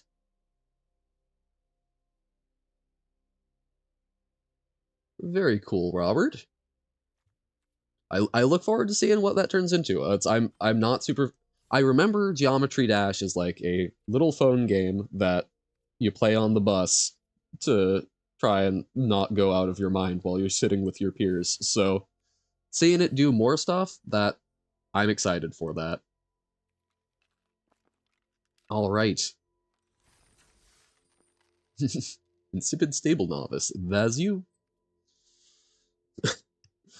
What, you don't have a lot of ranching experience? In fairness, I don't either. I should. I've got a friend. I did try and go and visit the ranch where they worked. Didn't pan out, but I would like to do that more. I did look at becoming a farrier for a little while. Farrier, Farrier, which is someone who typically does like horseshoeing. Turn 1, Oasis. Turn 2, we don't really have anything. And so I think we're going to mulligan. Like our lands a little better, even if it's maybe a little awkward. I think we ditched the jailbreak scheme, and we've got a turn 3 play. Gotta add walls. Nice. Those are useful for defining boundaries. I love in Baba Is You when there's a wall there, but it doesn't mean anything, and yet we still adhere to it. I bring my ranch sauce. I don't like ranch, so no, I did not. Oh, that's fair. This is fair. I'll need to send that friend a picture of myself in my hat and see if I still have a friend anymore. The screen borders always have collision for no reason? Wonky. So yeah, that would make having the level fall be difficult. Okay. Shackle Slinger. We would love more creatures. Maybe a beaver? Leave it to beaver? The fact that Clear Shot is an instant is very good.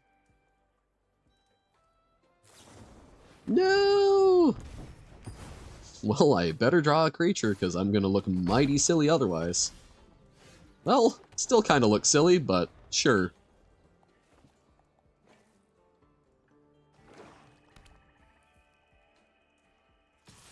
I'm calling it now. They've got Rakdos, the muscle. I haven't... Is that... I know that we saw, like, Fox Jace.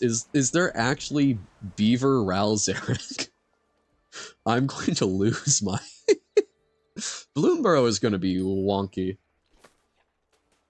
Oh my god. I don't know how I'm going to handle that set. I'm looking forward to it so much, though. Geometry Dash has collision blocks? Okay, that's good. Yeah, I wonder if there would be a way then. Are you just going to be completely limited in being able to do the like off-screen levels that Baba does sometimes? Or unscrupulous contractor. You may sack a creature when you do target player draws 2 and loses 2. Okay. Well, we've got double Cactarantula, which will hopefully help us a little.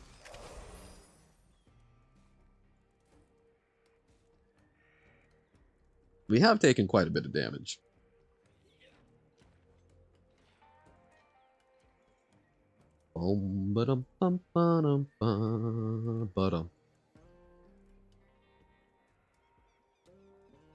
What you got, opponent?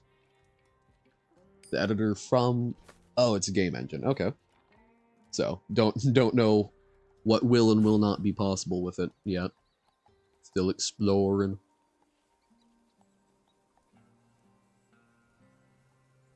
Opponent thinking hard at the Cactarantula. He's just a little guy. Gonna sack the Raven. Could also sacrifice your own thing. Okay, sack the Raven. Dig for an answer. I mean, they can saddle this, and I can't block it this turn. They get a land. Yeah, walls without collision blocks would be a time. So I think this Cactarantula is going to do a lot of punching. You can have it throw from the saddle, and then clear shot the Quilled Charger to hopefully stay alive. Or never mind. We will draw a card. Oh. Skullduggery?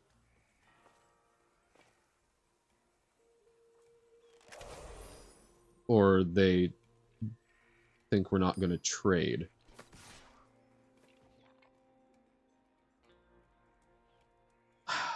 Well, that presents an interesting conundrum for me. I think we...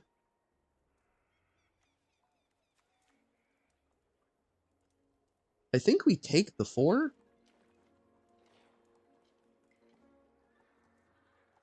I think we take the 4. Because then we can use our kill spells. Yeah. So we can stop something cold. Think about this Hearthstone card. Destroy your deck in 5 turns, win the game. Ooh. That would be a very interesting. So making fatigue a win condition. So you would need to survive 1, 3, so 1, 3, 6, 10, 15 damage. And 5 turns of your opponent doing things. That's still that's a lot of turns. Yeah, I don't know. It's been a while. I don't know all of the pieces we've got, but it certainly sounds interesting.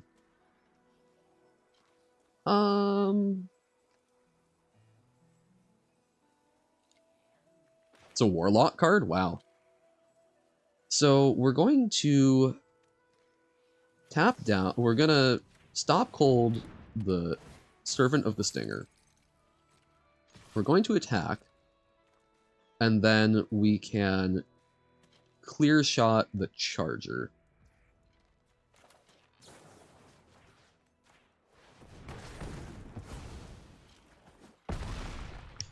This is still risky with the 3-2, but I think we need to get the damage dealt. That feels very Warlock-esque. Yeah, I don't know. I don't know how you would make that work super well, but I'm sure there's probably ways. There is a card, 15/15 Lifesteal Taunt, which costs 1 less for every card missing from your deck. So if you get that into your hands, yeah, okay. That can help you stay alive, keep you healed. Deals 2 damage to target opponent. So what we're going to do is run out the Beaver. Beaver is going to buck off the Iron Fist Pulverizer. It's going to stay back as a blocker. And the Tarantula is going to get in.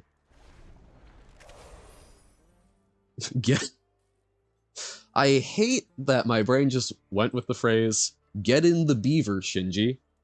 I will see myself out never to be seen again on the internet. Thank you. Have a nice day. There are ways to shuffle cards into your library. I know Priest has some stuff for like conjuring things into the library, right? Yeah, okay, so I guess there would be ways to avoid fatigue, but aren't a lot of the ones that go into your library ones where it's like you do a thing and then you draw it? See, what we really need to do, I need to do a Hearthstone stream with Tanner, since he's been playing a lot more of it recently. I can't I touched Hearthstone again for a little while when the Lich class came out, because that excited me, but...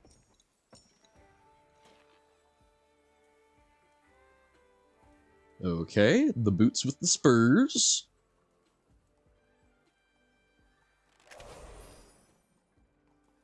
Dun dun dun dun dun dun dun dun dun dun dun dun. Lone Shark. Neat, okay. Neon Genesis Evangelion is a hell of a drug. Uh-huh.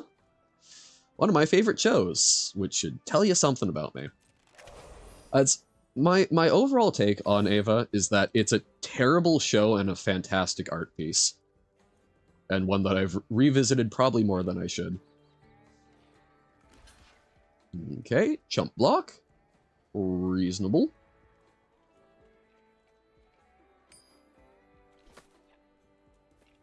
Oh, do they have something? Okay, we draw a card off that, and they're 2 for 1-ing themselves, but they do that. They stay at 1. And we'll play a second Cactarantula. Hello!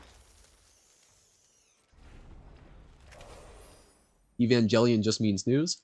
Well, yeah, it's I forget the full roots of it, but, I know it shares roots with, like, evangelism, which is to spread the good news. And, like, a televangelist. Evangel. Evangel meaning. Good news or gospel, yeah. So it's Neon Genesis. It's basically it's spreading the good word of the new creation. Arcane Proxy, Brothers War. We got our mythic rare ICR. Neat. Also just realized I forgot to update my spreadsheet. So hold on. We got how many actual rares? Got the Newt. We've got Bonnie Paul.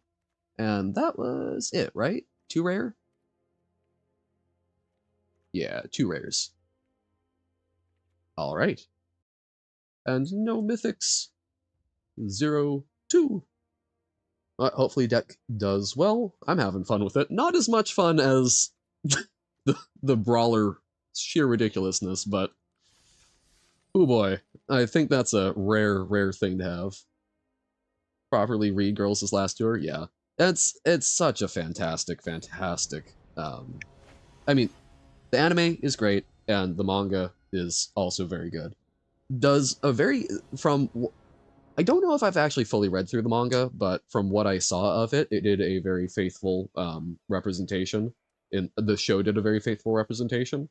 But there's a couple of really good scenes towards the end that it doesn't have, which so do highly recommend. But I think as much as I like Evangelion and a couple of other things, Girls' Last Tour is, I think, far and away my favorite show that I have consumed. What in the world are you doing, Tiny Bones? Our opponent is Blue Spark. Blue Spark, Red Spark. So next turn we can Giant Beaver.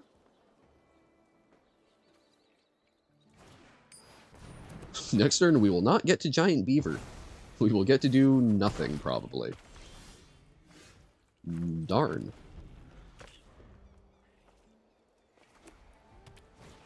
Okay. Oh, so for 5 you can cast it like it has Flash. When Prosperity Tycoon enters the battlefield, create a 1/1 mercenary. And sacrifice a token, it gains indestructible? Whoa, okay. Slow your roll there, opponent. You're kicking my butt here. Might have to trade the beaver for the Erinx.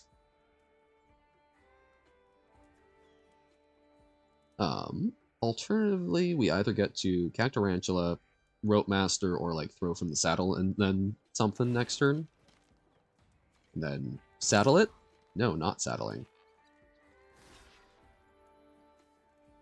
I'm gonna try trading. That sucks, but we need to not be taking that much damage right now. Shepherd of Clouds. And they get it back. Great. Love that. Love that for me.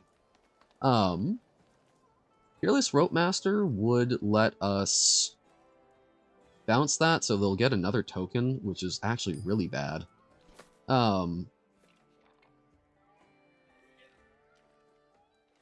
But it does save us some short-term damage, so I think we kind of have to. Kino's Journey is another one on your bucket list, together with Spice and Wolf light novel. I don't know Kino's Journey. Spice and Wolf, I've watched the anime. Love it dearly. Anything that's gonna have have weird economic principles be an important part of the tension, of course I'm gonna love it. Okay. So we throw from the saddle the shepherd. And then we can clear shot the beaver. I think is what's going to happen. So this creature will fight the shepherd. Oh, it doesn't even fight right. It's a punch. Do we want to try and hit the beaver now? Or do we hold off? This is a good question to me. So if we do that, then we probably attack in for 6. We take 1. And it means they probably don't have a spell to, like, really muck us over, so I do think we try that. Next turn we can Cactarantula. Hopefully lock down the ground a bit, but then they've got double mercenaries. Intrepid Stable Master. Okay, this is a lot more doable looking to me. However, we cannot attack.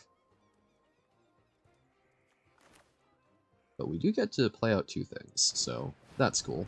Actually, so we could attack. Because so we can attack with the 4/4, they probably just take it, then we run out the Dock Orlock, and we can block one thing and the other thing. Yeah, okay. We'll attack for 4. This is risky, but I think we get our beats in while we can.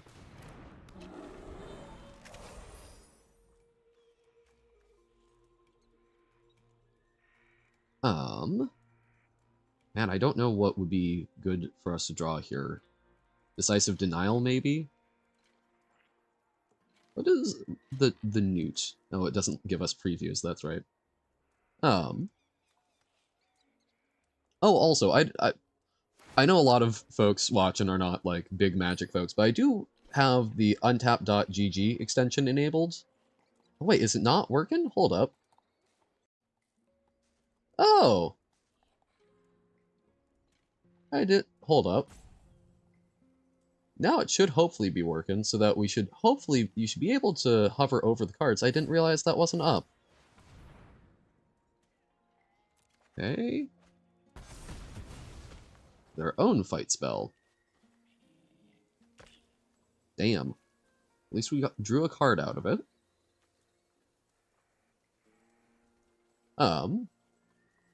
Well, yeah, I will need to see if that extension is working. But hopefully it does work now. Awesome. Okay. Because yeah, I want folks to be able to look at the cards and whatnot, even if, you know, there's not as many that are... Even if that doesn't mean as much to everyone who's watching.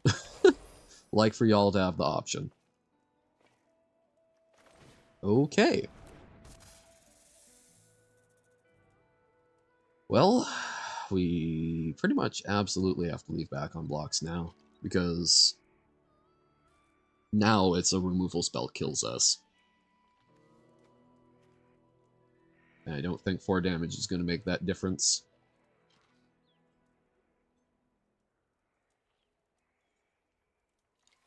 Okay, yeah. There was another manga that reminded you a lot of Girls' Last Tour. It was about a robot living on a dying Earth whose job it was to make sure people who forgot about their life could die so they wouldn't live without purpose for time immemorial. Interesting. For a moment, I thought you were going to talk about Yokohama Shopping Log, which is a little robot running a cafe in Yokohama. No, it doesn't work. Ah.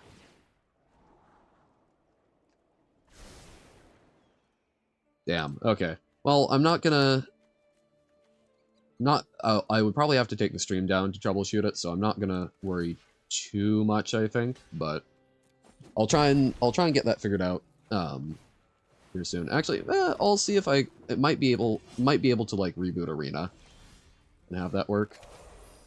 Yeah, opponent has us dead. Womp womp. Such is life. Such is life in the arena. So, yeah, let me... So, untap GG. It says the extension is enabled. Just hovered over the same card so you thought it did? Gotcha. Then I'm gonna exit the game real quick. Let's reboot it, make sure that the extension is up and running and hopefully hooked on. See, my biggest concern is that I'm not seeing the little extension symbol pop up on the stream preview. So I suspect it might be enabled but not running until I reboot the stream. Look, Legolas is a good old Simic boy. Come on. Oh, there's a overlay that should hopefully let you guys hover over the cards while I'm playing them so that you can actually see what's going on. I know that's not for folks who don't know the set, that's, or know the cards. The widget, yeah, the little untap.gg thing. I was just trying to make sure that was up and running. Not gonna reboot the stream to make it work, but it's there for you? Okay. Well, we will see if now it will work and we can hover over cards and see. Okay. Do we keep this hand? Stable Master, we've got a Newt and some stuff. Newt? Sure thing. Yes, Legolas is a very smug elf, but I still love him dearly. He and Gimli are so good. Aha! I am now, in my own stream, highlighting the cards in my hand, and it's working, so yay, glad. Yes! It is once again functional. Yep. Or at least it's working for my version of the stream. Don't play Blade? Fair enough. Well, then I shouldn't spin up a new game? What do they... I mean, I know Let It Rip, but, like, I know nothing else about it. Tyrant scorned! My little bird! No! Opponent very rude. Well, Newt. And, I mean, we don't have any spells to recycle right now, but it's there. And then, ooh, Lazav, Familiar Stranger. Whenever you commit a crime, put a 1/1 counter on Lazav. Then you may exile a card from a graveyard. If a creature card was exiled this way, you may have Lazav become a copy of that card until end of turn. My goodness! What is with all of these cards that, all these cards that grow whenever you commit a crime? That seems huge. So we're gonna plot the Free Strider Commando. I would plot the Lone Shark, but we probably would be plotting the Free Strider next turn anyway, so that's probably not the best use of it. Because we'd still, we'd still only be casting one spell there. Man, growing when you commit a crime, just very strong. Okay, they're ramping for 3. We do have Jailbreak Scheme, which can help a bit. Because that can tuck a Lazav if it gets too big and too spoopy. It's exile a card from graveyard. So that's a little annoying because that means they can hit our spells that we want to target with Archmage's Newt. I assume they grow it so that they can attack as a 3/3 this turn. No. Interesting. Attack Tarantula, you're a little early. Okay, so we absolutely play the free Strider Commando. And I think we do probably plot the Lone Shark. So that we can hopefully draw a card, maybe draw a land next turn. And we'll do like either Shackle Slinger. Actually, yeah. So we'll probably do Shackle Slinger, Lone Shark, tap down a blocker, and then draw a card. Seems decent. With the player movement in Geometry Dash Baba. Geometry is you. Abrupt Decay. Opponent is being very rude, and I am not here for it. So much breaking news of my creatures dying. So we can stun their Lizov, maybe? Oh, let me guess, they're gonna kill my Newt, too. Oh, wonky. So the collision is only checking from certain positions.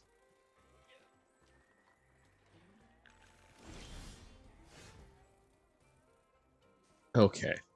Okay, opponent. We play a Shackle Slinger. We're gonna loan your shark. We're gonna stun down Lizov. Bonnie Paul, also very good, also kinda early. We're gonna attack with the Newt. Can't really have move diagonal and normal Baba as you, so you gotta fix it, yeah. Are they gonna commit a crime? Against my Newt? No, okay. Newt. Would really love some land. Missing land drops is very painful in a blue-green deck. Especially when you draw some of your 6 drops.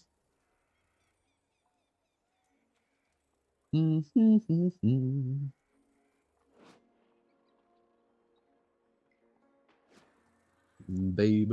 Or sorry, what it's not. It's, Bo, not Babe, the Blue Ox. Yeah, I don't know. I very much enjoy a lot of, like... Oh, wow, okay. Betrayal at the Vault doing things. Good 2-for-1 opponent. Actually, arguably almost more. Well, we can play a Giant Beaver, but I think we need to...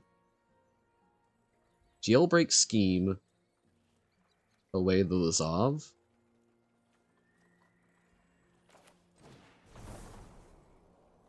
Yeah. And we aren't going to want to Newt it back this turn. What if moving diagonal into corners just kills the player? The corners look sharp. I can see an argument for it. Oh, because we don't cast it, it doesn't... Okay, so it's gaining flashback. Okay. Okay, opponents starting to run out of gas. If we can draw some more land, thank you. I think we've got a shot. So, with flashback... How does flashback work with Spree? Because the flashback cost equal to its mana cost. Are you then able to play the additional costs? Oh, I remember I learned about this a while back. I was trying to get a basic idea of some judging stuff, but I can't for the life of me remember if that works. But we would need to deal combat damage anyway, so it's kind of a moot point.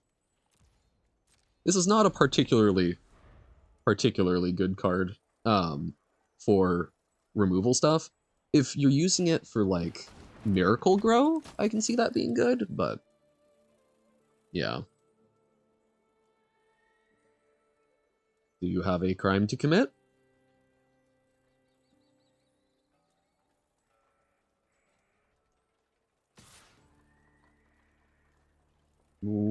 What do you have, opponent?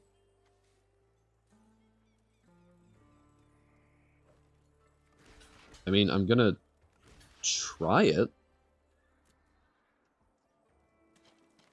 If they kill this, that sucks.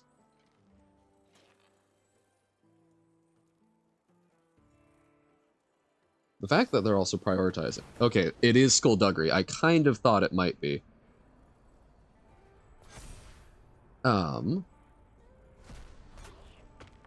Oh, but it's gonna get a count. Damn it. Okay. That was a blowout. But hopefully, empty hands, we get to Bonnie Paul. So now we've got two kind of big creatures, which is helpful. Okay, we can attack with Bonnie Paul, draw a card. I think I'm gonna do that, see what more we can get, and then follow it up with another big thing. Do we also attack with Bow? I think yes. No land, okay. Lots of blocks there. Man. I kind of want to kill the Zov, because that's giving them a lot of value, but I suspect they can commit a crime, so I kind of want to take out two things, rather than just the one. And hopefully we can draw one of our combat spells. Okay. Well, maybe we shouldn't have let it live. Maybe that was a big mistake. I really thought there was going to be some shenanigans, and that way I was hedging my bets that we would still probably kill at least one creature. And they concede. Okay, we hit our stride. I was figuring that they would probably commit a crime and do something that shrank our creature or buffed one of their creatures. So I wanted to hedge our bets, make sure we got at least something out of it, rather than just throwing away our creature into their board. But turned out all right. Broken swords. Must they be forged anew? That's a very common thing in Lord of the Rings. Ooh. Well, Decisive Denial is at least a potential counterspell. This is an inadvisable keep, but I'm going to keep it. My mulligan philosophy is something I really need to work on. I don't have a... I'm sometimes very inconsistent with it, and I don't always know how to justify a keep or not. I've got, like, a rough vibe, but there's a lot of times where I'm just sort of going by gut feeling, which is not usually a good way to handle anything that has anything to do with statistics. Well, let's plot the Paladin. And next turn we can play it and throw from the saddle onto the Death Toucher. At knife point. Oh dear. Holy! That is a... So, give things first strike and death touch, no less, in that case. You tried your implementation, nice. But also, when you commit a crime, you get a creature? That's huge. Well, at least we gain 3 life. Let's throw from the saddle. This is just going to be so much value, though. Jeez. Like, I think we need to take out the Death Toucher, but... goddamn.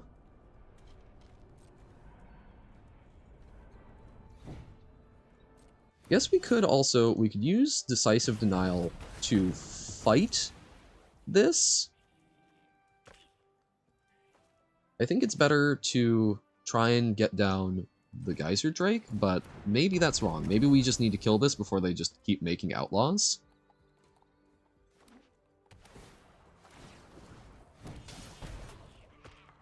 Because that's also instant speed, so they can make like 2 per turn. Yeah, I probably should have Decisive Denial to kill it. It feels a little wonky, but...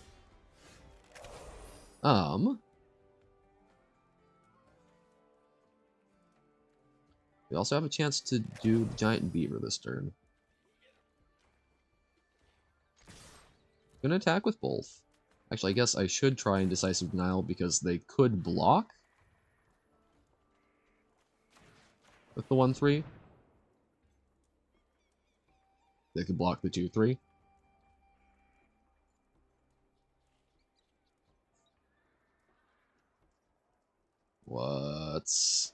What have you got? Got a kill spell? Gonna make me sad?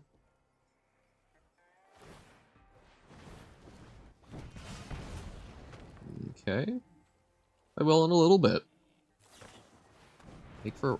Okay, so they oh, they stole it.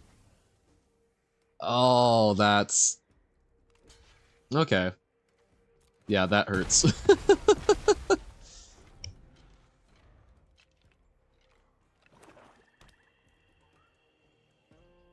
Alright.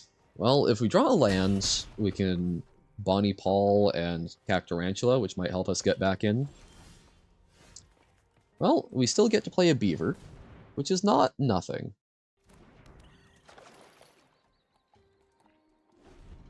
Ah, the walls... Wait, where are the walls?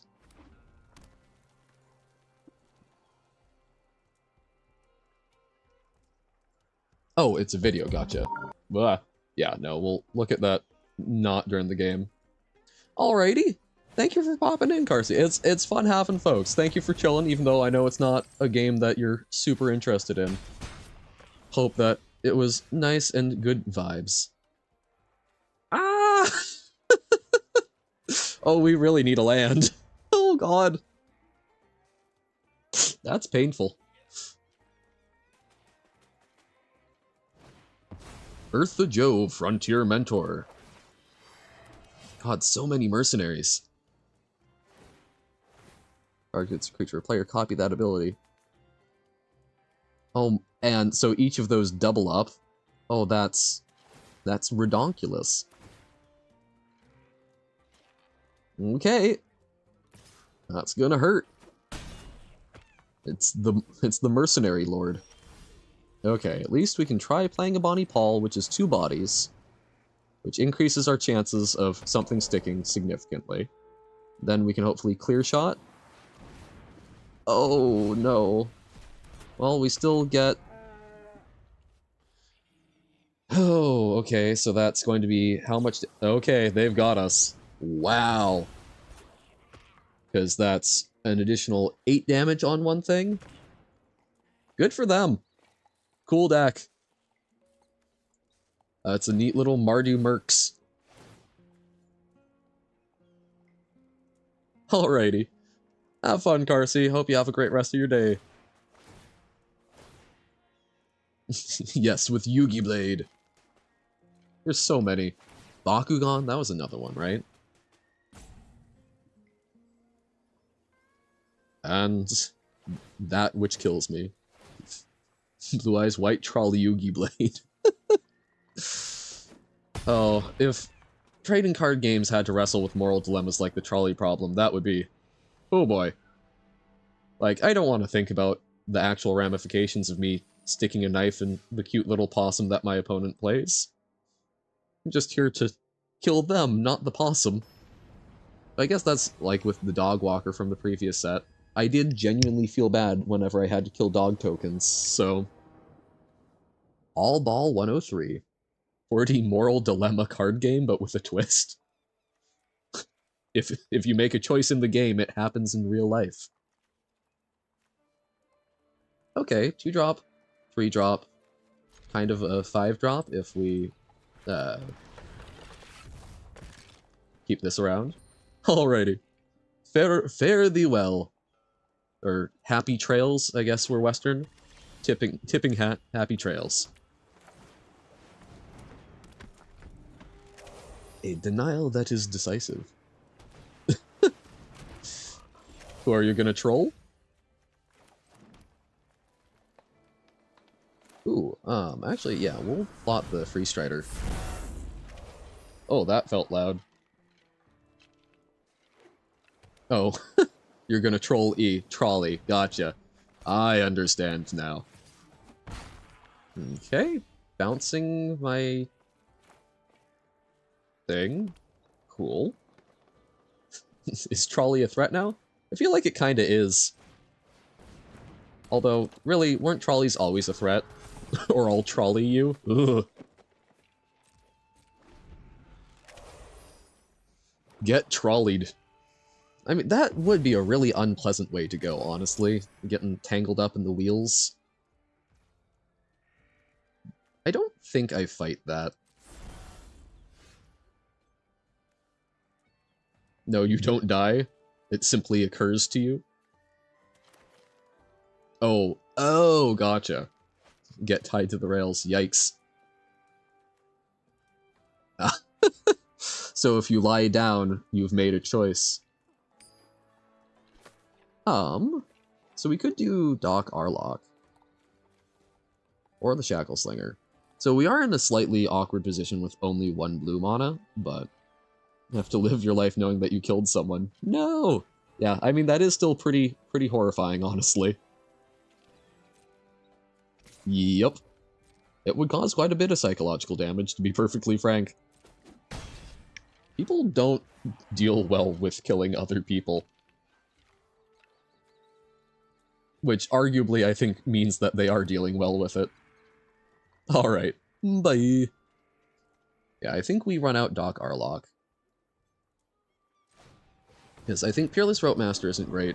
Shackle Slinger, I think, has a pretty compelling argument, but I think this gives us some more options if we draw one of our other plot things. Actually, we do have other plot things, right? Or am I just... We got Lone Shark. Slickshot Vault Buster. Okay, so it can become a 3/4 with a Vigilance. So we could Giant Beaver off of the Intrepid Stable Master and also fight with Decisive Denial, which I actually like a lot, because then we get to kill their Lone Shark. So yeah, I think I'm going to do that. Or at least we do run out Giant Beaver. Alternately, we attack with the Free Strider Commando, hope they double block, and then we get to Decisive Denial fight with the Beaver. That actually seems very good. Might get a 2-for-1 out of it. Haha, we get a 2-for-1. Whoop. Whoop. Beaver versus Shark, who would win? Apparently the Beaver. Which, you know, that's not what I would have put my money on before today, but... I mean, I guess I have to accept it as fact. Like, we have learned that Beaver beats Shark. I guess they are on land, and I think a Beaver would indeed... I think a Beaver would be better than a Shark at fighting on land. I think we'll actually grow the Cactarantula. Or do we want to... We could also tap Doc Arlock. And then the counter gets on it, even though the power is coming from the Cactarantula. That's probably actually good, because then Doc Arlock is a stronger creature. Okay! Yes, that was enough.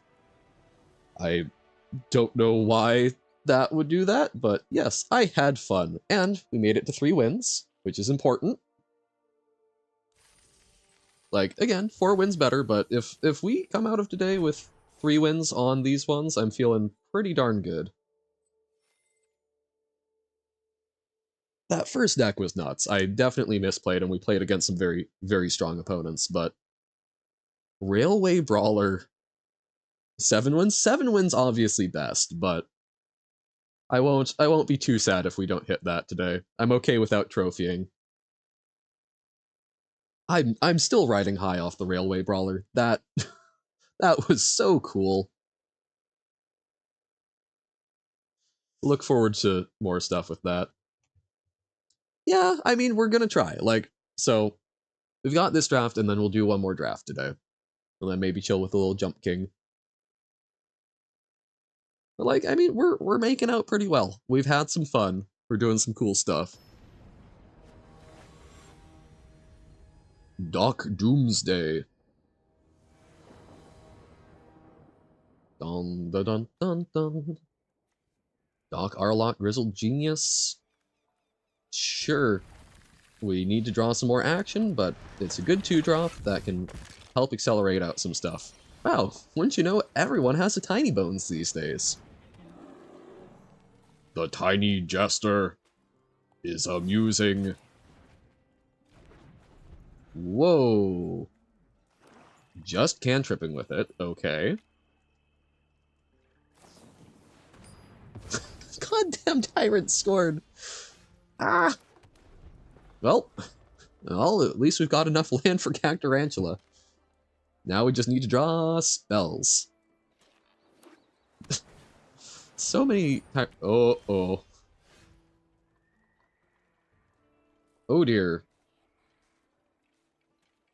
Yeah, free spells, spooky.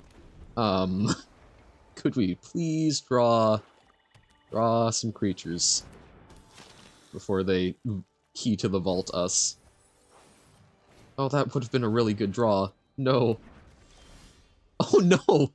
Oh no, oh no, they're gonna vault us. Okay. Look at milling your opponent actually doing things. I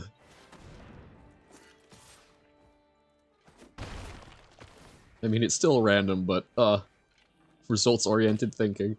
So, do they hit something very big and scary off the top? You know what? If that's how I'm gonna get vaulted, okay. This is gonna get a counterspell? No! Pleasantly surprised. But now they can key to the vault. Oh, no, this does have reach. Outlaw Stitcher, okay. Well, I think we do attack in. I assume, yeah, no blocks. And then we can throw from the saddle.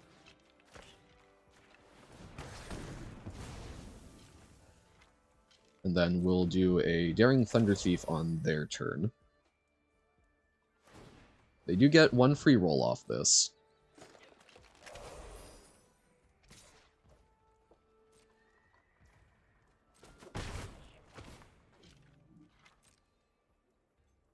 But if they're literally only looking at the top card, I'm feeling a little more confident about things. Like,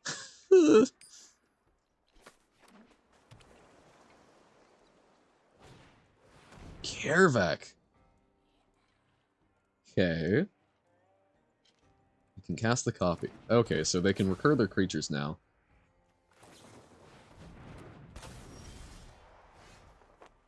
That is very spoopy. But we also do get to attack in for 10.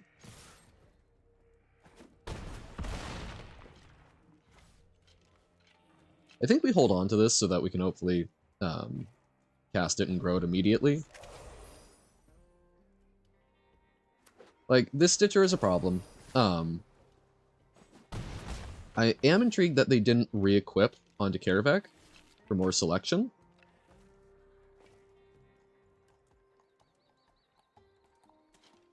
Okay.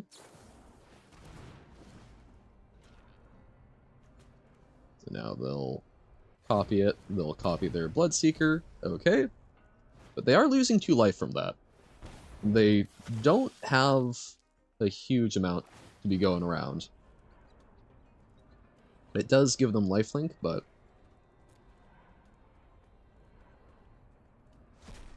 So, the Tyrant Scorn. Okay. Wait, really? They just saved... I guess they were just doing that to play it. And then for each other spell, so that's going to be a very big zombie. Okay, this could be an issue.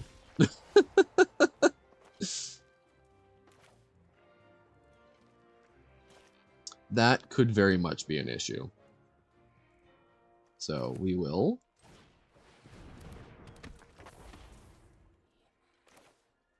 I think we just run out of Free Strider Commando. And then I don't think we've got a lot of options for getting double spells at this point, but we might be able to sneak through lethal damage there. We'll see. I'm not optimistic, but we will see. That was a very big storm off turn. So, kudos.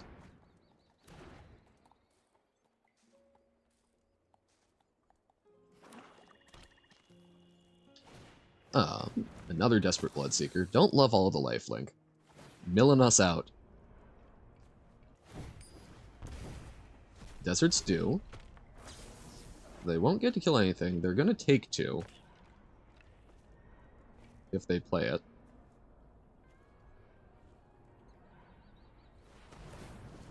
Okay. They need to be careful not to just kill themselves. Okay. So, they don't have anything tapped, but that's a good one to have.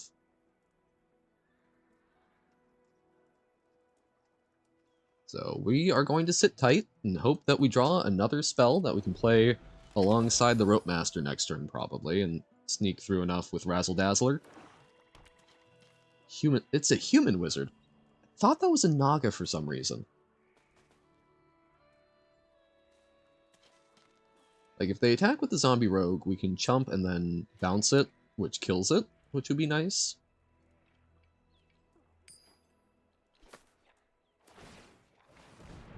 They are re-equipping. It's specifically combat damage to a player, so we're going to block with the Free Strider Commando. We're just jumping. We definitely don't want them to cast a free spell from off the top 10. Cool. Come on, spell we can... Okay. So that's... We have 9 mana. We can bounce a tapped thing. We can tuck another card of theirs. And that will make the Razzle Dazzler able to attack in. So we'll do that to... So we'll do this. Which one is probably most important to tuck? Probably... It's probably actually the Raven, since that's a way for them to gain some extra life and such. Okay, we got it. Razzle Dazzler, unblockable. Very powerful effect. Sick. 4 wins. I think our other deck was better. But I think we definitely have gotten luckier with this one. And that's, you know, that's the way the magic cookie crumbles. Or I'm trying to think of good Western thing. I didn't prep enough for this. I don't have a whole bunch of like good Western stuff lined up. I did the hat, but okay. Throw from the saddle. Oh, this is awkward. I think we do mulligan. We need some earlier stuff. Shackle Slinger. Okay, we can at least do that turn 3. And ship off the Cactarantula.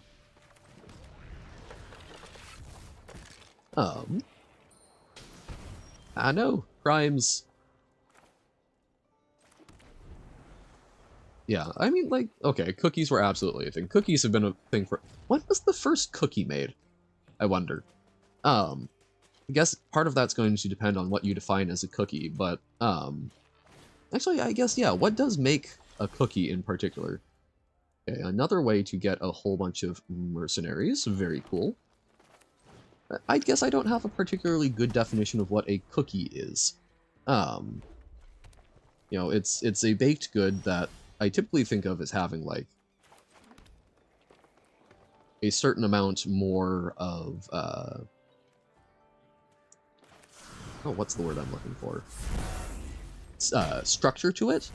Something that can survive journeys. It may be brittle, but it's not going to, like, fall apart. It's not bread. Doesn't have a crust. I don't know. Now I feel like I need to consider what makes something a cookie more.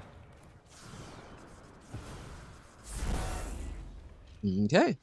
Well, we can Free Strider Commando and then, like, Clear Shot, which should hopefully make their board a little uncomfortable for them. Ooh. So we are going to Free Strider Commando, clear shotting probably the Cactarantula. I mean, they draw a card, but we need to not be dealing with that, I think. So Free Strider Commando. Clear shot. Actually, we can use the Jin. So they do draw a card. Gonna target the 5/5. Alright. And then we've got something for a non-creature spell, which is neat, or we can fight something. Don't really want to fight the Free Strider Commando with any of our stuff, but it's good to know the options there. Alrighty. What have you got, opponent? Red Rock Sentinel. Okay. Fortunately, we have a flyer. For now. Savage Smash. Well, wouldn't you know, we can counter that. So we still have a flyer. And we will get to Bonnie Paul. Sick. Howdy, Bo. Merci beaucoup. I guess. Wow, in my head I'm like, oh, it's a pretty cow. Coo is Irish, I believe, for cow. Barlim hu naked bobanya. Barlim hu naked bobanya. I know that phrase means I would prefer you to 100 dairy cows, which was a term of endearment. Comes up in a lovely song, Oro Shirabahawaya, which is Oro Welcome Home, and it's about it's been used for a number of purposes, but I believe it came about during the Jacobite uprisings, which was a very interesting little period of history. But hey, we're in the money. Nice, nice.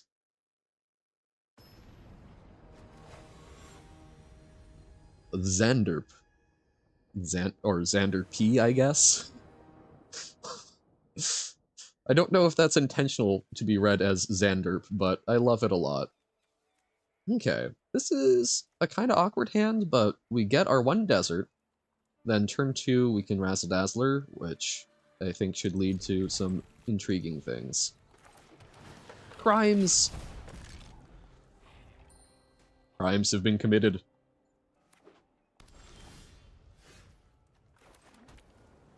We could also Intrepid Stablemaster, which would let us, like, plot a 4-drop if we draw a land next turn, which is probably better.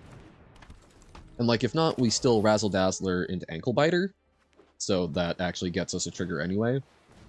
Ah, they start with the Razzle-Dazzler. Do not draw the land. So, yeah, I think we Razzle-Dazzler into Anklebiter. But we would love some land. Cactarantula is nice that we get the cost reduction. Clear shot, okay. I think we attack with the 2/3, holding up interaction if we need it, and if we don't need it, we Shackle Slinger. Okay. So they're on, like, Teamer. Is that a whip crack noise? Oh, that's awesome.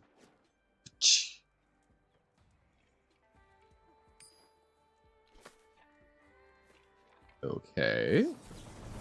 Oh no! It's been countered. Disappointing, but such is life. Crown! Violent Cacophony. Okay, whenever you cast your second spell each turn, it gets a 1/1 counter and draws a card. That seems very bad. Very bad indeed. So I think Anklebiter is going to bite its ankles. And then we can attack in for 6. That way it was a guaranteed kill, so long as it dealt any damage, and we could also attack through. We really want more land, but honestly, for a 2-land hands, we've been doing pretty alright.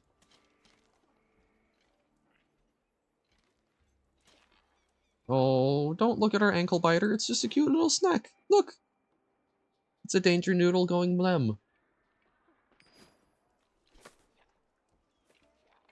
Got your big city sensibilities coming in here. Irascible Wolverine. Okay. That will be a little bit of a problem for us. But hey, Archmage's Newt should be an intriguing one. We will attack with Wolf. We will run out the Newt. That could potentially let us recur some of our combat spells. Like, we can clear shot, and then, yeah, we'll see. We'll see what the opponent does. Again, land good.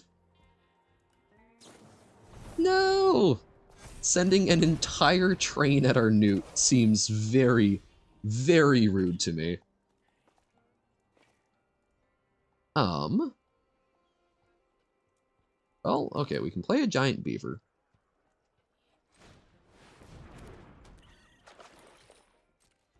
And I actually kind of like attacking with the ankle biter here.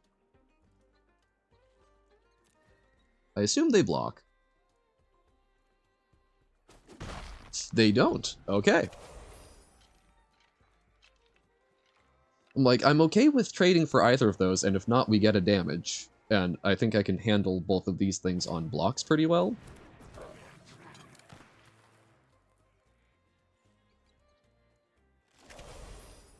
Oh my god.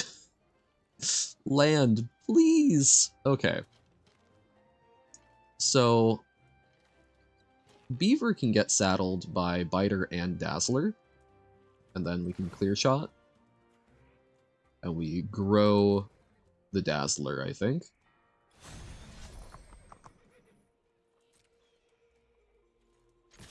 Nope. There we go. Grow the Dazzler. Because then we might be able to set up like a double spell turn if we need to force through a little bit to get lethal.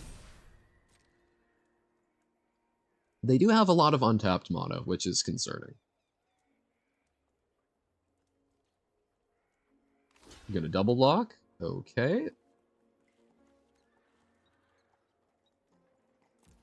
So we will attempt to clear shot from the ankle biter onto the Wolverine. Because I think there are fewer combat tricks to... I think the 2-3 has a higher bar for combat tricks that would let it just kill our beaver, as opposed to the Wolverine where it can just get like +1/+0 in first strike. But this might be a big blowout for us. Counter target spell, okay. Well, we tried, and we still grew the Razzle Dazzler. We need land badly.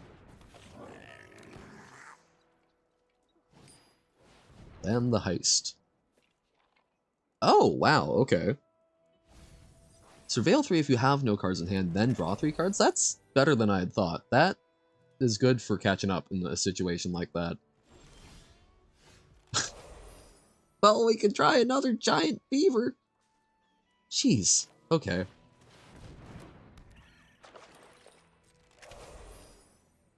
Yeah, no attacks. Goodness, okay. Opponent... Opponent, I'm guessing, is... I have to imagine is maybe a little frustrated at having an opponent who has drawn almost no lands, and yet they still can't manage to kill us. Okay. Thank you, opponent. Okay, I think this is good-natured. Okay. So, we could fight their shark. We could stop cold something. We could... Actually, I think we Spinewood's Paladin. Because then we can hopefully double spell. We can, like, Spinewood's Paladin and then Decisive Denial or Stop Cold next turn and take out some stuff. My question is, do we attack with the Beaver? The Beaver probably trades for the Loan Shark. but it grows the Razzle Dazzler, which I think is probably of benefit. So I'm going to try that. Probably should have held off on doing that until we had attacked, but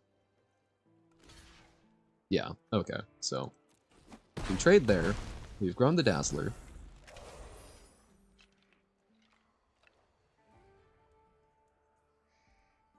We're so close. We just need to force through a little more damage.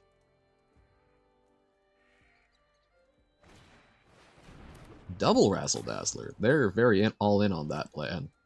I don't think it's a bad one. So I guess they also aren't even necessarily teamer.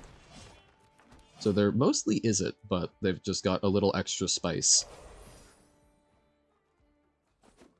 Alright. More lands. Goodness, okay. Well then, start with Spinewood's Paladin. And then I think we try Stop Cold. But what do we want to hit? I think we actually want to hit the Geyser Drake. Because that's got the most potential for messing with us. Because it also discounts spells on their turn. And now it doesn't. So, we'll attack in. Hopefully we take them down to 1. Okay, committing crimes. Can we hold the fort?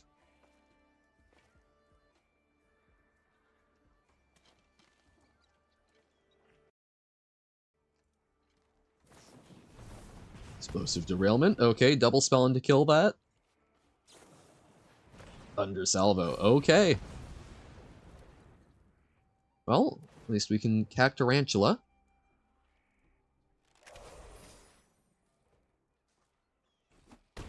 And Spinewood's Paladin, especially with the backup fight spell, might do what we need it to. But I think we start with the Cactarantula. Because, yeah, we attack with this, they can block, like, here and here, and our fight options would be somewhat limited, because this is kind of our only big fighting creature, so... Oh, please don't counterspell it. Oh, phew. Okay. We don't attack this turn. Because, yeah, I don't want to, like, suicide the Ankle Biter into stuff if we can help it. They go diggin'. Crimes committed. Another Geyser Drake, concerning. Okay. Oh, a second Cactarantula, I think is very good. But we are going to attack... Actually, yeah, we can attack with both.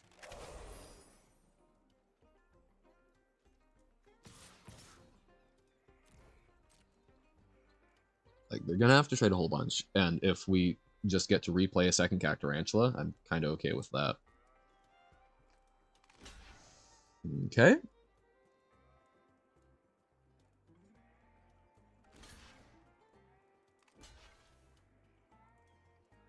So, this is ordering blockers for the Cactarantula, where I think we might actually have the Ankle Biter fight the Razzle Dazzler and keep the Cactarantula alive. But so we'll order it like so. And then, yes, so they properly identified that if we had a kill spell, that would be very bad for them. So this is just going to be 5 damage. So Irascible Wolverine and the Deadeye Duelist, I think that's a very reasonable one. Yeah, I think we will Decisive Denial. Yes, it gets rid of our Ankle Biter, but I'm okay with that in this situation. It's kind of upgrading the Ankle Biter into a Cactarantula.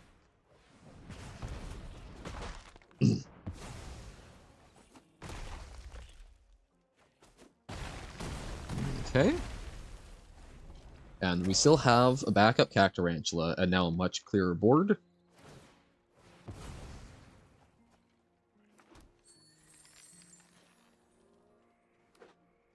Do we have it? Ah. Oh, no, they can't target themselves. I bet they were trying for that. Okay. Well, Cholera. We're getting mighty close to that 7-0. Or not 7-0, but 7-2. 7 wins. All we needed was Paul Bunyan, apparently.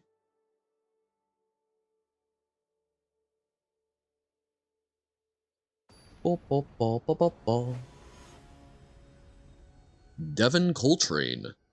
Okay. Well,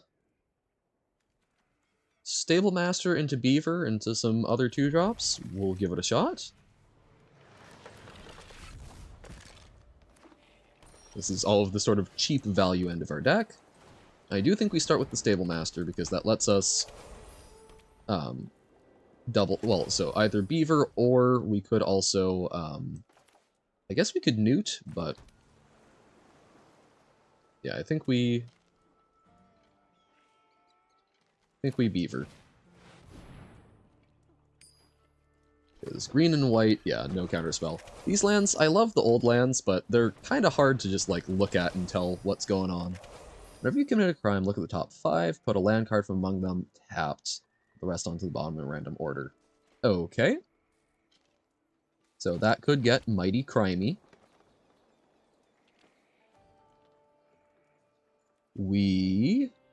I think we just run out the Gin of Fool's Fall, and we grow it with the Beaver, so that it can attack through the Free Strider lookout. And I feel pretty good about that. Could have done like Doc Orlock and plotted it, but I think getting a 5/4 flyer that's hard for them to punch through is pretty good.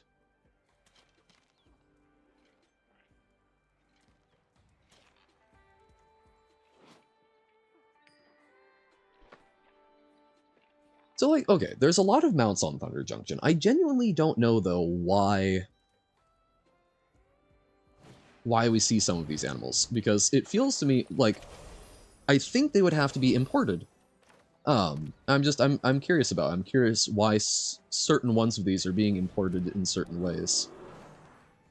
So we can plot this for 2, and then Archmage's Newt.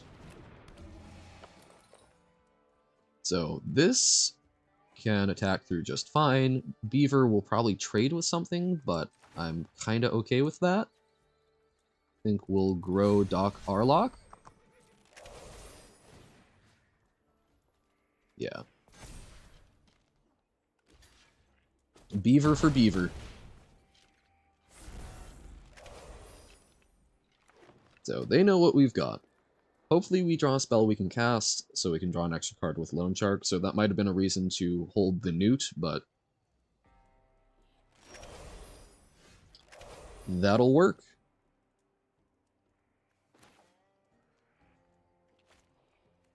We can even hold off on that, so I think we start by attacking.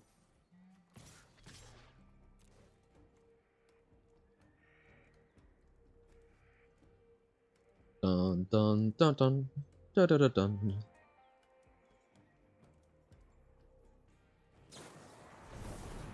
Whoa, okay. Getaway Glamour. Oh, so they're flickering something and then... Wow. So Doc Arlock will come back, but smaller. But we get to play that, and then we get to Loan Shark draw a card. And these are still both bigger. But that was a very effective way for them to deal with our board there. Drover Grizzly. Yeah, and trade for our stuff, which we don't love. We would love a fight spell here, or a punch.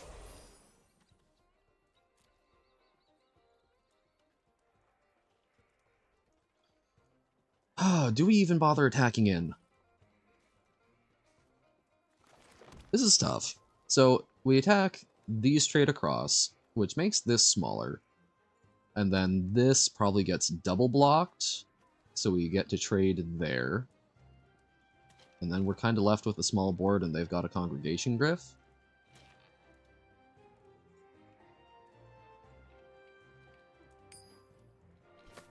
I think we try it.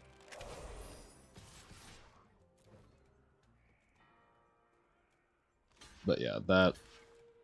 Oh, interesting. Oh, duh, they just let it bounce off. That was... Yeah, there was no reason to attack. That was a real bad attack.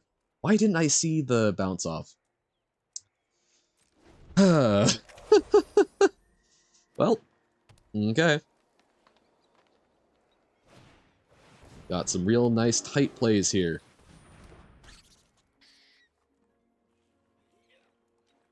Oh, wow. Okay, so that just grows. That's really good for late game board stalls.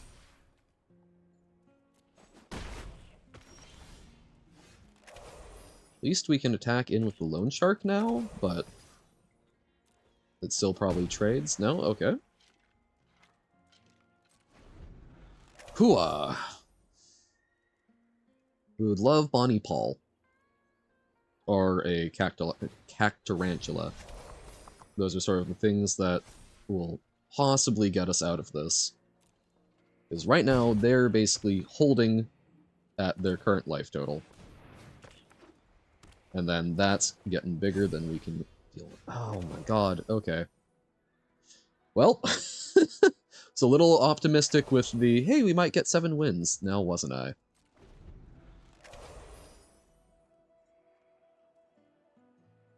I think if we had been drawn, I think if we drew some gas there, we had a realistic chance, but... I mean, we're not, like, completely out of it, but this prairie dog is going to grow beyond our control. Oh, and they can double activate that, can't they? So that's going to be a 7/7. Wow.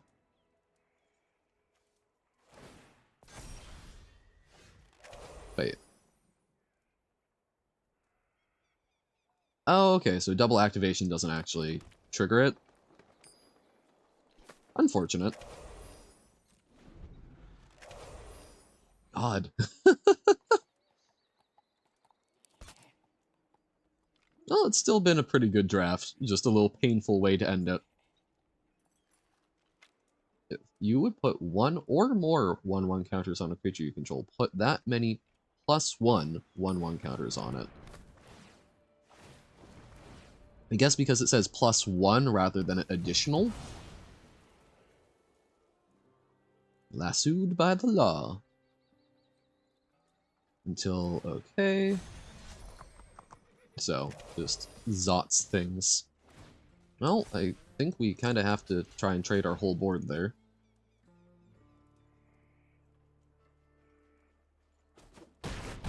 That's actually maybe good for us. You checked. What did you check?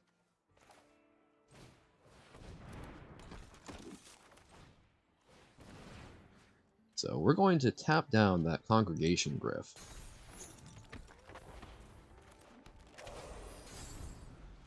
Come on, Bonnie Paul.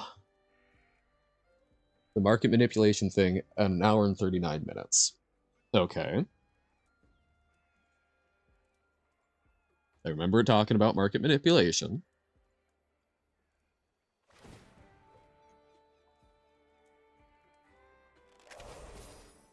But there was only a brief mention of Twitter, and that was not anything about it being illegal to tweet financial advice.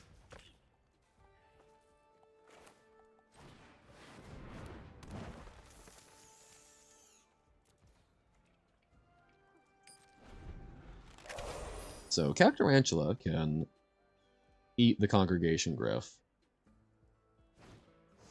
Oh no, buried in the garden. Well, at least we draw a card off of it, but damn. Yes, we absolutely draw a card. Oh yay, more land. Who would have guessed?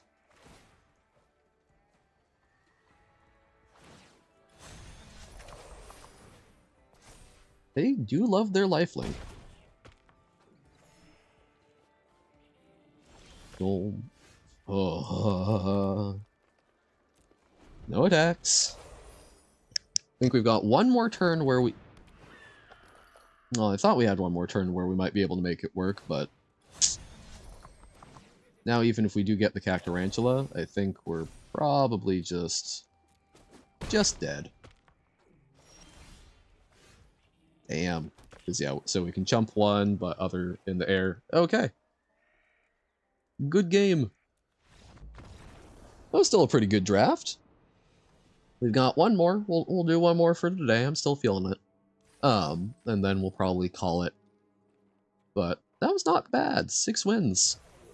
That was a pretty sick deck, if I do say so myself. So we'll do one more. We'll pop this up. We've got our little tracker. You know, not great data at the moment. Actually, something I should show off real quick. So we've got this done. What we do need to check, we want to check the rare rate versus the mythic rate. So hold up one moment. Magic, the Gathering, Arena, drop rate. Because they talk about it, the reward distribution. I haven't seen if they've got it for OTJ yet. Okay, so yeah, so there's this article where, because any game that has things like this, where there's drops, loot boxes, etc., I believe are required to tell you what the actual chances are, so that it's not, I believe it's something to do with gambling restrictions. I will check the quote in a moment, Pitta. But we're looking real quick for Outlaws of Thunder Junction. Outlaws of Thunder Junction is a 1 to 7 rate, so basically 1 out of every 8 cards will be mythic, which is what we've got, and 7 out of 8 will be rares. So this is all ready to go. So if we keep up this current rate based on our 2 premier drafts, we'll only need to do 34 more. Hey! All right. They are looking to collectively engineer an artificial price movement, which would absolutely get you in trouble if you did it solo, so they lean into the decentralized nature of the movement as best they can. Well, yeah, I mean, yes, that is market manipulation. It's not anything about Twitter and whatnot, but yes, basically because it's not an individual, we don't have legislation about it. Limited players have it so easy with getting rare completion. Yep, it's the best way to do it. Stoneforge Mystic? Yo! I don't think that's a good limited card, but yo! Give me a Cauldron Complete, please. Wow, that feels bad to pass, but like, I don't think the equipment in this set is that fantastic. Control 5 or more untapped lands. It enters the battlefield with 2 +1/+1 counters and a lifelink counter on it. So 2 mana 2/3 that can become a 4/5 flying lifelink. That seems pretty good. And he joins up. Commits us to Naya, which is a lot, but 5 damage. And Panharmonicon for Legends? Interesting. I think Dust Animus is better for stuff. God, it hurts to pass a Stoneforge Mystic. But I think Dust Animus can be pretty cool. That is, with plot, you can do that on turn 5. So yeah, that's not awful. Oh, another Territory Forge. Concealed Courtyard. Could help us fix if we want to end up splashing Dust Animus. So I think that's not a bad pick, but is there anything that's going to do better for us? Demonic Ruckus. +1/+1 Menace and Trample. And you can draw a card when it leaves. If that was recurrent, I would think yes. Return the Favor. Sort of a redirect. Coolio. Skewer is nice. Inventive Wingsmith is kind of cool.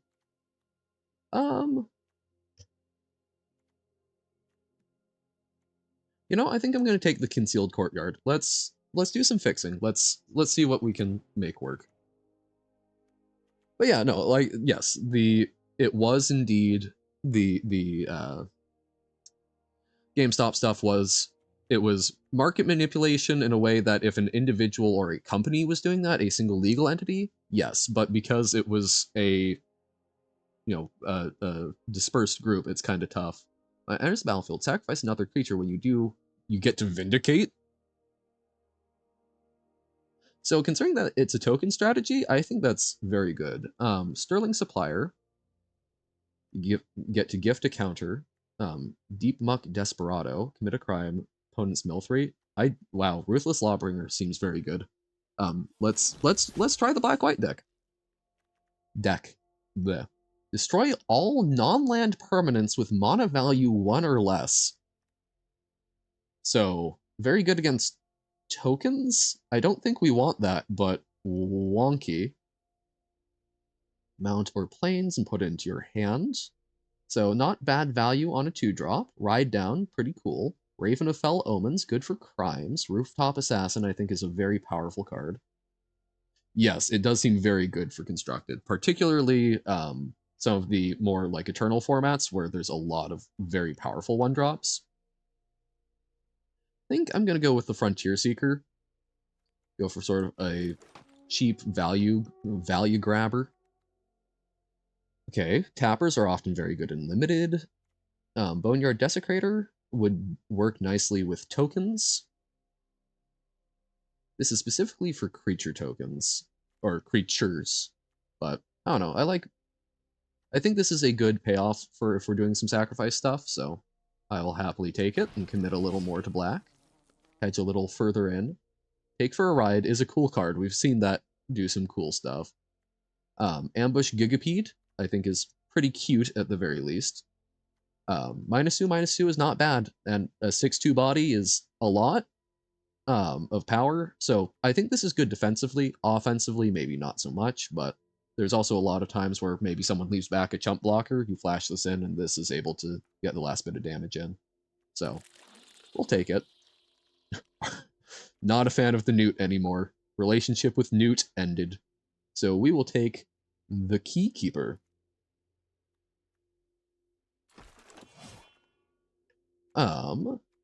Treasure Dredger. Pay 1 life, create a treasure token. Interesting way to sort of over time ramp in black. This allows us to recur some stuff and gives us a creature token, which we kind of like. I think I'm honestly more inclined for the Mourner's Surprise. I want to give that a shot. I like that with the Ruthless Lawbringer and whatnot. Oh, the Stoneforge Mystic Wield? God, I want to take it. Vial Smasher is neat.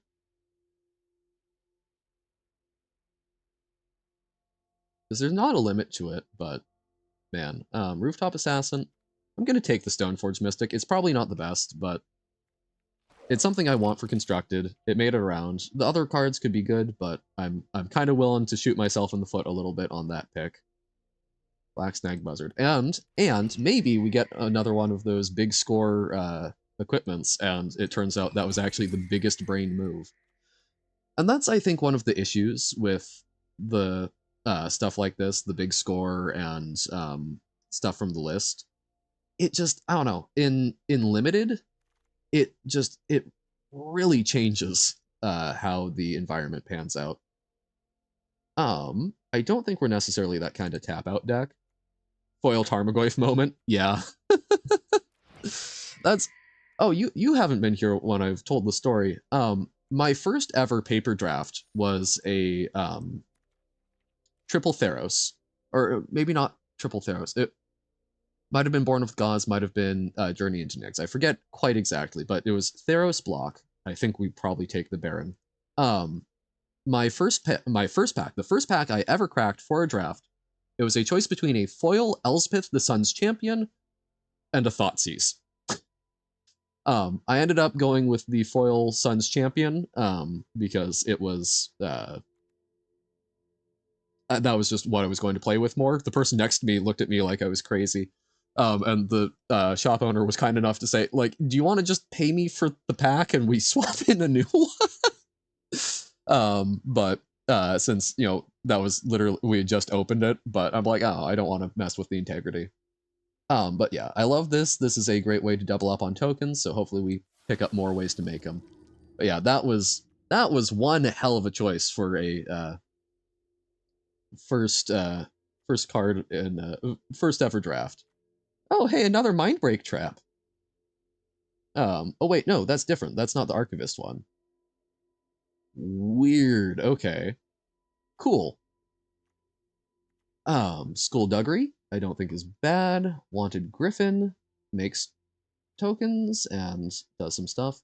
Tai Wakeen, non-combat damage to a creature equal to that creature's toughness. Draw a card.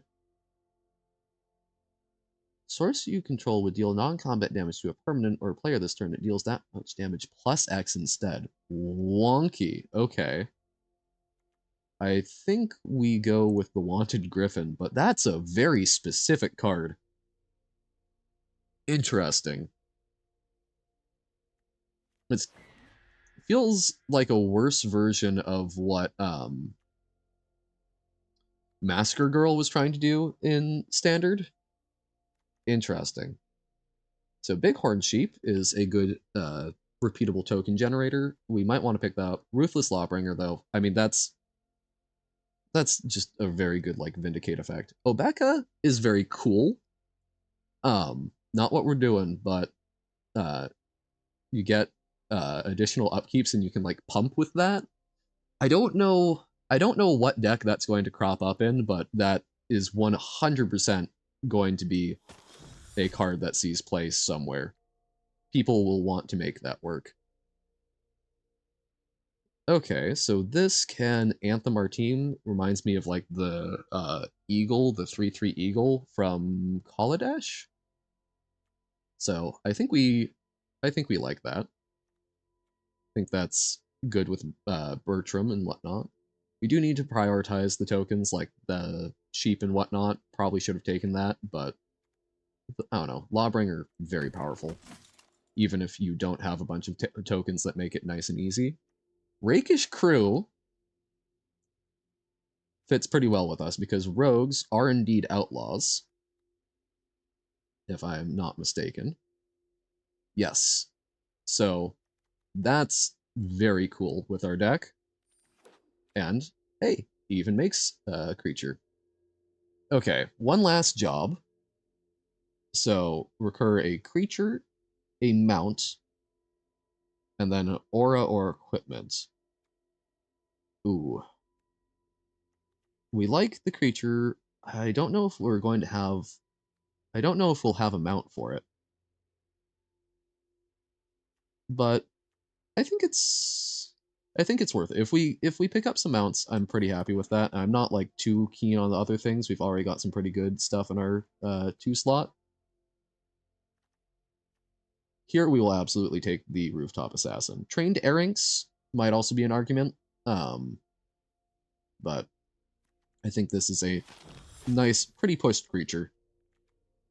Spinewood's Armadillo, so cute. I love the like big cute animals in green in this set. It's kind of not okay. There's too many, too good. We'll take another Keykeeper. We hopefully aren't running both of them, but like we can make that work. This could be very funny with the Ruthless Lawbringers. I don't think it's good, but it would be funny. Black Snag Buzzard or the Wingsmith? I think it's going to be the Buzzard for us. Lazav, very powerful, but again, I don't think really what our deck is doing. We'll take the Supplier. Well, okay. Look, we could take the Wingsmith. I'll take the Obeka if it's gonna wheel around. Take for a ride. Yeah, none of these are for us. We'll do take a ride, I guess. Like, I don't know. This is not, like, a very powerful deck at this point, but I'm already going into Pack 2 feeling pretty comfortable with where we're at. Laughing Jasper Flint. So, mercenaries... Creatures you control but don't own are mercenaries in addition to your other types. Beginning of your upkeep, exile top X of the opponent's library, or that's number of outlaws until end of turn. You can cast spells from among those cards. Oh man, that would be super splashable in our deck. I don't think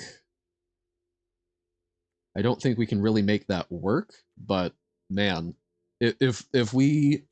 This is good fixing for us, but it's not good for splashing things. So I think we'll take Lasso by the Law, we get a mercenary, and it is a decent bit of removal. We would love the Laughing Jasper Flint, but I think that's too much. I think that's too much of an ask. Oh, the Cactus Folk. Okay, so one to battlefield, one to hand. It feels like Mardu has some very powerful stuff because, like, between Vile Smasher and Laughing Jasper Flint, that could be some real cool stuff. Good old classic Fling. Um, I think Raven probably. Although Holy Cow is actually just probably pretty good. We aren't committing a huge number of crimes, so we'll take a cow. Thank you for the moo. Alrighty, Pitta, no worries. Eat good food, get rested. Rustler Rampage. Untap all creatures target player controls. Target creature gains double strike. That seems like actually a very powerful trick. Satoru the Infiltrator. Enter battlefield if none of them were cast. Okay. I can see that being in like Vintage or Legacy doing some very gross stuff. But I think we'll take Rustler Rampage. Being able to untap everything can be a real gotcha, and Double Strike also. Second Concealed Courtyard. So Skullduggery, Izumi Linebreaker, create a 1/1 mercenary.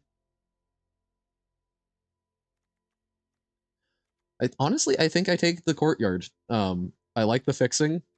That makes me pretty happy. Primal Command, no. Lively Dirge, the Entomb, and then bring some stuff back, maybe. Rictus Robber gets us a...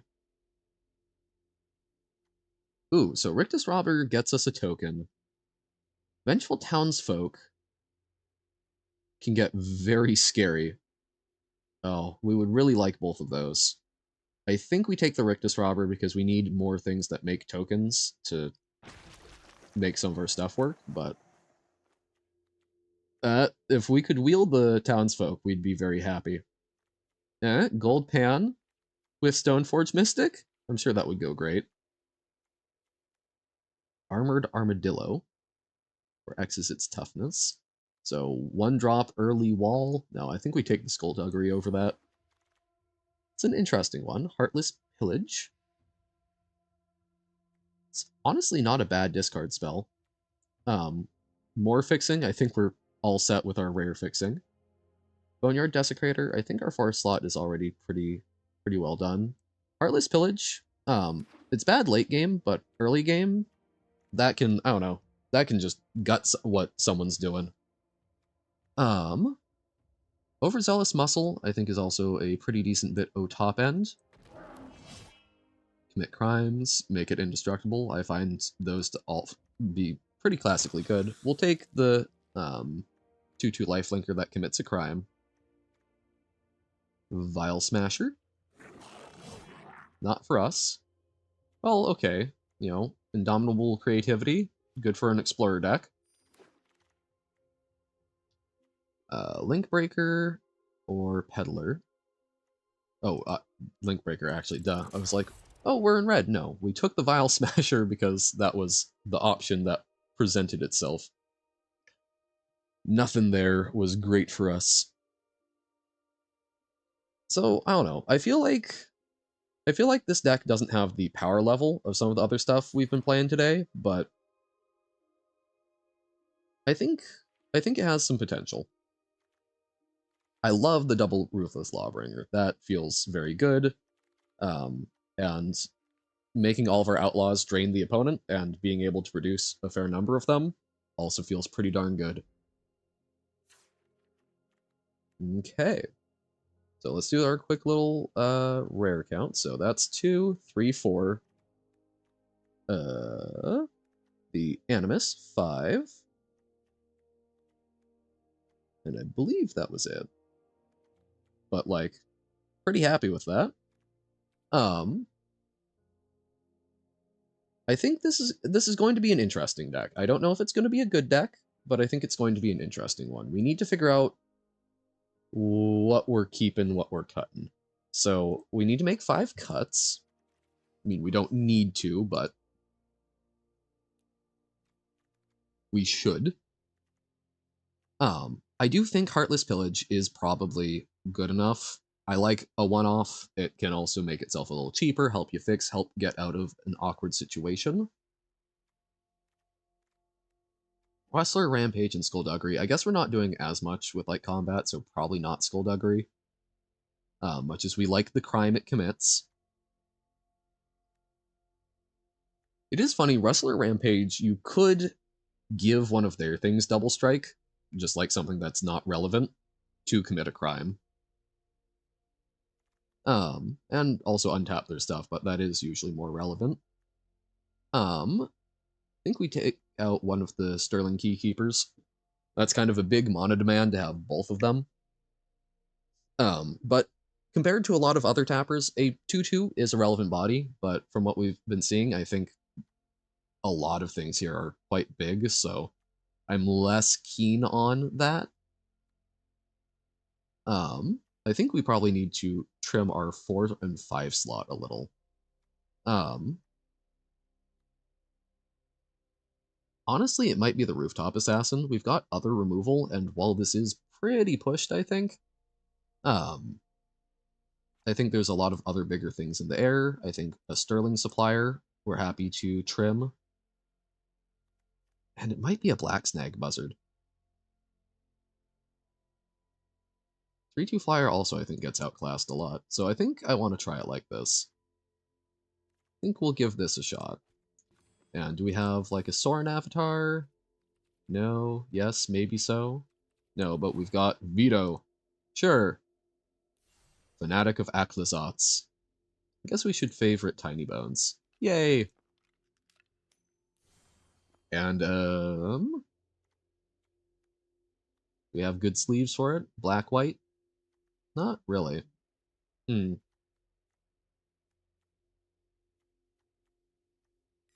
I really only wanted this sleeve out of these ones, but I felt bad not getting the full set. Here, we'll go with Killian Ink Duelist. We are, after all, an ink blob. Alright. Let's run this. Let's see how things go. Alright. Yeah, nothing else.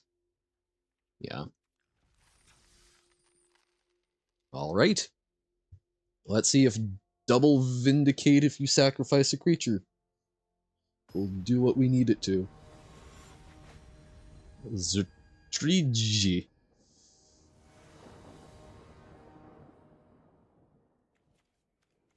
I think that's a mulligan. We're not doing anything until turn 4. Oh, we're still not doing anything until turn 4, but at least I'm happier with what we would be doing on turn 4. I think we get rid of the overzealous muscle, and we hope to draw some cheaper action. Already committing crimes? Rude. I think going down to 5 would have probably put us in a worse spot. Might be wrong, but Razzle Dazzler. Okay, we need land. Guess we can plot this. Cool.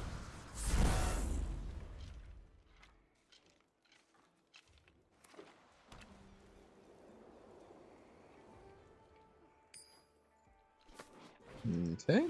Geyser Drake. Oh, thank goodness for that land.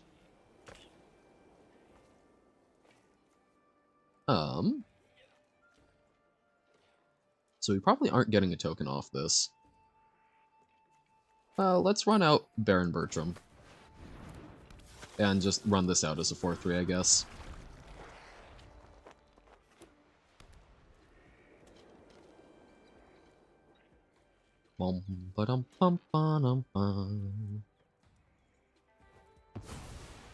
Okay, plotting Sheriff of Safe Passage, so they are kind of going wide, I take it? The green spooks me if they pass. Do some fight spells. Well, I think we attack with both. They take it. Then I think rather than developing our board more, I'm going to Heartless Pillage them. Lets us cast one of our 5-drops, probably the Sterling Supplier. Ah, okay. They did have a counterspell. That's, I think, making them discard there and getting a treasure token so that we can guarantee, like, the Sterling Supplier would have been pretty good, but they had the counterspell for at least specifically that. They might have additional ones, but... Drover Grizzly. Annoying. Well, at the very least, we can try running out a Winged Griffin to trade there, make a token. Don't think we try and trade with that for now.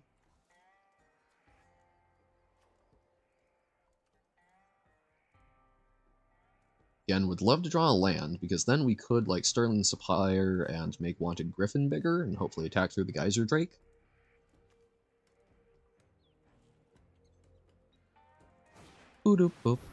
Ah, Vengeful Townsfolk. Yep, that can get quite scary.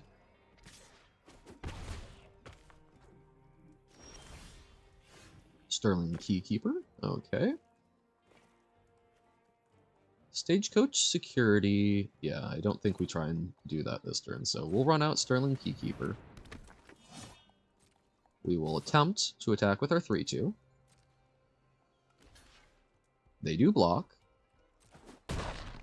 We will get 2 1/1s. That does grow their townsfolk.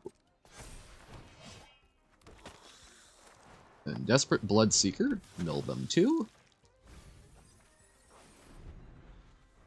Steer Clear, and Wrangler of the Damned. Wrangler of the Damned seems pretty scary. There's a very big, like, blue-white draw-go strategy. I don't think, at least a lot of the enablers I don't think are going to be, like, standard playable, but they're certainly interesting. Well, Frontier Seeker, hopefully find us a land.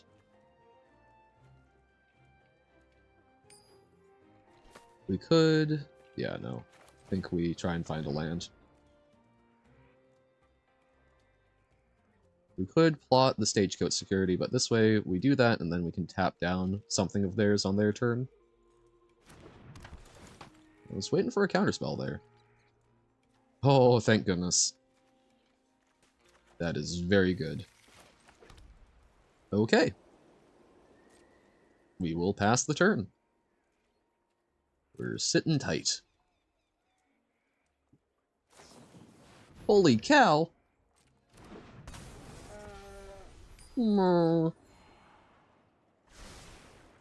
It is quite terrifying.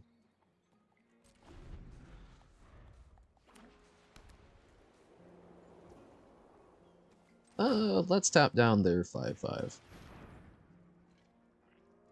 Maybe their 2/2 would have been better, so that they can't just chip away in the air, but I am more afraid of their 5/5. Okay.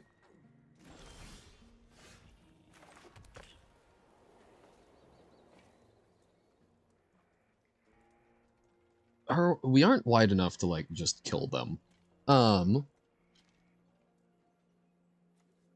Plus, that could very easily get countered.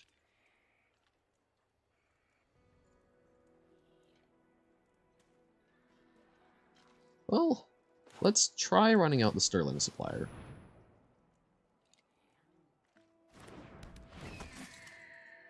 And then I think I will put the counter on Desperate Bloodseeker, because then I feel like I can put the Mercenary, I can buff it up with the Mercenary, and then it attacks and probably trades with the Drover Grizzly, but I'm way more okay losing that.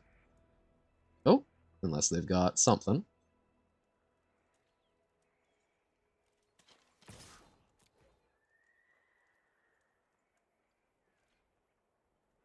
Yep, I am okay with that trade. I gain some life, and that I'm more okay with that trading with other stuff. That does make this bigger.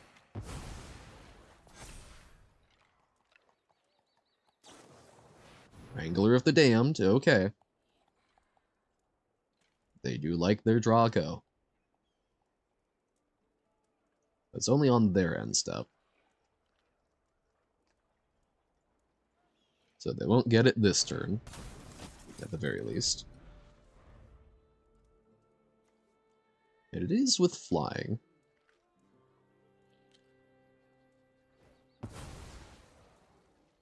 Okay, plotting their own stagecoach security. But I do feel confident now in... I could drop this and then attack with the Rictus Robber and the Supplier at the very least.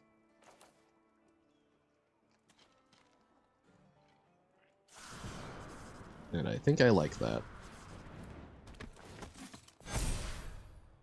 The Mercenary will put a counter on, so they could double block, but I mean, one power there isn't going to make a huge difference. I could actually attack with Bertram Greywater.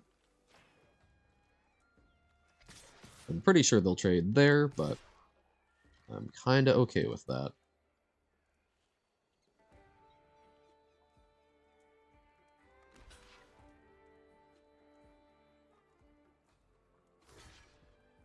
Yep. That grows the townsfolk, but Rictus Robber survives.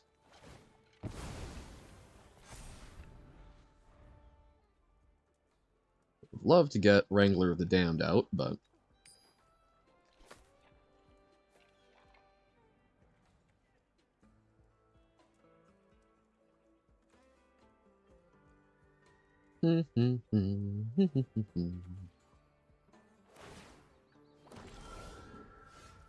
man, would love to draw one of our removal spells, but is what it is.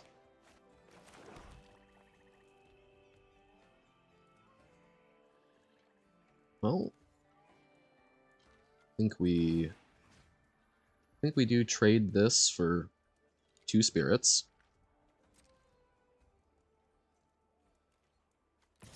Or I guess we can actually even tap down one of the spirits.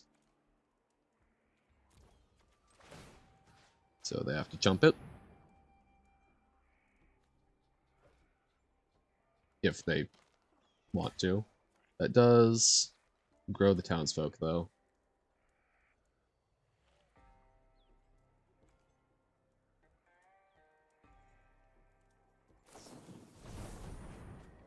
Ah, darn, okay. Well, at least it doesn't grow their...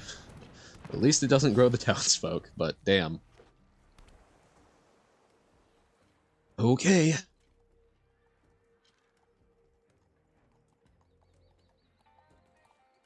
So I could have kept Greywater around to try to cycle through some of my tokens, but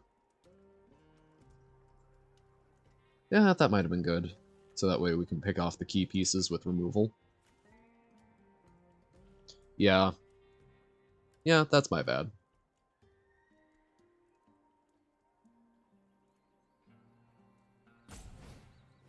Trained Airings.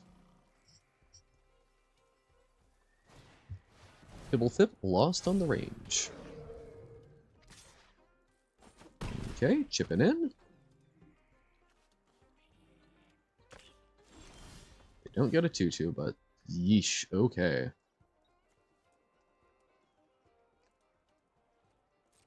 Alright. So we could attack with the 3-4. Could also tap down the 6-6.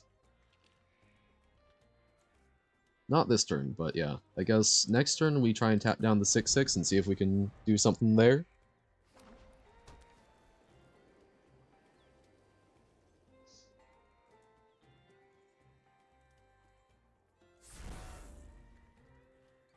Did they just plot another card? That was already plotted, wasn't it? Oh, there we go. Wrangle. Oh. How did they...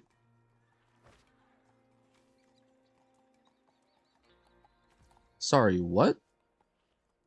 Oh. Oh, Fibblethip does. You make plot as top card has a plot cost. Jeez. It's like, what is happening there? Okay. Bibblethip, quite strong. I did not understand that component of it. That's good for them. Very good for Drago. That was really not what we wanted. Okay. Well. So this probably trades for 2 spirits. But we do have the advantage of being able to sacrifice some stuff to change that up a little bit. So they need to be a little more careful there. Whoa. That's some aggressive blocking. Okay, so I like killing the Razzle Dazzler. And I like killing both of these quite a bit too. I think I absolutely sacrifice the Vampire Rogue. We get a treasure token, which isn't fantastic, but that's trading a token for 2 of their things. So I'm coming out of that feeling kind of okay. They did get a lot of value off Fibblethip, but they could have gotten so much more in the turns to come. That is very scary.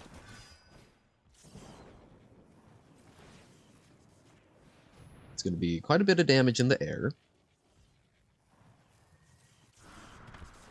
But we will see. We will see if we can eke out a victory. Absolutely double block here. You're killing my 2-1. We take 9.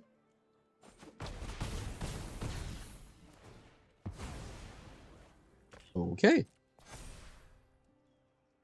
So we need something to deal with that. See, I guess we should have taken the the white-black mythic. That gets rid of all of those tokens. Double Wrangler of the Damned is quite a bit to deal with. Ruthless Lawbringer. Would have really loved that earlier to hit some of their big engines. I guess we can tap something down.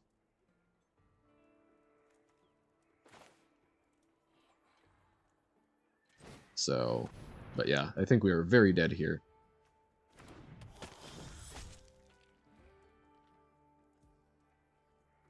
There's a card in Hearthstone named Trolley Problem? Actually? That's fantastic.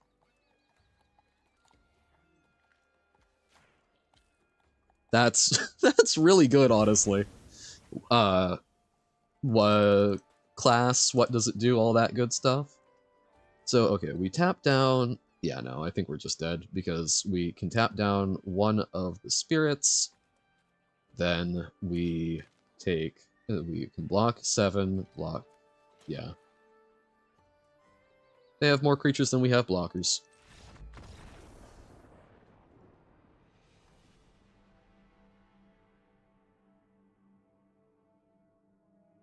Trolley Problem. What would that even do in Hearthstone? Discard your lowest cost spell. Summon 2 3/3 tram cards with Rush. Quick Draw. Don't discard. Quick Draw? I don't know about Quick Draw. Is that... I'm guessing that's a mechanic that's, like, you draw... If you drew the card that turn off of... Quick Draw. Hearthstone.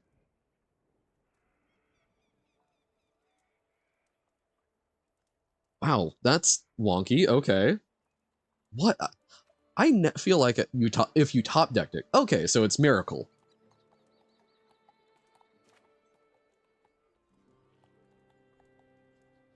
Or no, but it's Miracle, but you can also draw it off something else, but if it waits around. Hello again, Pitta. Glad you're back. Wow, this is another just like... We don't have anything we're doing super early. I'm gonna mull. Frontier Seeker. Okay, now we actually see some of the cheaper parts of our deck. We'll ditch the Gigapede. I feel like I never know what's going on in Hearthstone. I leave for too long. Have I invested in Magic? No. I have, at this point, paid some money into the game for making sure that I can do full-day jams like this, because it's content and justifies a hobby to myself. And, like, I've got my collection sitting behind me. But I would not call it a particular investment. In fact, I suspect the value of a lot of the cards went down because of reprints.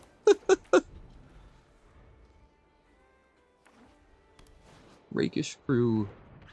Oh, I love the little tidy bones. Oh god, no, not Prairie Dog. Please, no, I'm having flashbacks. Okay. We get a Plains.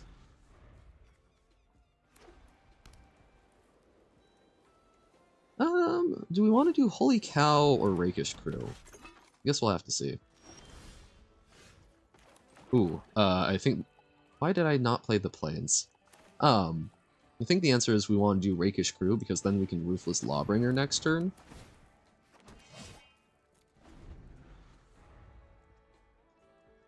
Gonna plot something. Bridled Bighorn. Okay. I think that's actually a pretty decent Lawbringer target.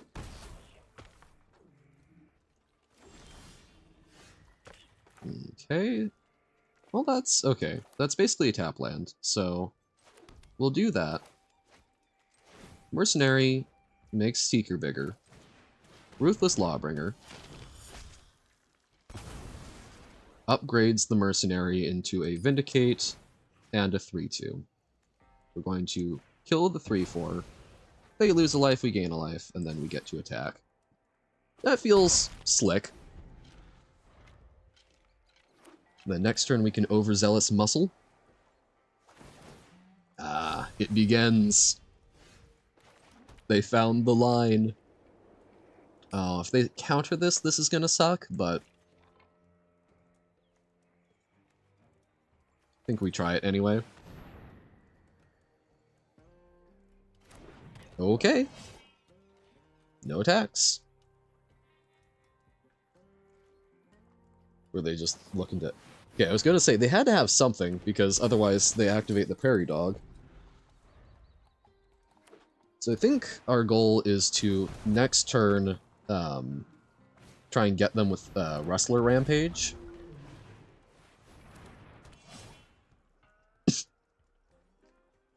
Okay.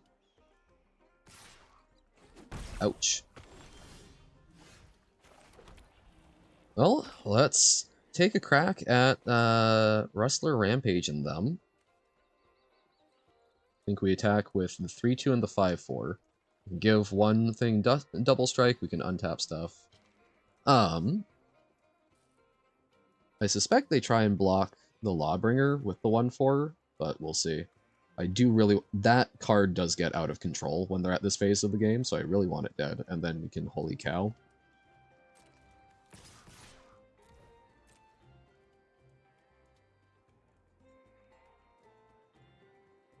Do. Or maybe they just let it through. Okay, chump. I'm fine with a chump. Then we just say whatever, because then we can Holy Cow and still maybe get them with the Rampage.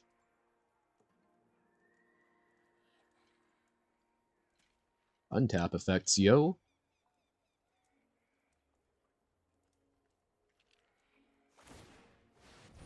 Okay, they're doubling up on that.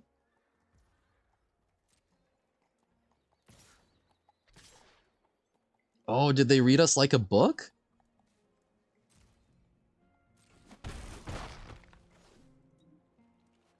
I think they read us like a book. Damn! Oh, we gain 2 life. Swamp to the bottom. Okay. Well,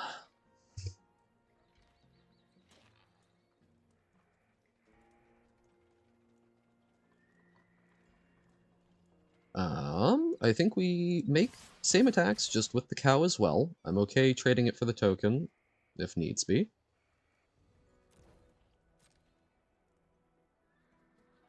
They're being careful with the Wrangler, which is smart.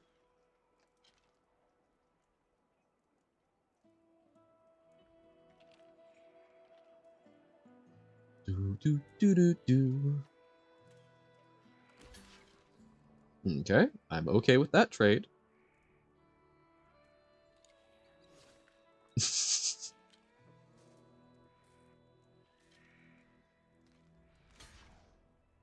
Yep. Okay. Do we... Hold up. So that's going to be 10, 12, and they lose one? That is lethal, right? I'm only going to do this so that we can also play a creature, but I think that's lethal. Because assassin, trigger, 1 life lost. Whew, okay.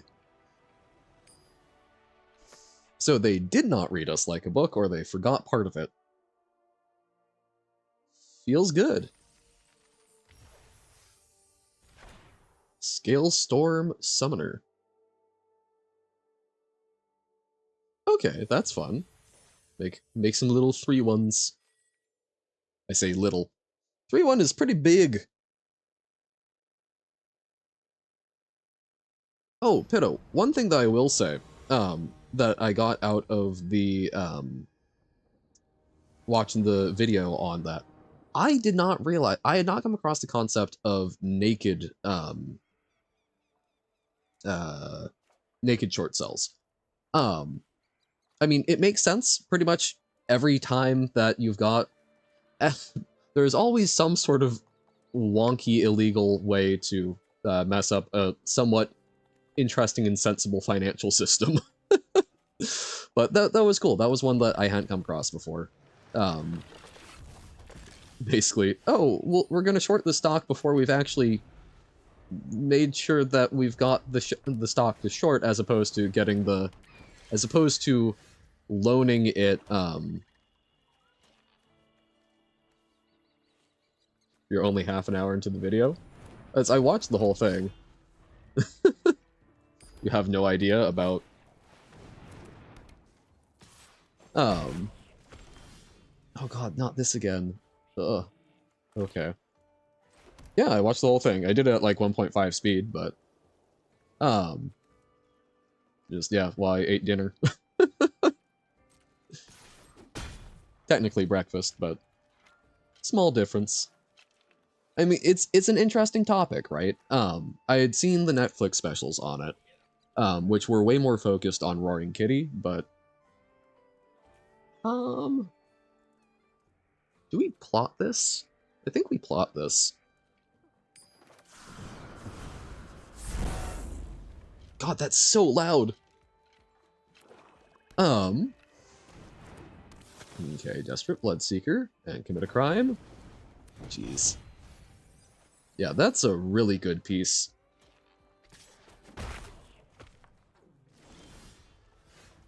Ooh. Baron Bertram. Now that you've watched the video. I think we're actually okay with that trade. Yeah, they don't want to take it. Okay. We'll run out Baron Bertram.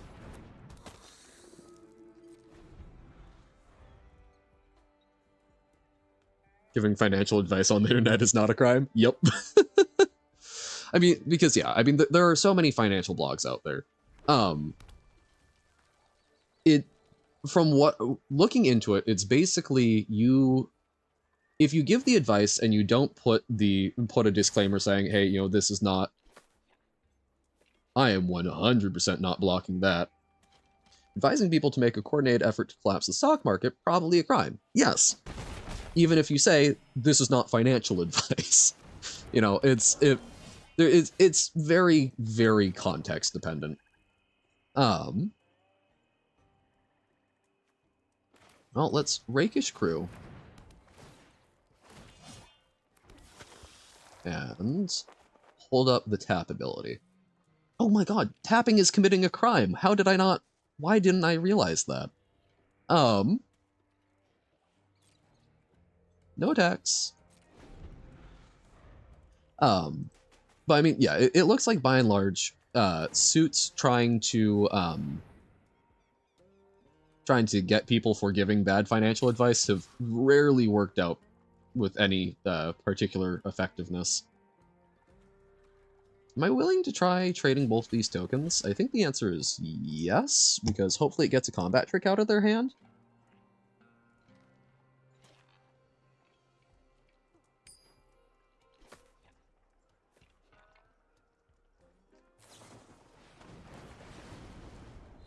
Okay. I'm kind of fine with them trading. Yeah, I'm okay with that. Because it makes me significantly less afraid going forward.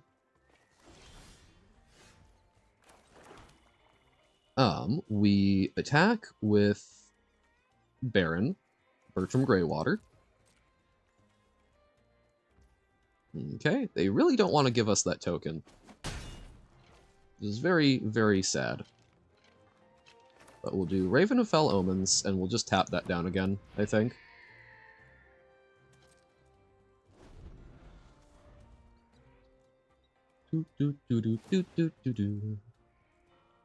Okay.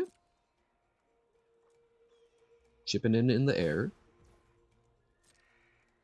These are not financial advice, was in fact, at least in part, there to pretend that advising people to make a coordinated effort to collapse the market was not happening. Ah.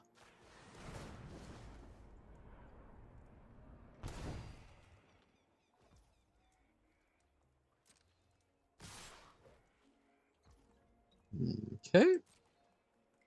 No blocks. Outlaw's Fury. Okay. That's a big one.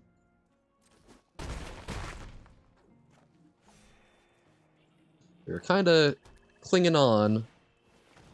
Just barely.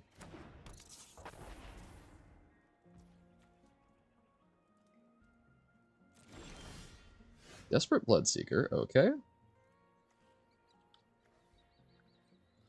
Well, we absolutely attack with Baron again. Really hope they block. They don't. So Rictus Robber is going to be kind of sad, but I think we need to run it out. But we also, man. Yee, enjoy. So Sterling Supplier allows us to block the Raven. But then Overzealous Muscle, we have to chump something. Yes, opponent. So maybe what we do is we Mourner's Surprise, get back Wanted Griffin. So that gives us some chump block material. And then we run out the Wanted Griffin. Or we can also Desperate Bloodseeker and tap. Yeah, let's do Desperate Bloodseeker, I guess.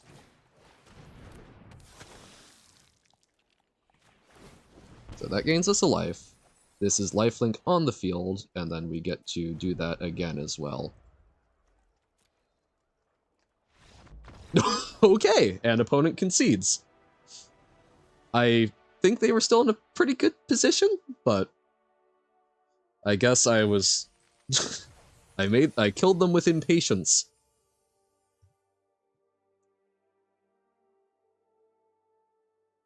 I don't know, early concessions really fascinate me. Like, I think it's been fairly clear that I tend to take a while to concede. There were 1 or 2 games where I probably did it a little early, but by and large, I think it's better to stick it out.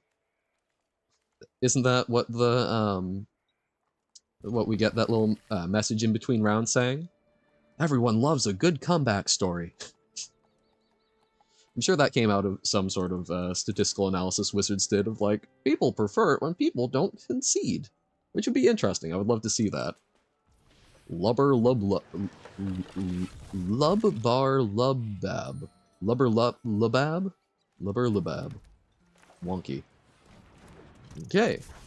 It's a doomed traveler, but a rat warlock. Haha. My rare land comes in untapped, but yours deals a damage. So they kind of evened out.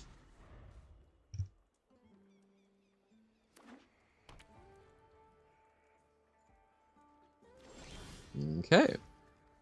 Well, I guess we're gonna probably do a Heartless Pillage. But maybe we just plot a Rictus Robber? Actually, yeah, let's plot the Rictus Robber. Because while we could ramp with that, hitting that much of a hand, I think is rough. We want them to play more things that they can part with, and then hit some big stuff towards the end. At knife point, okay. We will attack, Lawbringer, and then Rictus Robber, and since we will have sacrificed a creature, because at knife point gets out of hand, as we saw. That's the beauty of a Vindicate.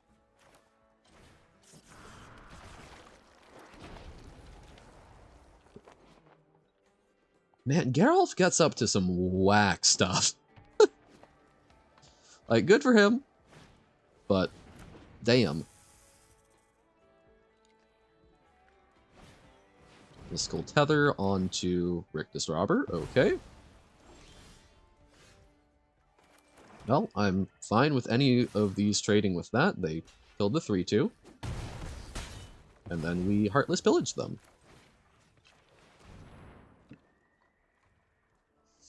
I think, like, 2 out of 4 cards hurts. Okay, it was a mountain. Eh. And, okay, they'll be able to recur stuff. Well, now we need some action.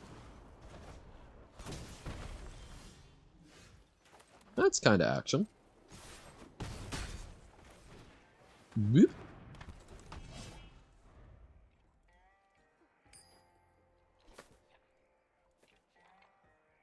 Discard spells are always tough. I think they do often hurt the opponent quite a bit. Like, this is one where they did have a recurring source of card advantage that we didn't know about.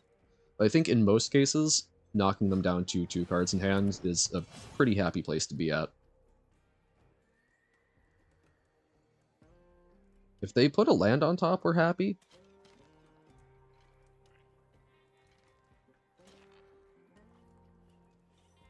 Although, then that might turn into something pretty scary, so maybe that's incorrect. Okay, Raven, not bad. We'll make the zombie big. Hit them for some. Play better Stormcrow, they should be terrified. Now we can tap down something big and be draining them a little.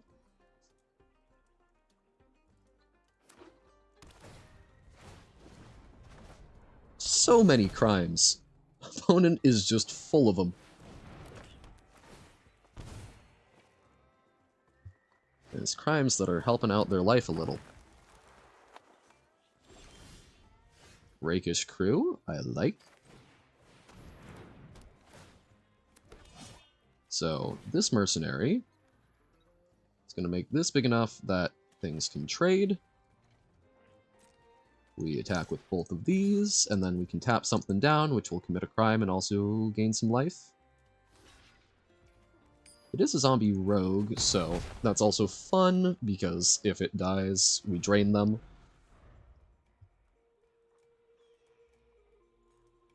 This is a wonky little board state. They've got a lot more card advantage, but I think from what we have on board, we're feeling a lot happier. The fact that their 5 color is spooky, though. I don't know what 5 color would be here. Already won this round of Megatear, could press auto stack right now and you would win the game. Don't want to. Want to put the 100 cards in the same slot. Hell yeah. Want to do the thing. Okay, so draw 2 cards, then you can discard and Zot something for 4. Probably the Sterling Keeper.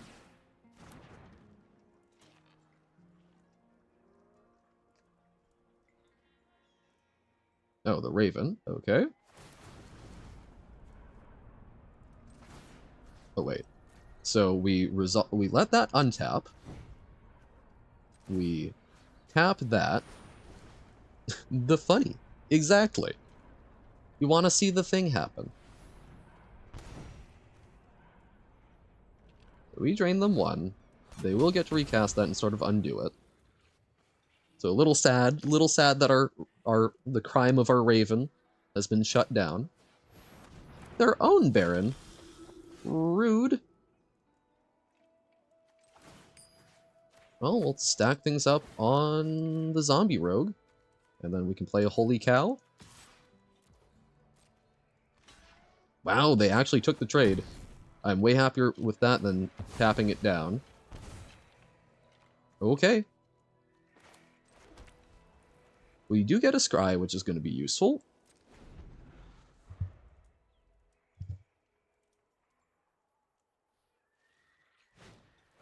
Intimidation campaign. God, there's so much recursive value. Because they just keep drawing things that let them commit crimes. On the bright side, maybe they mill out. Oh, are they gonna hit my rakish crew? So we resolve that. We try tapping that down. They tap it, they float the mana, they'll get to replay the campaign. They still add black. No? So they're not replaying it. Okay.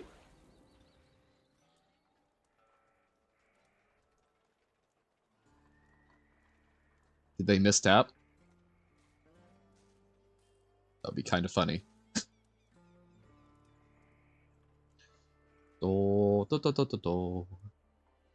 I'd feel a little bad, but that's part of why you wait for the ability to resolve.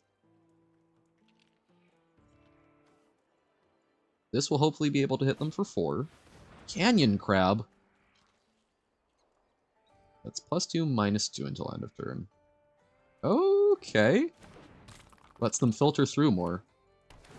I feel like there's a non-zero chance that they mill themselves out. Yeah, I think that was definitely not their plan, because I think they wanted to use the flats to get us. Boneyard Desecrator, pretty sick. But yeah. Cow. The Holy Cow, she'll deal much. Bam! And then we run out the Boneyard Desecrator, and hopefully we can squeeze through that last little bit of damage. So sacrificing the mercenaries drains them, which is pretty cool. Campaign. Outlaws and crabs.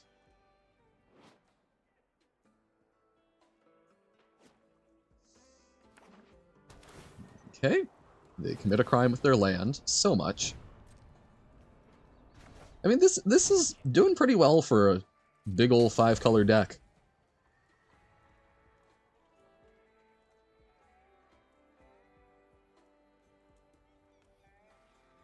Yeah, so they're kind of running low on their black mana for looping it, but Hard Bristle Bandit does a fair bit.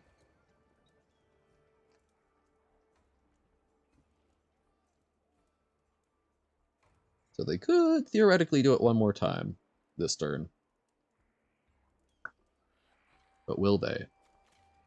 Or will our rakish crew win out in the end? Oh, I don't like that they're not playing it. Oh, wait, no, duh. They didn't have a crime to commit. Okay. Frontier Seeker could do some stuff for us. So, we're gonna see. Salutations, Aya. How goes it? We're having fun. The new magic set came out today. We've been doing pretty well throughout the day. We're having some fun with a little... We've got a bunch of outlaws, and we're trying to commit crimes. I do! Just for Thunder Junction. I figured, gotta do something for, you know, the cowboy set. It's required. No, what does the opponent have? I'm so worried. Okay, we can deal with this. We found a really funny thing. Oh no. I'm going to bust into stitches laughing. What have you got? Draw 2 cards, discard a card. Okay. AI Undertale thingy, but it went crazy. Okay. Interesting.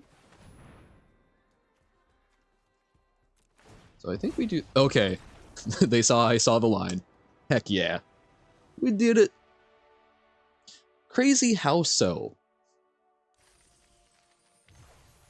Like, someone trying to get an AI trained to play Undertale, and then it went.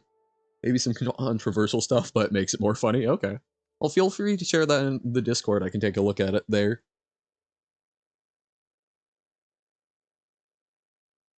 Boom, boom, ba-da-ba. So we're doing pretty well in the draft. We're currently 3-1. So having a good time with that. Raska is the blade of Oko's crew. AI rewrote the dialogue. Ah, yes. I feel like that's always funnier with non-large language models, ones that are basically less good at being autocorrect, more along the lines of like Cleverbot Eevee and those good old classics.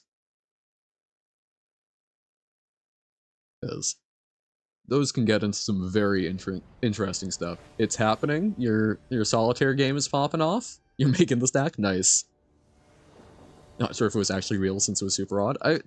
Genuinely, there's some very... Oh my god, our first pick, we're actually seeing it for once. Yeah, I think we can keep this. I don't know, some of the older text generating stuff was definitely wonky. Not at all close to the original dialogue. Well, I could also definitely see, stuff... I think we plot this, because I think this is just way better as a 4-5. God, that's so loud. I wonder if, rather than, like, AI, I wonder if they're doing, like, multiple translation. It's been more than half the round making the stack. Goodness. Voracious varmint. Yeehaw. Well, let's pillage them heartlessly. 1 card for 2. Then next turn, we can either hit something of theirs, or Wanted Griffin. And then, hopefully, turn 5, lead with Dust Animus, and go. 1 more concert today, you're so done with this? Almost there!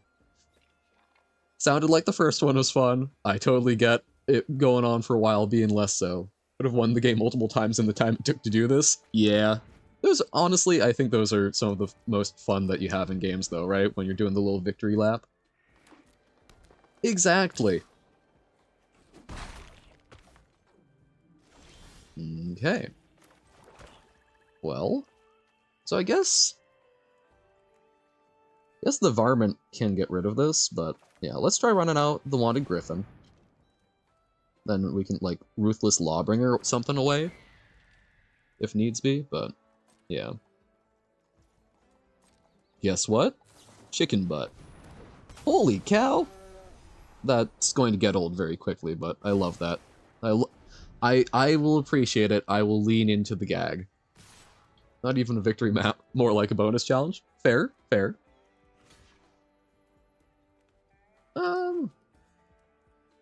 Yeah, no. Gonna try and get my friend to teach you Magic the Gathering? Awesome! That would be very good. That would be really fun. Yeah, I've tried to think, I don't know, I might try doing like a pre-record, or I could cover some stuff, or I could do like a little write-up. That's all he does during animation too. Fair. Super fair. Man, so I guess we'll do Lassoed by the Law on the Varmint.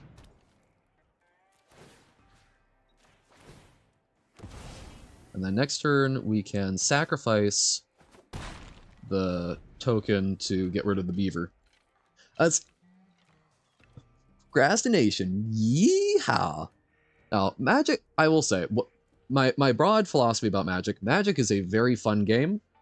A lot of the sets that have come out recently have been very overcomplicated and not very accessible to beginners. So I would highly recommend, if he's gonna try and teach that to you, that I mean, I'm sure he'll have his own, or they'll have their own opinions. Yeah, it's a very fun game. Core sets.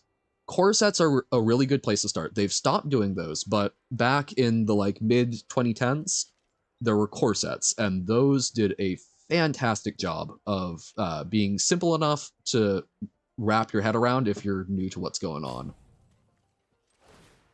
So I think we try and gain 5 life, and then corsets, exactly. They look very fancy when you put them on. But yeah, I mean, like, pretty much you made the stack, yay! Yeah, I think we'll try and go with Baron. They do. I have a friend who puts them on, looks very, very good in them, and is very happy to endure suffering for the sake of looking good. But yeah, no, pretty much every card these days has a whole bunch of text on it, like Flash, Flying. When it enters the battlefield, do this, and keyword that, which is... That would have overwhelmed me significantly when I was learning. Whereas a lot of the core sets have what are called vanilla creatures, which is a creature that you pay a certain amount of mana for, it has a certain stat line, it's a 3/4, and that's it. It's a creature.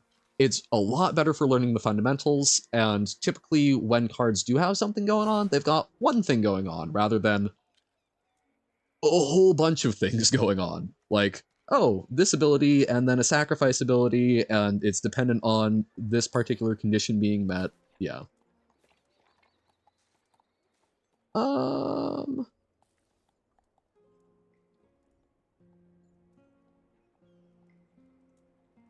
I'm gonna try and trade with the Holy Cow now.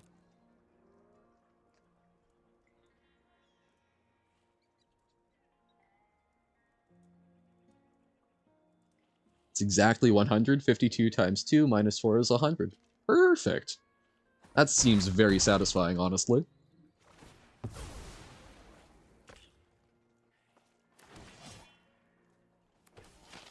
But yeah, no, Magic is very nice.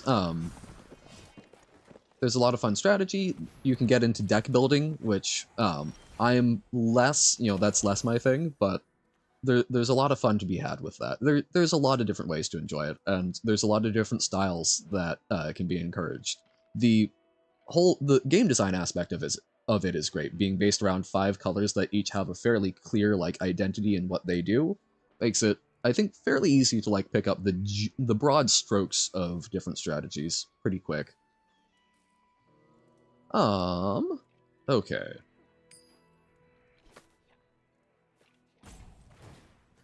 So we're gonna load up on our lifelinker.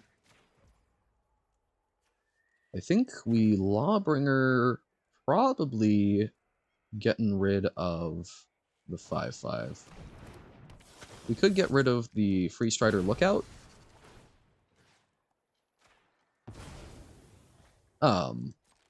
And just try and get more damage in, but kind of worried about them actually getting a pretty big attack off, so we'll do that. Got some good lifelink. And worst comes to worst, we can chump block and sacrifice it to draw a card, thanks to our good old vampire friend here. Very snappily dressed.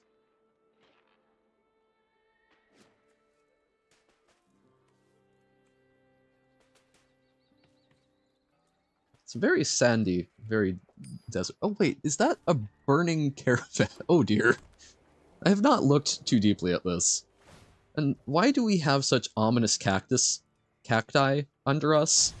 It's a little concerning. Okay, they're gonna grow that. Well,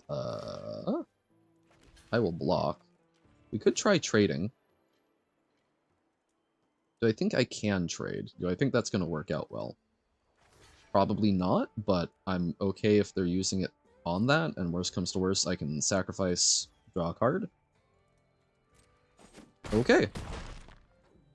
I am alright with that trade. So they're gonna do something to remove this, I'm guessing. But now we have an ambush gigapede, which is just such a gigapede. Because giga is billion? I think it's billion. That's a lot of legs. So let's put the mercenary on there, trying to distribute our damage a little. They don't have the mana to do the cleave cost for destroy all attacking creatures. No, that's not what the cleave does. But we're gonna try this. This has been doing a lot of work. Turns out 4 or 5 flyer. Ah, and they'll give it double strike. But oh, we can ambush Gigapede. So it's not actually going to kill it. Oh no, opponent. Aw, yeah, that's valid. So that was something. So like, I will not try and get too deep into it, but like that's one of the fun interactions to me, is the sort of push and pull of combat tricks. So a lot of games center around you using your creatures to kill your opponent, but then you can play things to influence that combat. And I find it really fun when two game plans sort of collide, where one person pulls the trigger to try and save themselves, and then you find a way to like just sort of slightly push that over the edge and make it not anywhere near as effective as they were hoping. This is a rough hand. We've got 2 2-drops, but no white source. I think we mulligan. This is also a rough hand. Oh, God, okay. But I think we keep it. We ship off one of the swamps, and we hope for the best. Probably should have kept the first hand over this one, but such is life. We're doing pretty well. It's time we had a bad game with this deck. Omen Port Vigilante has double strike as long as you've committed a crime this turn. You'll hear crimes come up a lot with this set. Committing a crime just literally means like playing anything that interacts with a thing your opponent has. So it's just sort of a fun and flavorful thing, but I adore that it's now committing a crime. Just let your opponent do the things they want to do. Don't interact with it. It's a crime. We're going to get completely run over this game. Even if we draw a land here, we're going to be pretty behind. Yeah. Well, maybe we get a plains. That was going to be 5 land. Ugh. Actually, we leave that back on blocks. They'll just transfer it over, but I guess, so should have attacked, because then they just don't use that. Just play Bogles, only non-crime deck. True, Bogles would be non-crime. Trying to think, Helix Pinnacle, was that one of the ones that's win the game by sinking like 100 mana into it? Yeah, technically. So if they commit a crime, this gets double strike, which would be bad for us. So we could block here and try and eat up at least one of their tokens. Is it specifically tokens? Yeah, we'll give that a shot. Yeah, Bogles is not crimey. I do love that having a creature hit your opponent really hard, not a crime. But throwing a lightning bolt at him. Quick draw. Okay. Yikes. Well.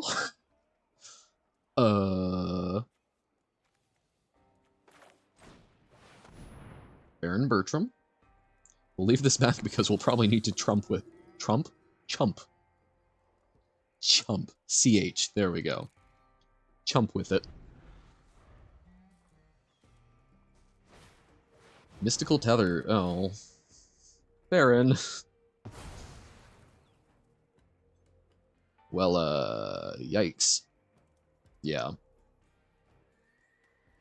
We got 2 lands. We could, like, Gigapede, get some stuff, but here we're just throwing away stuff, not advancing how we're doing.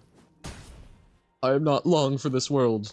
We'll still have at least one more game in this draft after it, but goodness. So we could Wanted Griffin, which is a little harder to deal with. Holy Cow gives us a Scry and some guaranteed life. That's probably better. We'll give it a shot.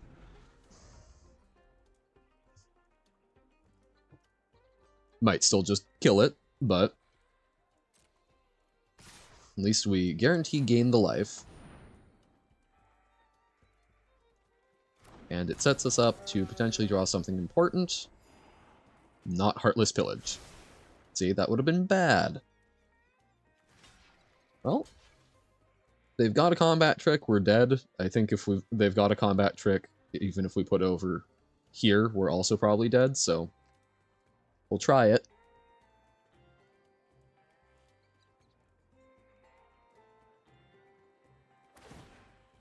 Okay.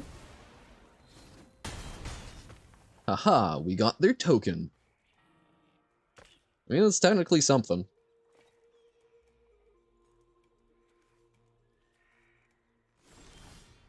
Desperate Bloodseeker. Okay.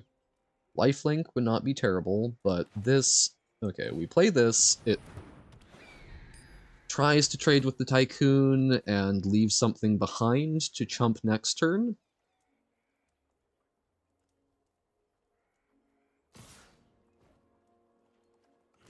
I mean, we're so easily dead here. Blocking this is more likely to save us, but... Okay. Wait, they had lethal. Oh, wait, no. Hold up. No, because it doesn't crime. Okay, they did not have lethal. I was ready to be very offended. Well, we commit a crime. Haha, you're milling.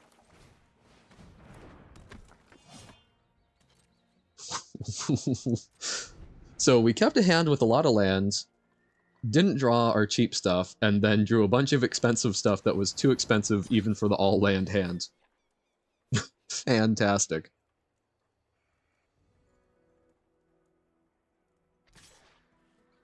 Well, we will try blocking. Okay, we gained some life. And we drew a land. Okay. Okay.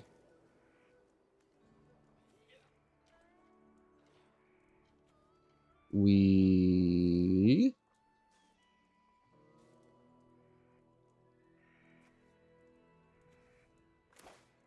Do we Overzealous Muscle or Sterling Supplier?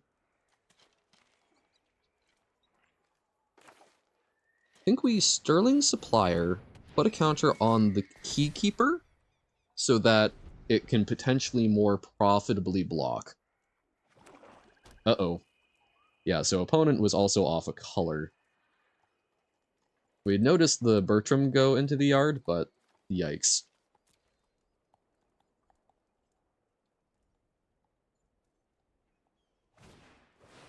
Okay.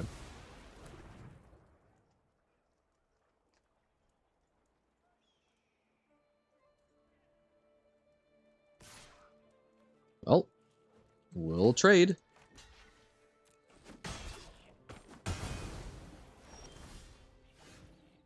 Mortar's Surprise. So we can recur something. That's actually kind of nice. I think we try the Overzealous Muscle, because Stagecoach Security can get us a free attack with the Vigilance, which I think is going to be important if we're going to get back in this using that efficiently. If they don't play something this turn, I guess... yeah, I'm like, oh, Ambush Gigapede, but... Oh, okay, Ambush Gigapede could do a lot against the Tycoon, because they don't get to sacrifice that to save it. That would be nice. we are clinging on by the skin of our teeth, which is such a weird sentence, or such a weird phrase. So Ruthless Lawbringer could get back Bertram Greywater? Is that good? So we could Mourner's Surprise, we make a 1/1, and we Ruthless Lawbringer. We get back Baron Bertram, which can then... I guess we don't have a lot of other token generation going on, but... So would it be better to try and kill something? I don't know. I'm going to try it. So let us bring back the Sterling Supplier. Then Ruthless Lawbringer. It's going to sacrifice the 1/1 and get back the Lawbringer. This gets indestructible. So we can block there and block there kind of comfortably. So I think we get cheeky, and we're going to try making an attack. They should just eat it, but...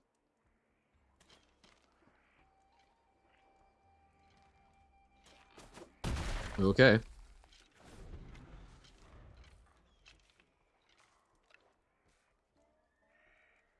We would really love to draw land for the Gigapede, which is still such a wonky sentence to say.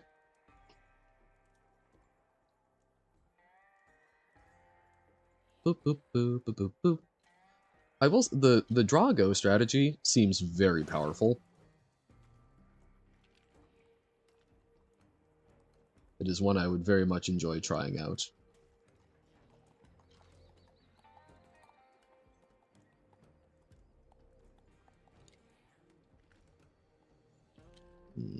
Okay. What's up, opponent? You're thinking. Why do that if you're not going to attack? We attempt the block.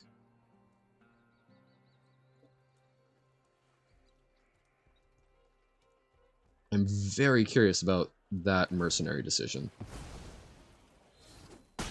Because why not put it onto the Tycoon then, in case I don't block? Their own Baron Bertram. Okay.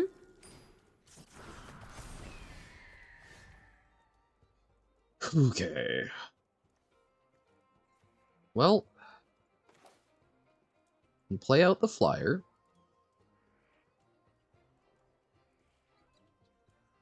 And we play out the flyer, put the counter on our Baron Bertram, so that it can block, and pass the turn. But see, I think it was good for us to attack there. I don't know, it was just, I didn't think the muscle was going to get in on the blocking that combat, so might as well take the relatively free attack. Inventive Wingsmith, okay. So opponent can kind of sit comfortably, and they're going to see things increase.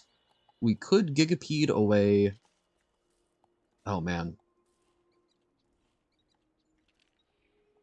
We hold and we see what they do that we want to Gigapede. So Raven can slowly kill us through crimes. Prairie Dog can just grow out of control. Prosperity Tycoon is less threatening without the token, but it might get that back, and then it's kind of a problem, but we've got stuff that's big enough. So we're going to sit tight. We're going to see. This is... I thought I had lost the game a while ago, so I'm not going to be too upset if I lose now, but man. Okay. So they are going to commit a crime. So in that case, I'm going to try and kill the Raven of Fell Omens.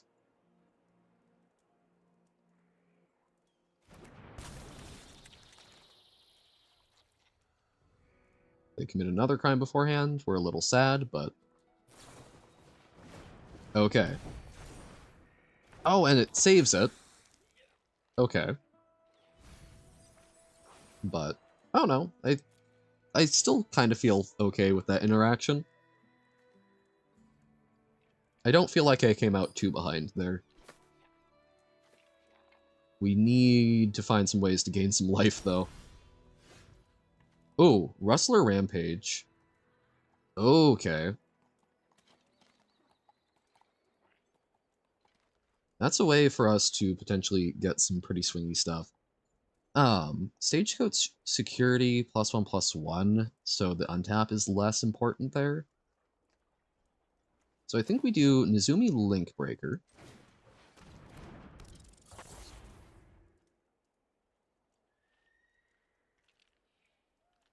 And I think we actually do attack with everything. And then we can like give this double strike and such. Oh, okay. Hold on. So is there anything that's like a really bad attack here? This is maybe an awkward way of stacking up, but I think they should be sufficiently afraid of us committing crimes. Yeah, I'm gonna try it. Might be very wrong.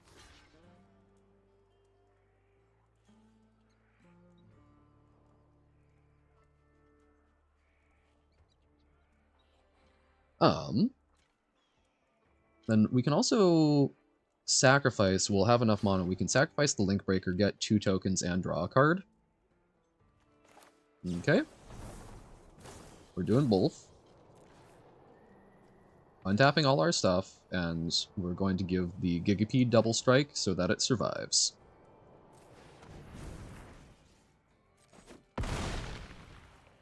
So, that helped us clear up the board just a little bit. Okay.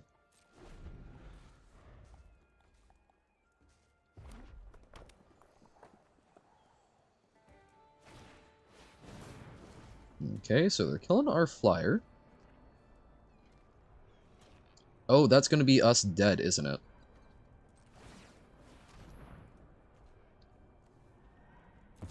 But, I mean, that was going to happen anyway, right? So, they get to commit a crime, they gain a life, or we lose a life, and then they smack in for 4. I think we gave it an admirable attempt there.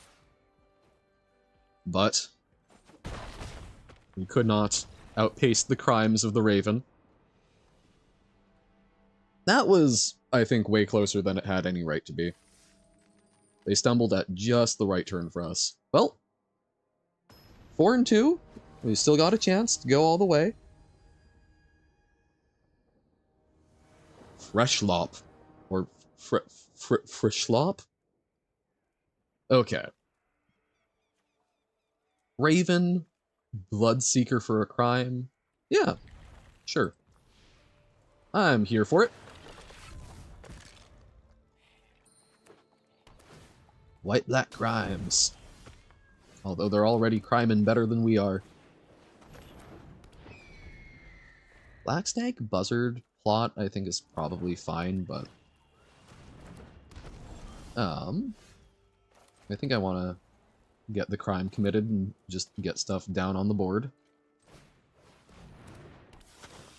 Pew pew! Mill and lose some life. Ooh! Awesome. I like hitting an intimidation campaign. I mean, pure luck, but glad to have done it. So, I mean, Tomb Trawler can get it back, but... Canyon Crab?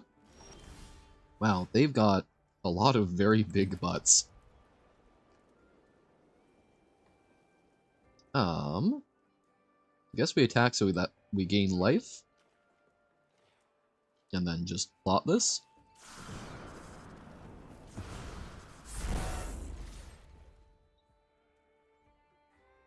I mean, yeah, of course they block, but we gain 2 life out of it. And we're not blocking with it, so... Go for it. If we have to sacrifice something to kill the crab, I'm gonna be a little sad, but... Next turn we can, like, Sterling Supplier on the Raven.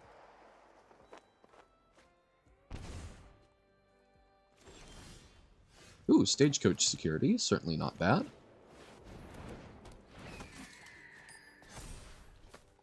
And I think we still attack with the 2-2. Yeah, because we're probably okay blocking there, but I think they trade. They do trade.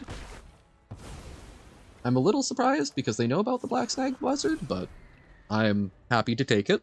So now we've got 8 power in the air, and we can stagecoach security next turn and potentially do quite a bit.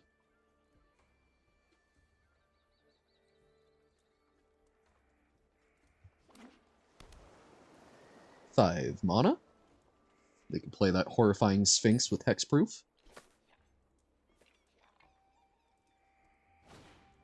The Zav. Okay.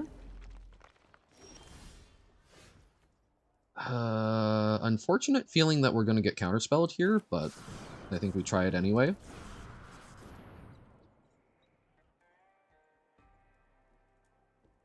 They are... Oh, I guess the crab would hold priority.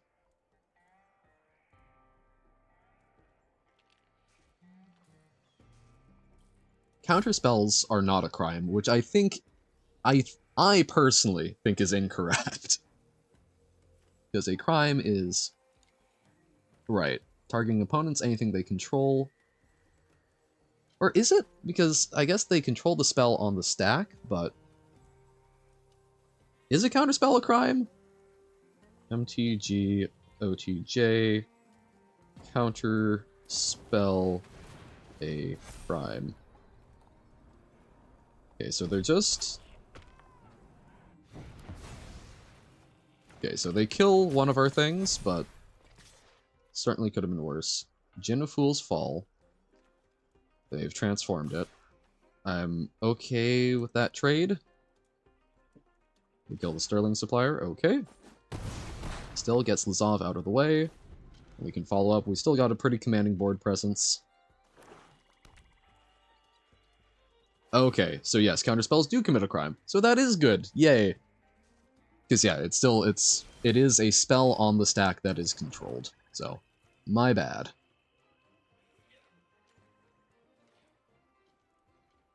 Well, I don't think we attack into the Canyon Crab, so 3-2 in the air. Chipping away. Chip it away, chip it away, chip it away now. Okay. And we'll run out a wanted griffin. It's good to be wanted. Not this kind, but, you know.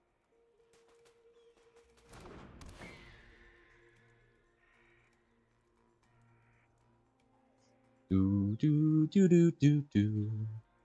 And we murder them in the air with all of our weird birds. Half bird, half lion. It's a buzzbird. And a human bird. And a raven. We have a lot of birds. Okay, opponent has just been, like, sitting there quietly, which is honestly really terrifying.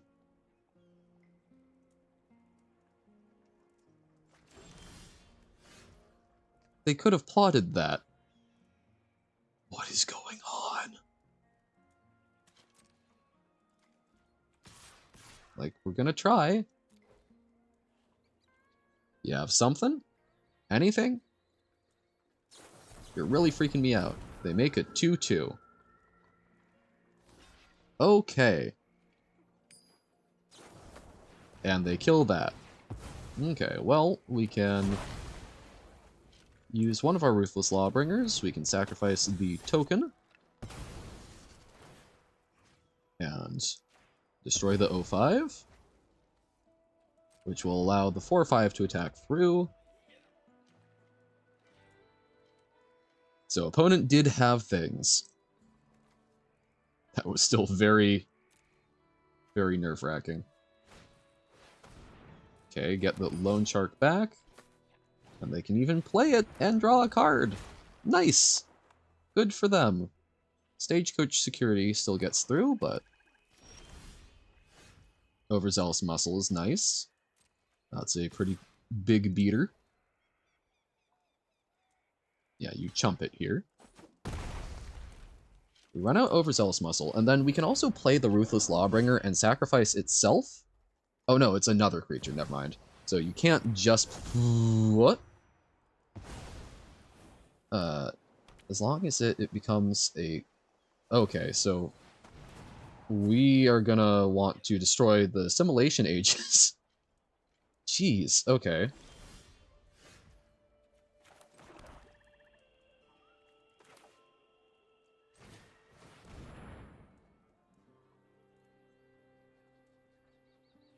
So we sacrifice our other Lawbringer. I think we destroy the Aegis, because that's going to be... We want our muscle back, and it's going to be kind of problematic if it sticks around. Because they can just transform other things into very scary stuff. Because, like, we could try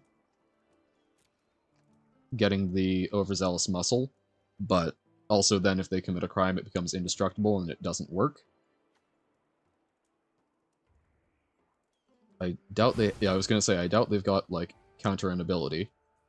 So now we can attack with Stagecoach Security, and either take it or chump with the O4. I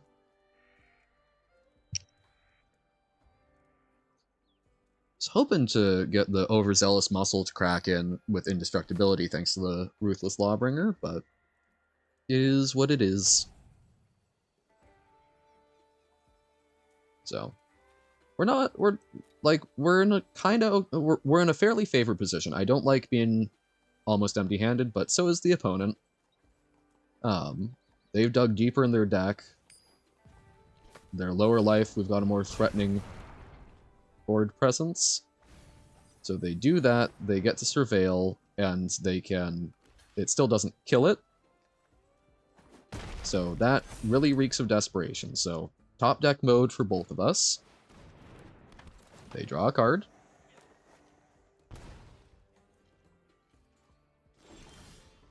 Okay. Still think we attack with both of these. They could double block there, but if they're doing that, they're taking 5, and we still get to kill the thing, so I'd be okay. I guess they could block with that, but I do think that's their best move.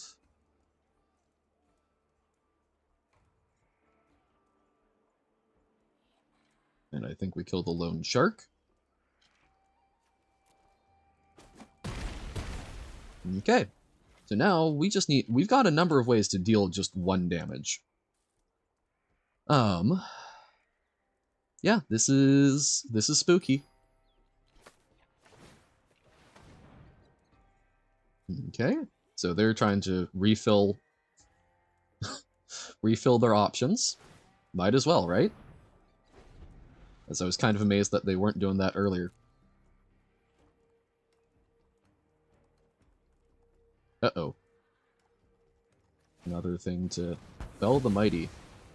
Yikes. Okay. Looking a lot less good for us. Again, only need 1 damage. Yeah, they're going, what? Because if that had been a desert, would have killed them. See, rares, actually worse than commons.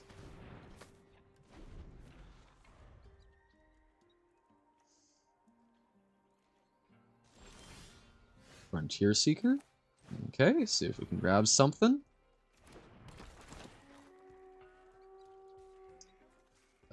Complete mess. Alright. But something to the board, and 2 lands we didn't draw. We would have liked some of those other spells, but... Wait, what just got put on the bottom? Lazav, okay.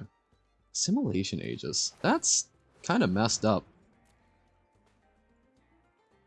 Because Oblivion Ring needed to be an artifact that does even more.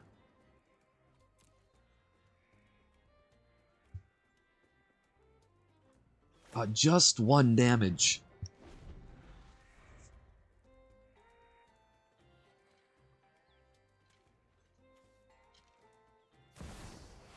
Harvester of Misery. Wow, okay. Again, still, Oh my god, we just need 1 damage. We've had this happen so many times today where we just start top decking lands and we're so close. Like, man, Rakish Crew. Come on, Rakish Crew. Or something with flying. I guess, so we've already used our, we've already used our Raven. Heartless Pillage, okay. They don't get to use those spells. That was not one that we wanted to draw, but something. Slows our inevitable demise, maybe gets rid of some life gain. I think if they had it, they would have played it, but... Wait. Why would you... You're still going to lose the card that you drew. They had a second Harvester of Misery? Hold up. Hold up. Pardon? So they got double Vault Mythic. That's... Yikes. Okay. Just need 1 damage. Want them to draw a card and lose a life. Ugh. It's not legendary. They could have played it. I guess they might have drawn that one, but... Damn.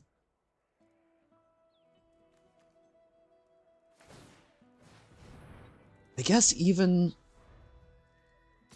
Oh, that's opponent deck. Like, I guess even technically, more the crew doesn't do it, because we can't... This has Menace, so we can't guarantee block. This might let us live longer. Nope. Okay. Got... Unless they do anything else, 2 more turns, really. Jeez.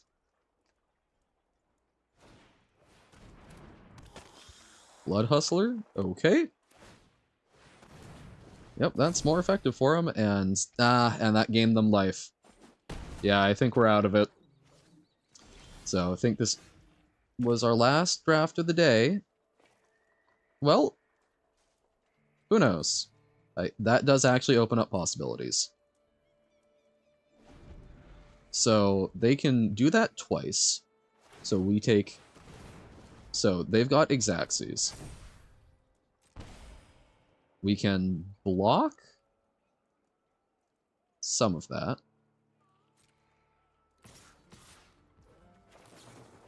So they can take us to... No, we'll be a little over 1.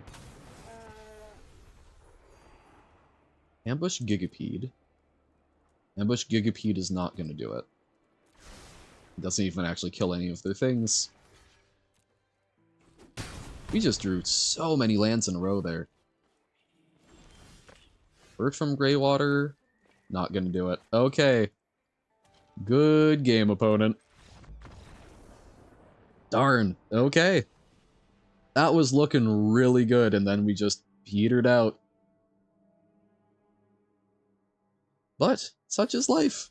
Still made it to 4 wins, which is pretty darn good. We came out of today, I don't know, I'm feeling pretty fantastic.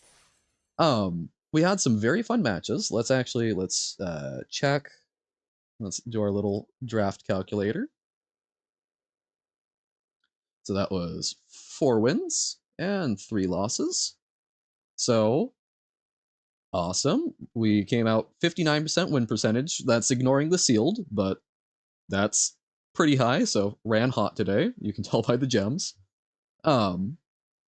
If we keep it up at this rate, that's only another 31-ish drafts, and that's ignoring getting extra packs and whatnot from things. So, I don't know, I'm having a good time. I'm having a very good time.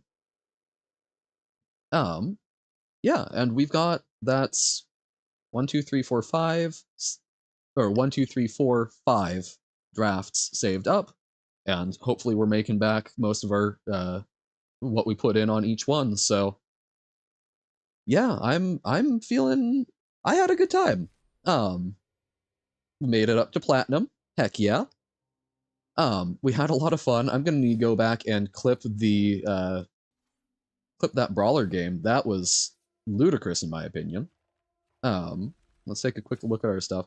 Oh no, I had a blast. I'm really enjoying this set. I think it seems very powerful. The big score stuff is very swingy, and I don't feel great about it. I think that's going to be one of my biggest frustrations with the draft environment is that you'll probably draft a really good deck a number of times and then just run up against someone who's got like that stupid Lotus Ring I had, for example. That was doing ridiculous amounts of work in that deck.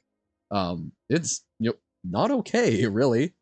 Um, so I think you're gonna run into stuff where it's just like a a high a high number of these one-off cards that you don't necessarily expect and you can't really plan around that are just gonna feel bad. But I don't know, like a lot of the things that are in the set are very powerful. Like Pillage the Bog, it's not a demonic tutor, but it's pretty surprisingly close in at least a draft environment. We didn't get to play with Vraska, but I think she's going to be fantastic. Roxanne, lots of value. Bonnie Paul, we were that deck wasn't super great. I mean, we did get 6 wins with it, so but it was not great for actually doing what it was trying to do. Still seemed powerful when it came down. Railway Brawler, absolutely ridiculous. Colossal Rattleworm, I think stacks up worse against some of the creatures than I was thinking when we saw the spoilers. Vadmir, never really got to see him pop off the way we would have liked, but still, I mean, he was a threat that people had to answer. Dust Animus, real good. Um, Archmage's Newt, as much as I like Newt, don't think that's gonna be doing a whole lot for us in the future. But I don't know. These are some very powerful cards. I was having a lot of fun playing it. A lot of fun seeing, even when I was losing, a lot of the time. Like I don't know, some of the big score stuff felt bad, but there were a lot of times where I was going, wow, the opponent did something real cool. So I'm looking forward to it. I'm looking forward. This is going to be probably morning draft every day before doing Baba. Maybe 2 drafts, probably only one, since I know Magic is not as big a thing. But we will see. Um, but I'm looking forward to drafting this each day. But yes, today I think I'm going to sign off. It's been going for God almost 6 hours. Yeah, 6 hours, which has been great. I've just been having a blast, and this is I think the biggest thing to me is that this is something I would have been doing on my own anyway. So I feel really grateful that I was able to hop on and have fun, spend my day doing this, and chat with some folks. Even if I think we only had 2 folks, Cholera and Personal, who play Magic. But sounds like Aya's maybe going to learn a little Magic, which is awesome. And it was fun chatting with folks around stuff with it. I know I'm a little focused on the Magic. It's a lot of new cards, a lot of new stuff. So if you're not as into the Magic content, probably a lot more boring. But I had a blast with it. I'm really grateful that I got to hang out with y'all. It's fun as always. So thank y'all for hopping in. I really appreciate it. Um, Made it really fun. I think it's really cool to compare this. I did a similar thing for the Murders at Karlov Manor, the previous set, and I think Cholera dropped in a little bit. But it was, there was a decent chunk of it. I think the first like hour or two where it was just me, and like towards the end here, petered down a little. But it was really fun. It's really fun seeing the difference of getting to have conversations, having some running through lines and whatnot. Getting to see, I need to take a look at stuff in the Discord with Geometry Dash and whatnot. It's really cool that some of y'all are having fun popping in here and chatting with me while I'm just doing things that I'm doing anyway. So thank you. I'm really enjoying that. And I hope it was fun, even if it was very magic heavy. So thank y'all. I hope you have a fantastic rest of your day. But for now, bye.